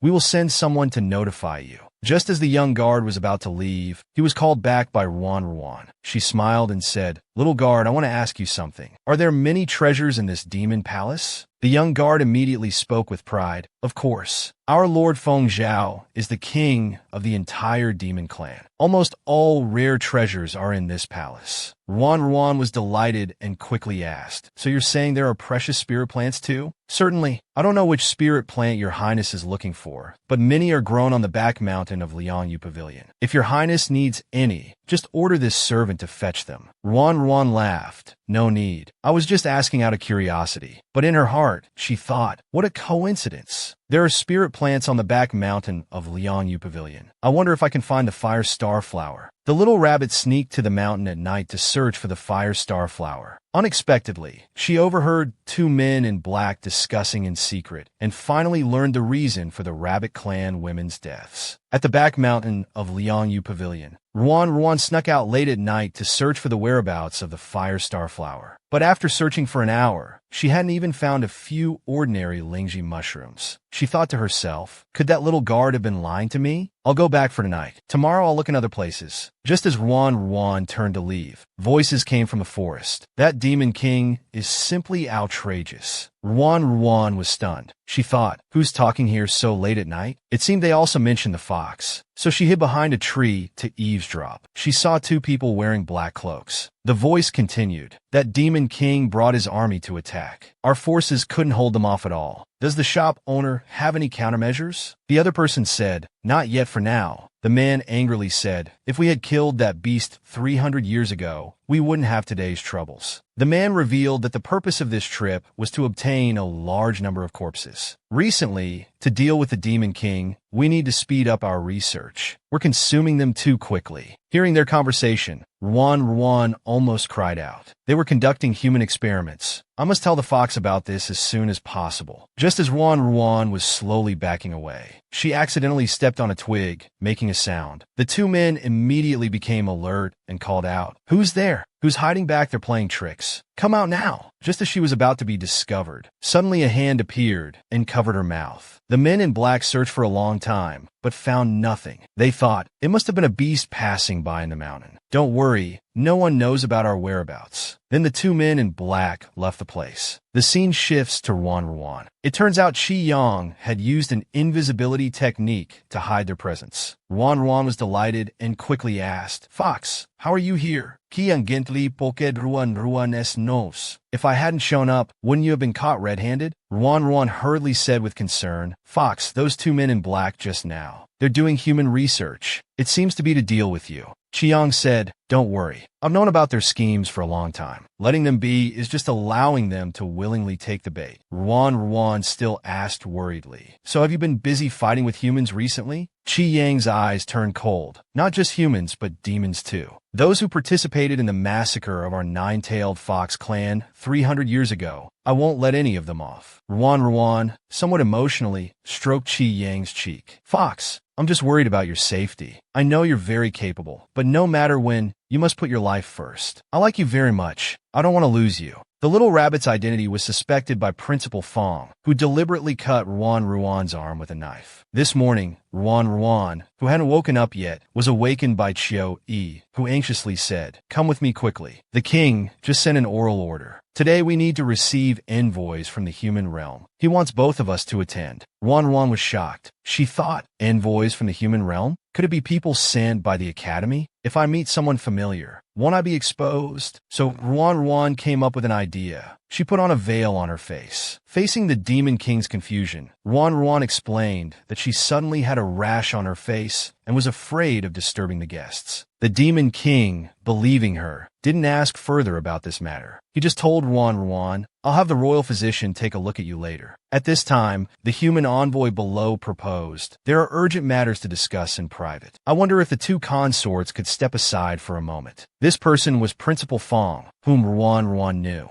The Demon King laughed. "Principal Fong, just speak directly. These two consorts of mine are trustworthy people." Principal Fong didn't insist further. He stated the purpose of his visit. He came to discuss the matter of the Demon King with the Beast King. Now that Demon King Yang is leading his army to attack the human realm, the humans fear they won't hold out for long. If the humans suffer a crushing defeat, the Beast realm will be next. The Beast King was somewhat annoyed. He said, "The Demon King attacking your human realm has nothing to do with us beasts." Principal Fong slowly said, "Perhaps your majesty has forgotten about the extermination of the nine-tailed fox clan years ago. Without the help of your beast realm, how could we have succeeded?" After a brief consideration, the Beast King slowly said, "So Principal Fong's visit this time is to obtain the whereabouts of the Blood Lotus, right?" Principal Fong no longer concealed his intentions. He bowed and said, "That's correct. The Blood Lotus is the only treasure that can deal with the Demon King. If your majesty can assist the human realm in finding the Blood Lotus, the northern Zhou territory of the human realm will be a gift from the human emperor to your majesty." The Beast King laughed heartily. "The human realm shows such sincerity. I am very willing." Thus, both parties reached an agreement. Ruan, sitting on the side, felt like she was sitting on pins and needles, thinking about how to quickly relay this news to the fox. So she told the Beast King that she was feeling unwell and wanted to see the royal physician. The Beast King, somewhat indulgently, said, "Beloved consort, your health is important. You may retire first." Just as Ruan was leaving, Principal Fong watched her departing figure and fell into deep thought. After Ruan left, she immediately used the communication bell to tell Chi Yang everything she had heard. At this moment, Principal Fong suddenly appeared and blocked her way. He pretended to offer to check the consort's pulse. Ruan maintained her composure and said, "Thank you for your kindness, envoy, but it's not necessary." Unexpectedly, while Principal Fong was saying, "Consort, no need to be so formal with this old woman," he suddenly pulled out a small knife and rushed towards her. He made a cut on Ruan's hand. Ruan immediately asked, "Human envoy, what are you doing?" Principal Fong kept staring at her hand. Seeing no signs of the wound healing, he thought to himself, "Could I have guessed wrong? The Blood Lotus isn't on her." Principal Fong apologized, saying, "Forgive me, consort. My hand slipped just now," and hurriedly left. Having escaped danger, Ruan immediately returned to her room and started a video chat mode with Chi Yang. Ruan asked in surprise, "Chi Yang, can the communication bell be used like this?" She then told Chi Yang about Principal Fong's test. She said somewhat proudly, "Besides, I've now become the Beast King's consort. Principal Fong won't dare do anything to me for now." Hearing Feng Zhao's consort, Chi Yang's eyes immediately turned cold. Ruan quickly explained, "It's fake, it's all fake. It's just to conceal my identity. Besides, I only like you.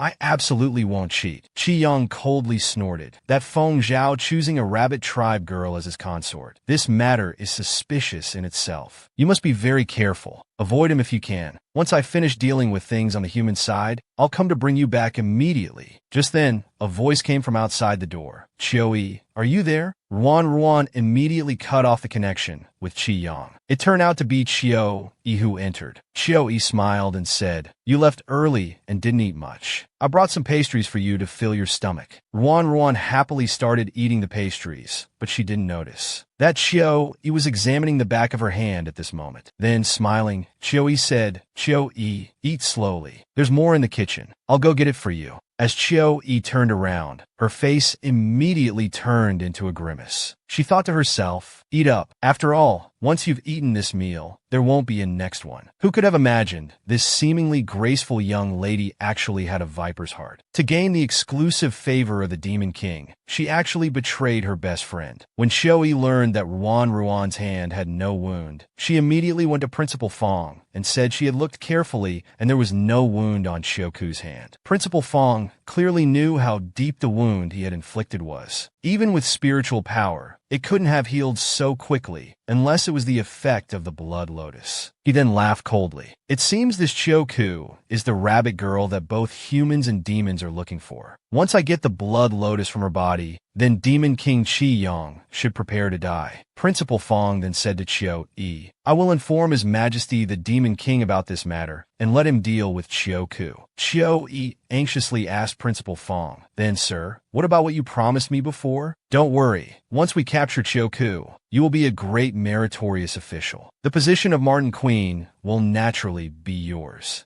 Early the next morning, Ruan finally found the fire star flower in the Imperial Garden. Thinking it was time to leave this place, she didn't want to get involved in the Rabbit Clan's troubles anymore. Just then, Chio-yi came over, pretending to be sincere, saying, "Chioku, I've finally found you. The king has invited us to tour the palace together. We'll be late if we don't go now." Ruan laughed and brushed it off casually. Before she could say anything more, Chio-yi grabbed her hand and said, "Let's go quickly. If we're late, we can't bear the king's blame." The Demon King led the two of them to a place that looked like a prison. Inside were mostly inhuman-like demons. Ruan asked Chio-yi in confusion, "Didn't you say the king was taking us on a tour of the palace? Why have we come to such a gloomy place?" Chio-yi said coldly, "Just follow along. Don't try to guess the king's intentions." Ruan was stunned. How did Chio-yi suddenly become so cold? She also had a bad feeling in her heart. After walking for a while, the Demon King stopped and slowly said, "My beloved, do you know 300 years ago, although the demon race was defeated by the alliance of humans and beasts, their physical bodies were difficult to destroy. After discussion between the two races, they were imprisoned here, in this dungeon where they cannot absorb demonic energy." Ruan's heart suddenly jolted. She thought, is Feng Zhao deliberately testing me? When did he start suspecting my identity? The demon race clearly died 300 years ago. How could there be demons here? The Demon King spoke with regret. "My beloved, if someone hadn't given me evidence, I truly wouldn't have believed that you are the rabbit girl that both humans and beasts are looking for." Ruan tried to remain calm and said, "I don't know what your majesty is talking about. What fate will Ruan face next? Have you ever experienced being betrayed by your best friend?" At this moment, the little rabbit was stabbed in the back by her best friend. A piercing pain made her feel the coldness of the world. When the Demon King said that Ruan was the rabbit girl with the snow lotus, although Ruan was shocked inside, she still pretended to be calm and said, "I don't understand what your majesty means." Chio-yi immediately said, "Chioku, stop quibbling. I clearly saw that your hand was injured, but it healed in no time. The snow lotus is on your body." At this moment, Ruan finally understood. It turned out that she had been betrayed by this seemingly harmless good sister. Ruan said sarcastically, "Haha, Chio-yi, you're quite good at pretending." Chio-yi said righteously, "I'm thinking about the peace of the entire beast race. The Demon King is about to attack the beast race. You have the snow lotus. For the safety of the beast race, why can't you just offer it up?" Ruan sneered and retorted, "I thought you were an innocent flower, but it turns out you're a big white lotus. You're so good at moral blackmail. Why don't you go to the battlefield first to show your loyalty?" Chio-yi was left speechless. At this moment,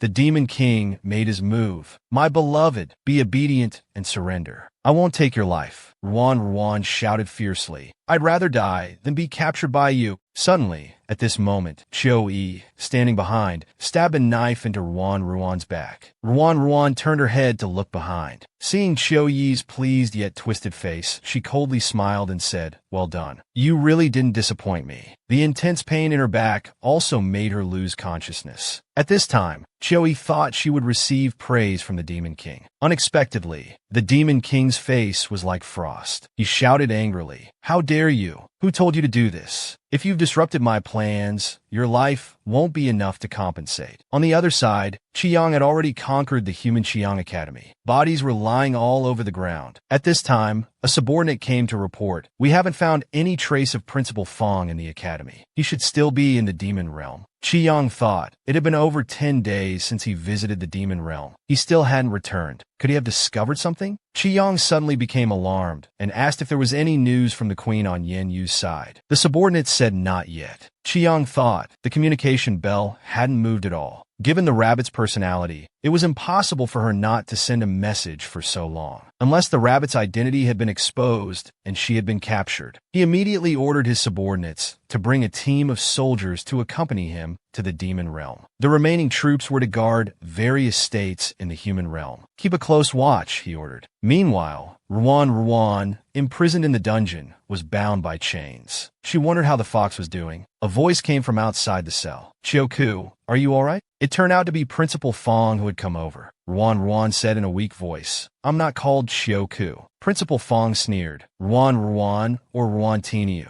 One of them must be you, right?" Ruan retorted. "Principal Fong, or should I say Elder Ouyang. You even figured this out." Principal Fong laughed. "We're even then. I came to tell you some good news. That Demon King already knows you've been captured. He's on his way to the demon realm to rescue you." The great Demon King anxiously came to rescue the little rabbit, but he was one step too late. Principal Fong continued, "Qiyang is already on his way to the demon realm. After I extract the blood lotus from your body, it will be the time of that Demon King's death." Ruan immediately roared, "You bastard! If I get out of here, you'll be the first one I kill." However, these words were so weak and powerless to Principal Fong. "All right, I'll wait for that day. But before that, you'd better enjoy my research." After Principal Fong left, Ruan said softly, "Come out. He didn't discover you." Then, Dehei and Chio were released from the Chinquan bag. Ruan smiled slightly. Luckily, they forgot to take away the Chinquan bag. Otherwise, I would really be helpless. Dehei said he had just tried the communication bell, but couldn't send a message out. This dungeon must have been set up with a barrier by them. Ruan said, "Let's not worry about that for now."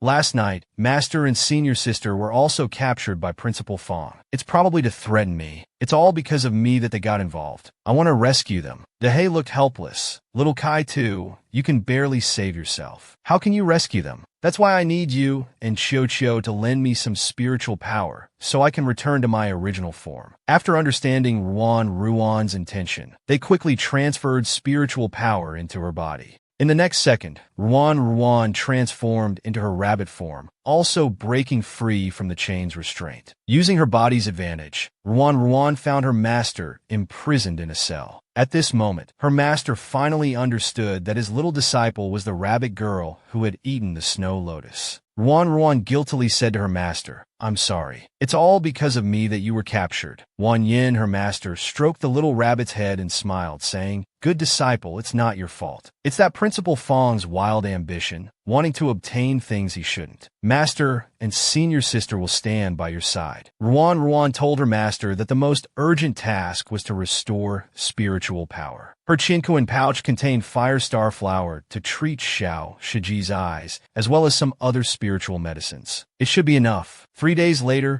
Dean Fong and the Demon King came to the prison. The Demon King asked Dean Fong somewhat urgently. The Devil King had already invaded the demon realm. The palace would soon fall. How could they extract the snow lotus to deal with the Devil King? Dean Fong slowly said, "This snow lotus is an ancient divine object left by ancestors. After entering a person's body, it will occupy the most important part. So the snow lotus is in his heart. We need to cut out his heart to get the snow lotus." Hearing about cutting out the heart. Ruan was stunned for a moment. She felt it became difficult to breathe. Even the Demon King beside her couldn't help but frown. Dean Fong turned to look at the Demon King. With a somewhat meaningful gaze, he asked, "What's wrong, Your Highness? Is there any problem?" The Demon King chuckled lightly. "No, I'm just surprised by Dean Fong's extensive knowledge." Dean Fong replied, "Your Majesty flatters me. Now I still need Your Majesty's help to bring Concubine Ku to the laboratory. We need to make some preparations before extracting the lotus." Then Ruan's hands were tied with spirit ropes by the Demon King. She was led towards the laboratory. Just as they were passing by her master's cell, Ruan smiled and said to her master and senior sister, "Don't worry about me. I'll be back soon." Then she discreetly handed something to her master. After Ruan left, Master Wanyin looked at the Chinquan pouch in his hand and said to his disciples, "This is what your little junior sister secretly gave me just now. My spiritual power has recovered by half. Perhaps we can try again." Just then, Qiyang appeared inside. "What happened to the little rabbit?" he asked. Seeing Qiyang appear here, Master Wanyin hurriedly said, "My disciple was just taken away by Dean Fong and the Demon King. If you chase after them now, you can still catch up." Qiyang said to Master Wanyin, "I've already broken the barrier here. You can leave anytime. And thank you for everything you've done for the rabbit." Master Wanyin and the others were stunned. They didn't expect this Devil King to be so polite to them. In the next second, Qiyang's aura suddenly increased. His ears and hair turned red. He said through gritted teeth, "But those who dare to hurt the rabbit must die." This old man, publicly respected as Dean Fong, is secretly doing disgusting things that would shock people. Dean Fong led Ruan to his secret laboratory. He said somewhat impatiently, "Come, let me show you my research chamber. Others don't have this opportunity." Ruan sneered, "Dean Fong, you untied my restraints and brought me to such a secret place. Aren't you afraid I'll escape and spread the word?" Dean Fong snorted disdainfully. "With your little spiritual power, I don't take it seriously. Besides, His Highness the Demon King is still guarding outside." When Ruan entered the secret chamber, a stench of rotting flesh and medicine hit her nose. She saw it was filled with corpses of humans and demon beasts, hybrids of demons and humans.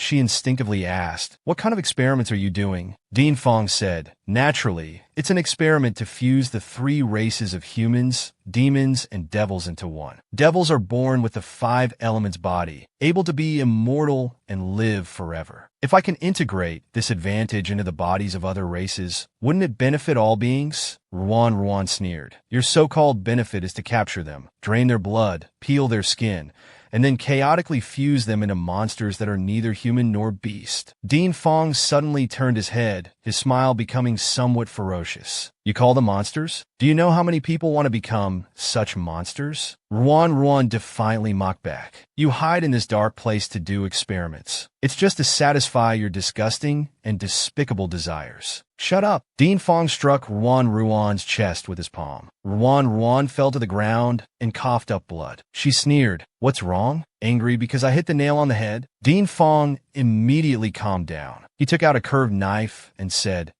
How could you understand my grand ambitions? What a pity. It's been a long time since I've seen a child with such spiritual talent as you. Now let me dig out the blood lotus." Just as Dean Fong was bending over, Ruan's eyes flashed. She raised her hand and threw the chili powder she had hidden in advance. Dean Fong couldn't avoid it in time. The chili powder went into his eyes, causing a sudden sharp pain. Ruan immediately ran towards the outside. She thought, "I hope this can hold Dean Fong back for a while. If I can just escape, the fox must be coming to save me. I must survive." Finally, Ruan's heart leapt with joy. She saw light. The exit was right ahead. Just as she was rushing towards the outside, suddenly Dean Fong appeared behind her. With a bang, Ruan flew out of the cave like a kite with its string cut. She fell heavily to the ground. At this moment, Qiyang was fighting with the Demon King and couldn't break free. Seeing the severely injured Ruan, he shouted, "Rabbit!" Dean Fong caught up and grabbed Ruan's neck. "Run? Why aren't you running now?" Qiyang shouted at Dean Fong with cold eyes. "Ouyang, let her go." But Dean Fong was unmoved. He even declared he would extract the blood lotus in front of the Devil King. This thoroughly enraged Qiyang. He broke free from the Demon King and was about to charge at Dean Fong. Dean Fong pushed Ruan to the Demon King. I'll exchange a few moves with the Devil King first. Your Highness, please extract the blood lotus from her body. The little rabbit ultimately couldn't escape the fate of having the snow lotus extracted. In the end, she closed her eyes forever in Qi Yang's arms. Just now, Dean Fong pushed Ruan into the Demon King's arms. He said he wanted to exchange moves with the Devil King, but in his heart, he wanted to tie the Demon King and himself together. How could the Demon King not know Dean Fong's intentions? He still couldn't bear to harm Ruan. Master Wan Yin saw his beloved disciple in the Demon King's hands and immediately went forward to rescue her. Your Highness Demon King, what are you doing? My disciple has no grudge against you. The Demon King said, Master Wan Yin, don't worry. I'm just taking something from your disciple's body. Once I have it, I'll naturally return her to you. Master Wan Yin shouted angrily. If you dare harm my disciple, don't blame me for being impolite. As he spoke, he gathered spiritual power in his hand, ready to fight. But despite Master Wan Yin's efforts to save her, he was outnumbered and Ruan was weak. Ruan weakly said to the Demon King, don't hurt my master and senior sister. I'm willing to give up the blood lotus voluntarily. The Demon King was slightly stunned. Are you really willing? Ruan said, I'm in this state now. Would I lie to you? However, the snow lotus has been in my body for so long, it is already fused with my heart. If you take out the snow lotus now, I won't survive. While the Demon King was still hesitating, Dean Fong, who was entangled with Qi Yang, shouted, Your Highness Demon King, what are you waiting for? The Devil King has gone mad. If we delay any longer, we'll all perish with him.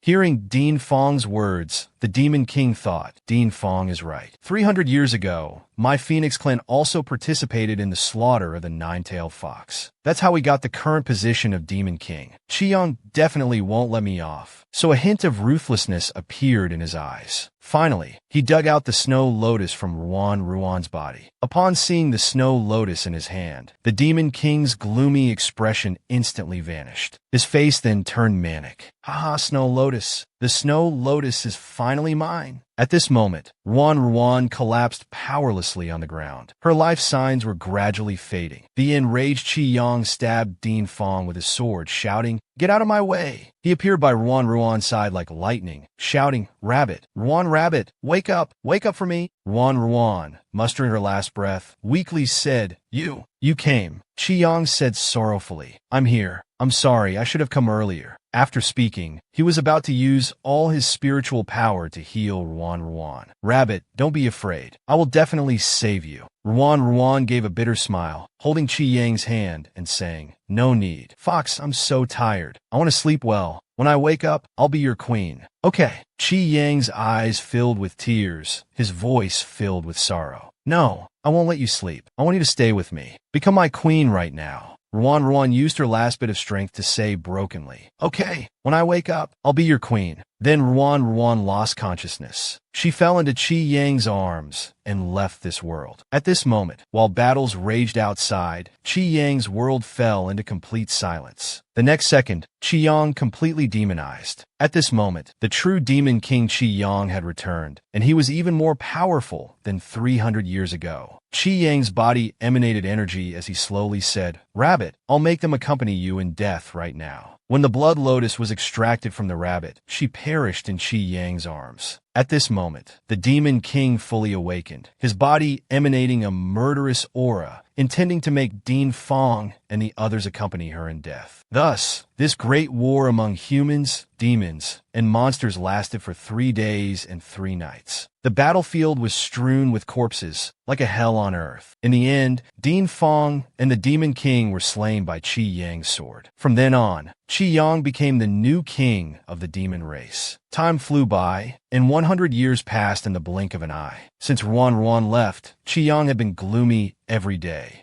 He spent every day in the courtyard, tending to the carrots he planted. Just then, a voice came from behind him. The clan members who betrayed the decree have all been exiled to the northern wilderness. The Rabbit Clan people have also been arrested. Chi-Young didn't even turn his head, his face expressionless, focusing only on the carrots in front of him. The subordinate slowly continued. Your Highness, there's one more thing. Yin, you just sent a message saying there's a situation on Snow Mountain. Hearing Snow Mountain, Chi-Young paused, slightly turning his head to look at the subordinate. What situation? The subordinate hurriedly said. Yin, you sent a message that a young lady appeared on Snow Mountain. She became a disciple under the Old Man of Wuji. The Old Man of Wuji has a close relationship with the Snow Lotus. Could it be possible? Before he could finish speaking, Chi-Young had already vanished from the courtyard. On Snow Mountain, a Rabbit Clan girl wearing a pink cloak was struggling to dig up a spirit herb. She finally managed to dig out the spirit herb, but unexpectedly, the spirit herb ran away. The little rabbit shouted at the spirit herb, "Why are you running? I'm just taking you up the mountain, not eating you." Then the little rabbit was about to chase after the spirit herb. She accidentally tripped on a stone beneath her feet. Just as she was about to fall, a hand appeared and embraced her. Are you all right? The person who came was Chi-Young, who had rushed to Snow Mountain.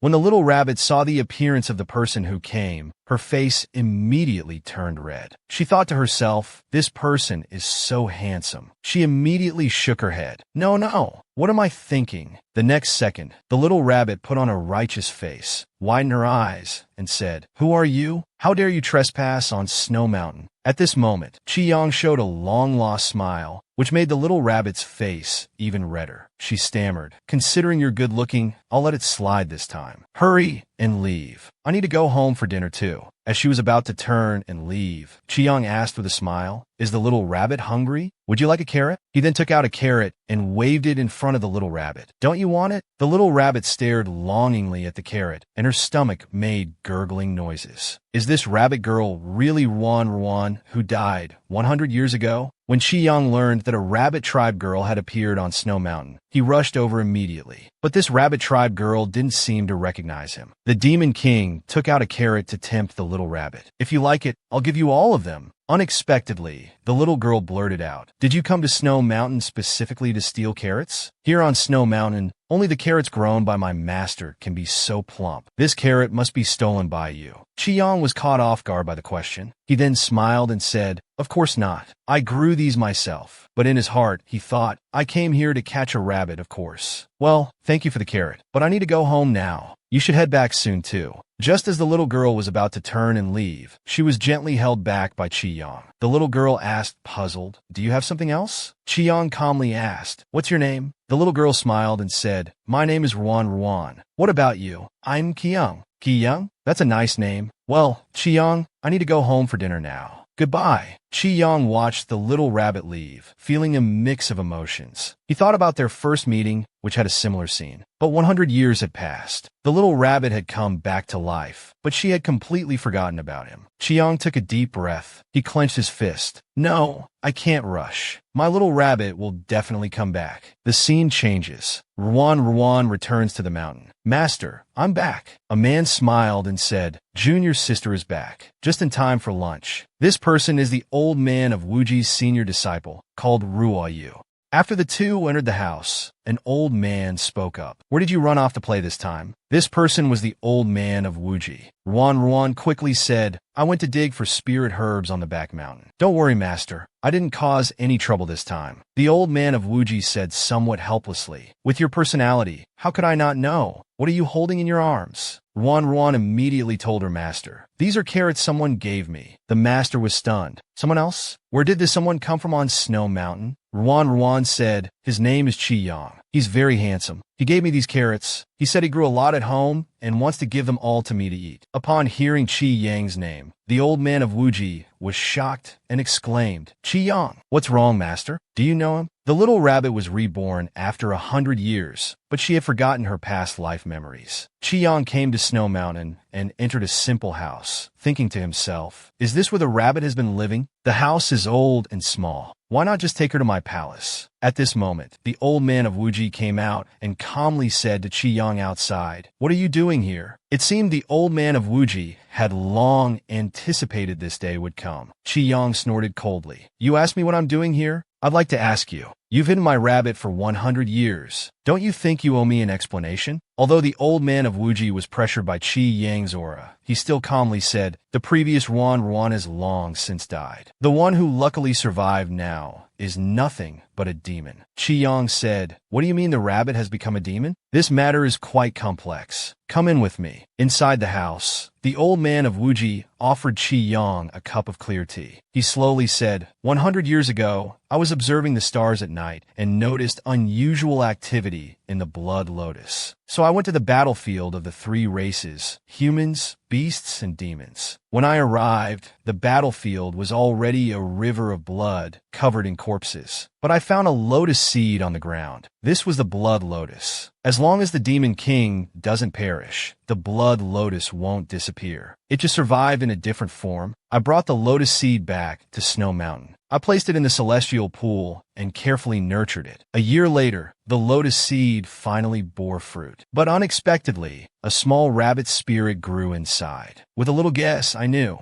She was the rabbit girl who had been favored by the Beast King Wanxing. Although she was revived by the lotus seed, her heart was empty. Due to long-term fusion with the blood lotus, her body had turned into a demon constitution. She also forgot all memories of her past life, including you. Qi Yang's aura suddenly intensified. He slammed the table hard. No matter what Ruan has become, she's still my little rabbit. I will definitely make her remember me. As for you hiding my rabbit for 100 years, it's time for you to do something to repay. The old man of Wuji was suddenly shocked. What? What do you want to do? The scene changes. A soft voice is heard. What? Go down the mountain? The old man of Wuji gave Ruan a spatial ring. You've come of age now. It's time for you to go down the mountain for experience. This spatial ring is filled with water and food for emergencies. Ruan asked, puzzled, Master Wuji, why do you suddenly want me to go for experience? Didn't you always refuse to let me down the mountain before? The old man of Wuji chuckled. Go on, go and see the world. It'll be all beneficial. But in his heart, he thought, it's all because of that demon king's pressure. Without waiting for Ruan to speak, he pushed her towards the door. Go on. Your master and senior brother will always be here. Come back when you're tired of playing. Then with a bang, the door was shut tight. Ruan was still confused, feeling something wasn't right. But a voice came, Little Rabbit. Qi Yang was waiting outside with narrowed eyes. The little rabbit was suddenly sent down the mountain by the old man of Wuji for experience. But Ruan didn't know this was all forced by Qi Yang.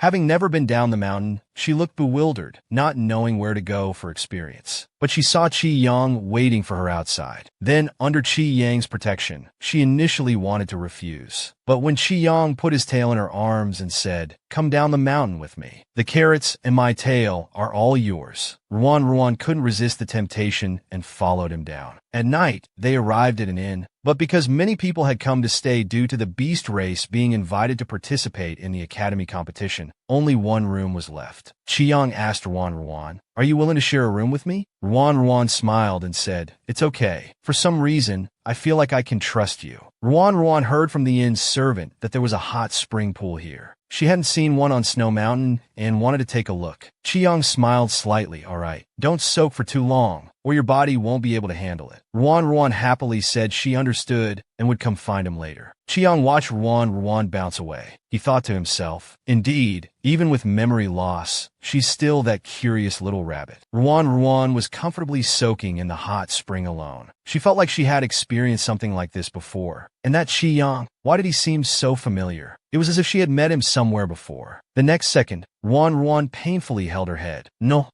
I've always been on Snow Mountain. I've never had these experiences. At this moment, Qi Yang knocked on the door outside. Rabbit, it's been half an hour. Are you done? Ruan hurriedly said, I'm done. I'll be out soon. But accidentally, when getting out of the bath, she tripped and fell heavily on the ground. Qi Yang immediately ran in. "Rabbit, what happened?" And so, once again, Chi-Yang saw her completely naked. Ruan's face instantly turned red with embarrassment. Chi-Yang coughed awkwardly. "Well, it's not a big deal." Then he snapped his fingers. Ruan turned back into her rabbit form. "There, that's better. It's all for now. Can't see anything." Then Chi-Yang turned his back to Ruan, letting her get dressed. He thought to himself, the rabbit is too unguarded. If someone else had come in just now, no, except for me, no one else can get close. With the academy competition between humans and demons coming up, it's going to be crowded with all sorts of people. I need to protect her well. After Ruan changed her clothes, Chi-Yang possessively embraced her. "Don't move. I'll apply some medicine for you."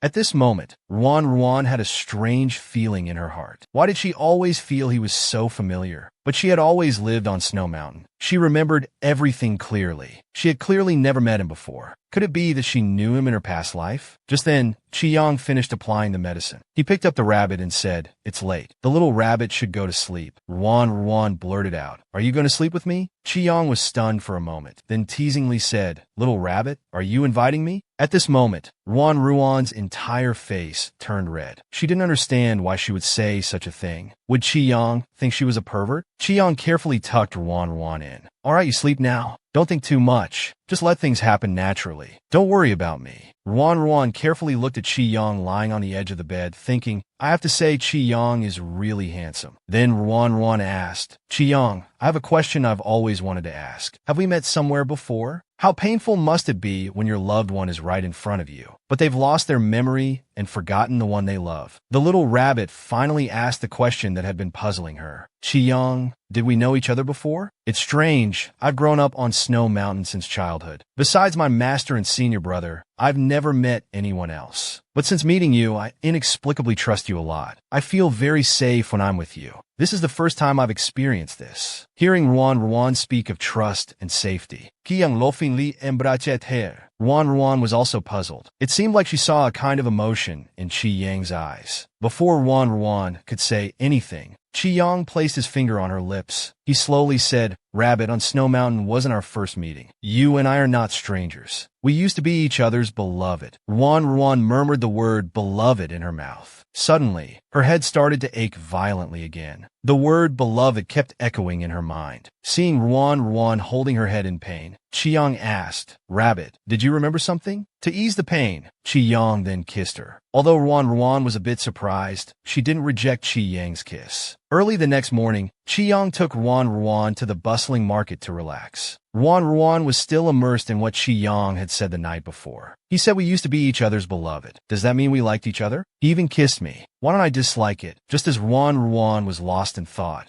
a little girl suddenly bumped into her. The little girl, with tears in her eyes, rubbed her forehead, saying it hurt. Ruan smiled and crouched down, patting the little girl's head. "Don't worry, big sister knows medicine. I'll heal you right away." Just then, a woman walked over and said somewhat reproachfully, Mian, I told you not to run around on the street." Then the woman apologetically said to Ruan, "I'm sorry. Mian has been spoiled since childhood. She just bumped into you. I apologize on her behalf." Ruan quickly waved her hand, saying it was fine. Just as the woman was about to raise her head to say thank you, she suddenly looked incredulous, widening her eyes. "Little junior sister? How is it you, little junior sister? Are you calling me?" The little girl beside her tugged at the woman, saying, "Senior sister Xiao Jin, I'm your little junior sister." Seeing that Ruan really didn't seem to recognize her, senior sister Xiao Jin realized, "Oh, she just looks very similar to my little junior sister. Certainly not the same person. After all, I personally saw my little junior sister die back then." So she quickly apologized. "I'm sorry. I mistook you for someone else. You look very much like a friend I lost." Ruan laughed. "Oh, so that's it. Actually, when I first saw you, I also felt somewhat familiar." Just then, a little rabbit's voice came. It was Chi-Yang walking over. When senior sister Xiao Jin saw Ruan, she initially thought she had mistaken her identity. But when she saw the Demon King Chi-Yang in the distance, she immediately understood. This was undoubtedly her beloved little junior sister. Ruan smiled and waved to senior sister Xiao Jin. "My friend is here to find me. I'll be going now." Xiao Jin immediately called out to Ruan, "Wait a moment." She quickly bought a jade hairpin from a nearby stall as a thank you gift for treating Mian earlier. "This is a small token of my appreciation. Please, you must accept accept it. Ruan laughed and didn't refuse. Thank you, I'll cherish it. Watching Ruan leave, senior sister Xiao Jin thought to herself, she really is my little junior sister. Qiyang has found her and brought her back. The girl called Mian asked curiously, senior sister Xiao Jin, do you know that beautiful big sister? That jade hairpin was so expensive, and you gave it to her. Senior sister Xiao Jin slowly said, yes, I knew her before. But the beautiful big sister now has her own life. We can't go and disturb her. On the other side, Ruan looked at the jade hairpin in her hand and asked Qiyang, do you think I knew her before? Why do I have a strangely familiar feeling, just like when I first met you? Qiyang gently stroked her head and said, yes, you didn't know each other before. But for the sake of your health, there's no need to remember everything right now. Let's take it slowly. Ruan said seriously to Qiyang, but I want to regain my memories as soon as possible. Can you take me to see my old friends? Maybe seeing them will help me remember. And about you too, I want to remember quickly. If we really were lovers, and I forgot you, you must be very sad. Qiyang thought for a moment. The rabbit suggestion might be a good idea. Through his observations over this period, he found that the rabbit, resurrected through the lotus seed, seemed to have only lost her memories. Everything else was the same as before. Then he took Ruan's hand and said, all right, if you want to go see them, I'll take you. Ruan happily threw herself into his arms. Thank you, Qiyang. Qiyang squinted at Ruan and said, rabbit, can you not call me Qiyang? Ruan was a bit confused. If not Qiyang, then what should I call you? Qiyang leaned close to Ruan's ear and whispered, call me Fox. Ruan then called out Fox several times in succession. Qiyang enjoyed being called like this, just like before. Afterward, he took the rabbit to a place, saying there were two old acquaintances of hers here. Ruan thought excitedly, wondering if they would still remember her. Unexpectedly, at that moment, they were stopped by a little wolf demon. In a childish voice, it said, stop right there. This mountain is mine, this tree I planted. If you want to pass, leave some toll money. Ruan quietly asked the fox. He can't be one of my old acquaintances, right? He looked so small. Seeing that he was being ignored by the two, the little wolf demon immediately put on a fierce expression, saying, hey, you too, hurry up and hand over your valuables. But his fierce appearance looked cute in Ruan's eyes. She went up and stroked the little wolf demon's ears, saying, little one, robbing isn't something children should do. Unexpectedly, the little wolf demon immediately dodged backward, saying shyly, miss, don't be shameless. I'm still a child.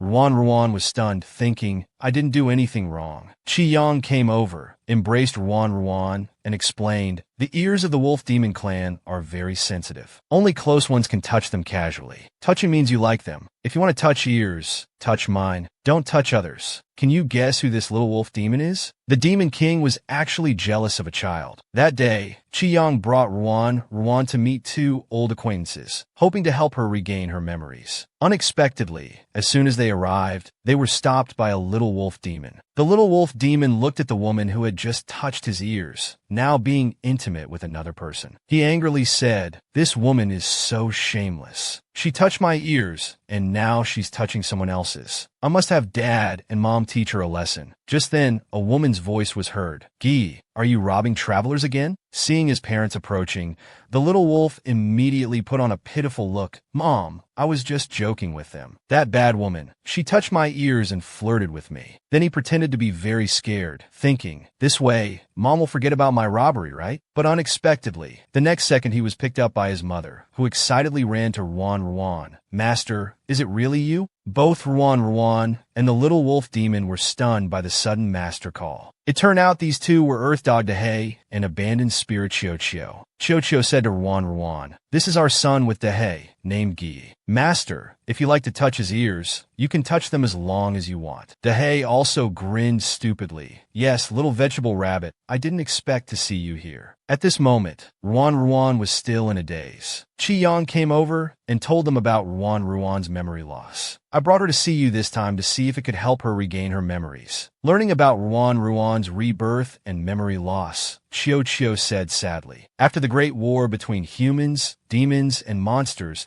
I heard that Master disappeared along with the Snow Lotus. Our contract with Master was automatically dissolved. We all thought you had. Ruan smiled and waved her hand. Well, I'm fine. Although I don't know what Snow Lotus you're talking about. But I'm living vigorously and happily every day now. Qiao wiped away a tear, All right, let's not think about those unhappy things. Master rarely comes. Let's show you around and have some fun here. So, led by Dahei and Chio, Ruan toured the entire forest. Which river had the best tasting water? Which fish was the most delicious? Which mountain had the most effective spiritual herbs? Although Ruan still didn't remember much, she already felt it was enough. After several days of sightseeing, Ruan planned to say goodbye to Dahei and the others, thinking again of other places to look around. At the time of parting, Chio had her son Gi quickly apologize to his sister. Ruan pinched Gi's cheeks, saying it's okay. Gi, sister will come to see you when she has time. Seeing that Ruan wasn't angry, Gi shyly gave her a kiss. As he ran away, he said, "Goodbye, sister. Wait for me to grow up." Ruan touched her cheek, thinking this child is quite cute. Chi-young, standing beside her, said somewhat angrily, "This little wolf cub, next time I see him, I must teach him a lesson." Ruan laughed. "Come on, he's just a child." Then she kissed Chi-young on the cheek. "Besides, Fox, I like you the most." To help the little rabbit regain her memories, the Demon King took her to meet many old acquaintances. Unexpectedly, this was quite effective. The little rabbit often dreamed of some past events. This time she dreamed again about the first time she shaved a haze fur at Lingy's sect. The first time she went to the fox's palace. The first kiss with the fox. The first time the fox told her he wanted her to be his queen. Then a voice echoed in her mind. Is this Chi-young? Palace home queen? Such familiar dialogue. At this moment, Ruan woke up from her dream. Upon waking, she found herself in Chi-yang's arms. Ruan asked, "Where are we now?" Chi-young said, "In half an hour, we'll be out of the forest. Is there anywhere else you want to go next?" Ruan thought for a moment. In her dream, she seemed to remember the fox was some kind of king, and there was a very large palace. Then Ruan said, "Fox, can I see your palace?"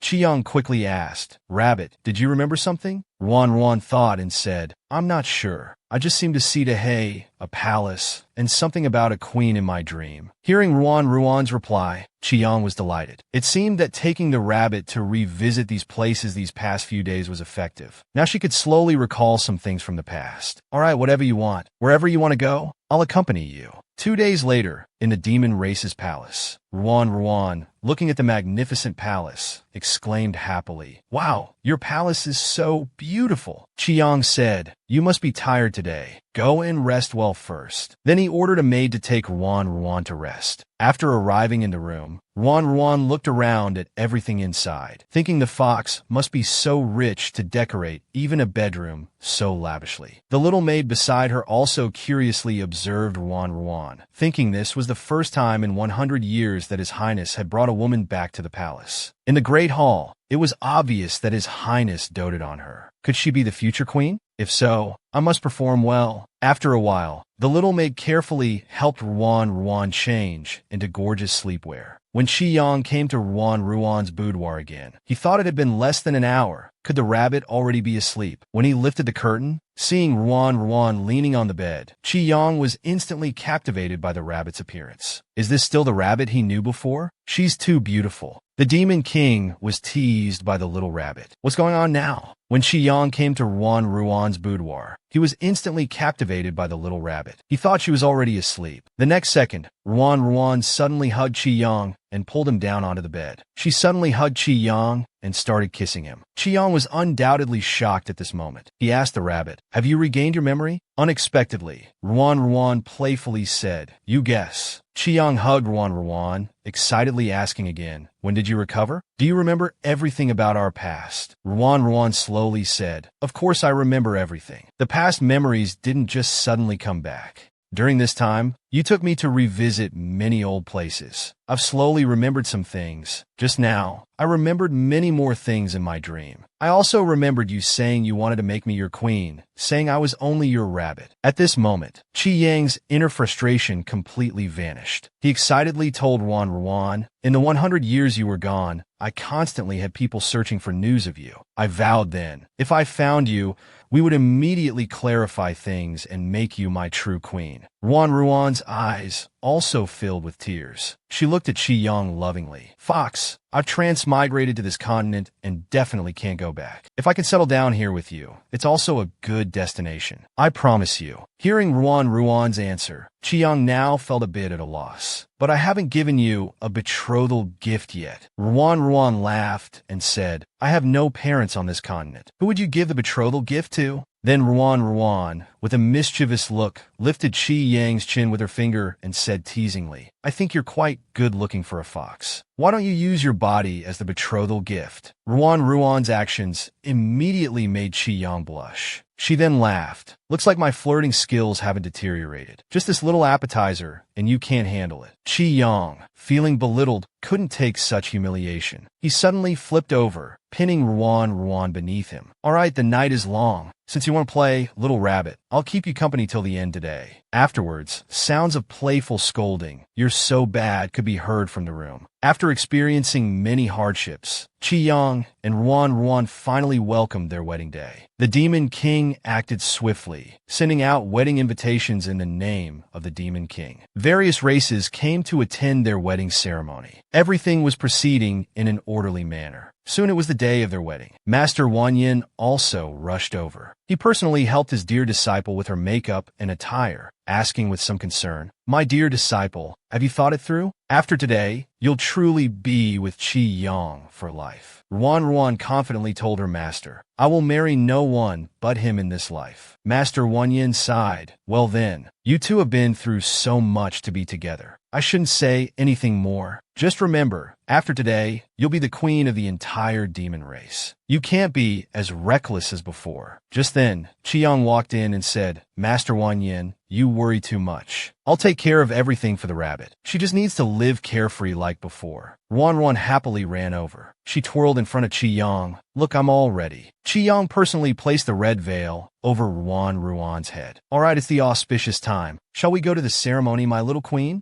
In the great hall, gongs and drums resounded, lanterns and decorations everywhere. Amidst waves of blessings, the newlyweds began the bowing ceremony. First bow to heaven and earth, thanking the grace of heaven and earth. Second bow to their elders, thanking them for their nurturing grace. Husband and wife bow to each other, wishing for a harmonious life together till old age. At this time, blessings came from below. "We wish the Demon King and Queen love and harmony, to grow old together and spend a lifetime together." From then on, after Qi Yang married Ruan, the three races of humans, beasts, and demons enjoyed 100 years of peace. All races lived in harmony, creating a peaceful atmosphere. Qi Yang also took his queen to travel all over the continent. Time flew by. In the blink of an eye, the couple's twin children had grown up. By now, Ruan had gained a motherly gentleness. The older sister, named Qi Jin, took after her father. She was a fox girl, demanding her mother for fish to eat. The younger brother, named Qi Ming, took after his mother. He was a rabbit boy, quietly eating carrots. Just then, Qi Yang walked over with grilled fish. Ruan said, "Fox, we're bored of this place. Let's go to Dahei and Chio's place next. It's a good chance to introduce these two little ones to Guei." Then the couple set off towards their beautiful life.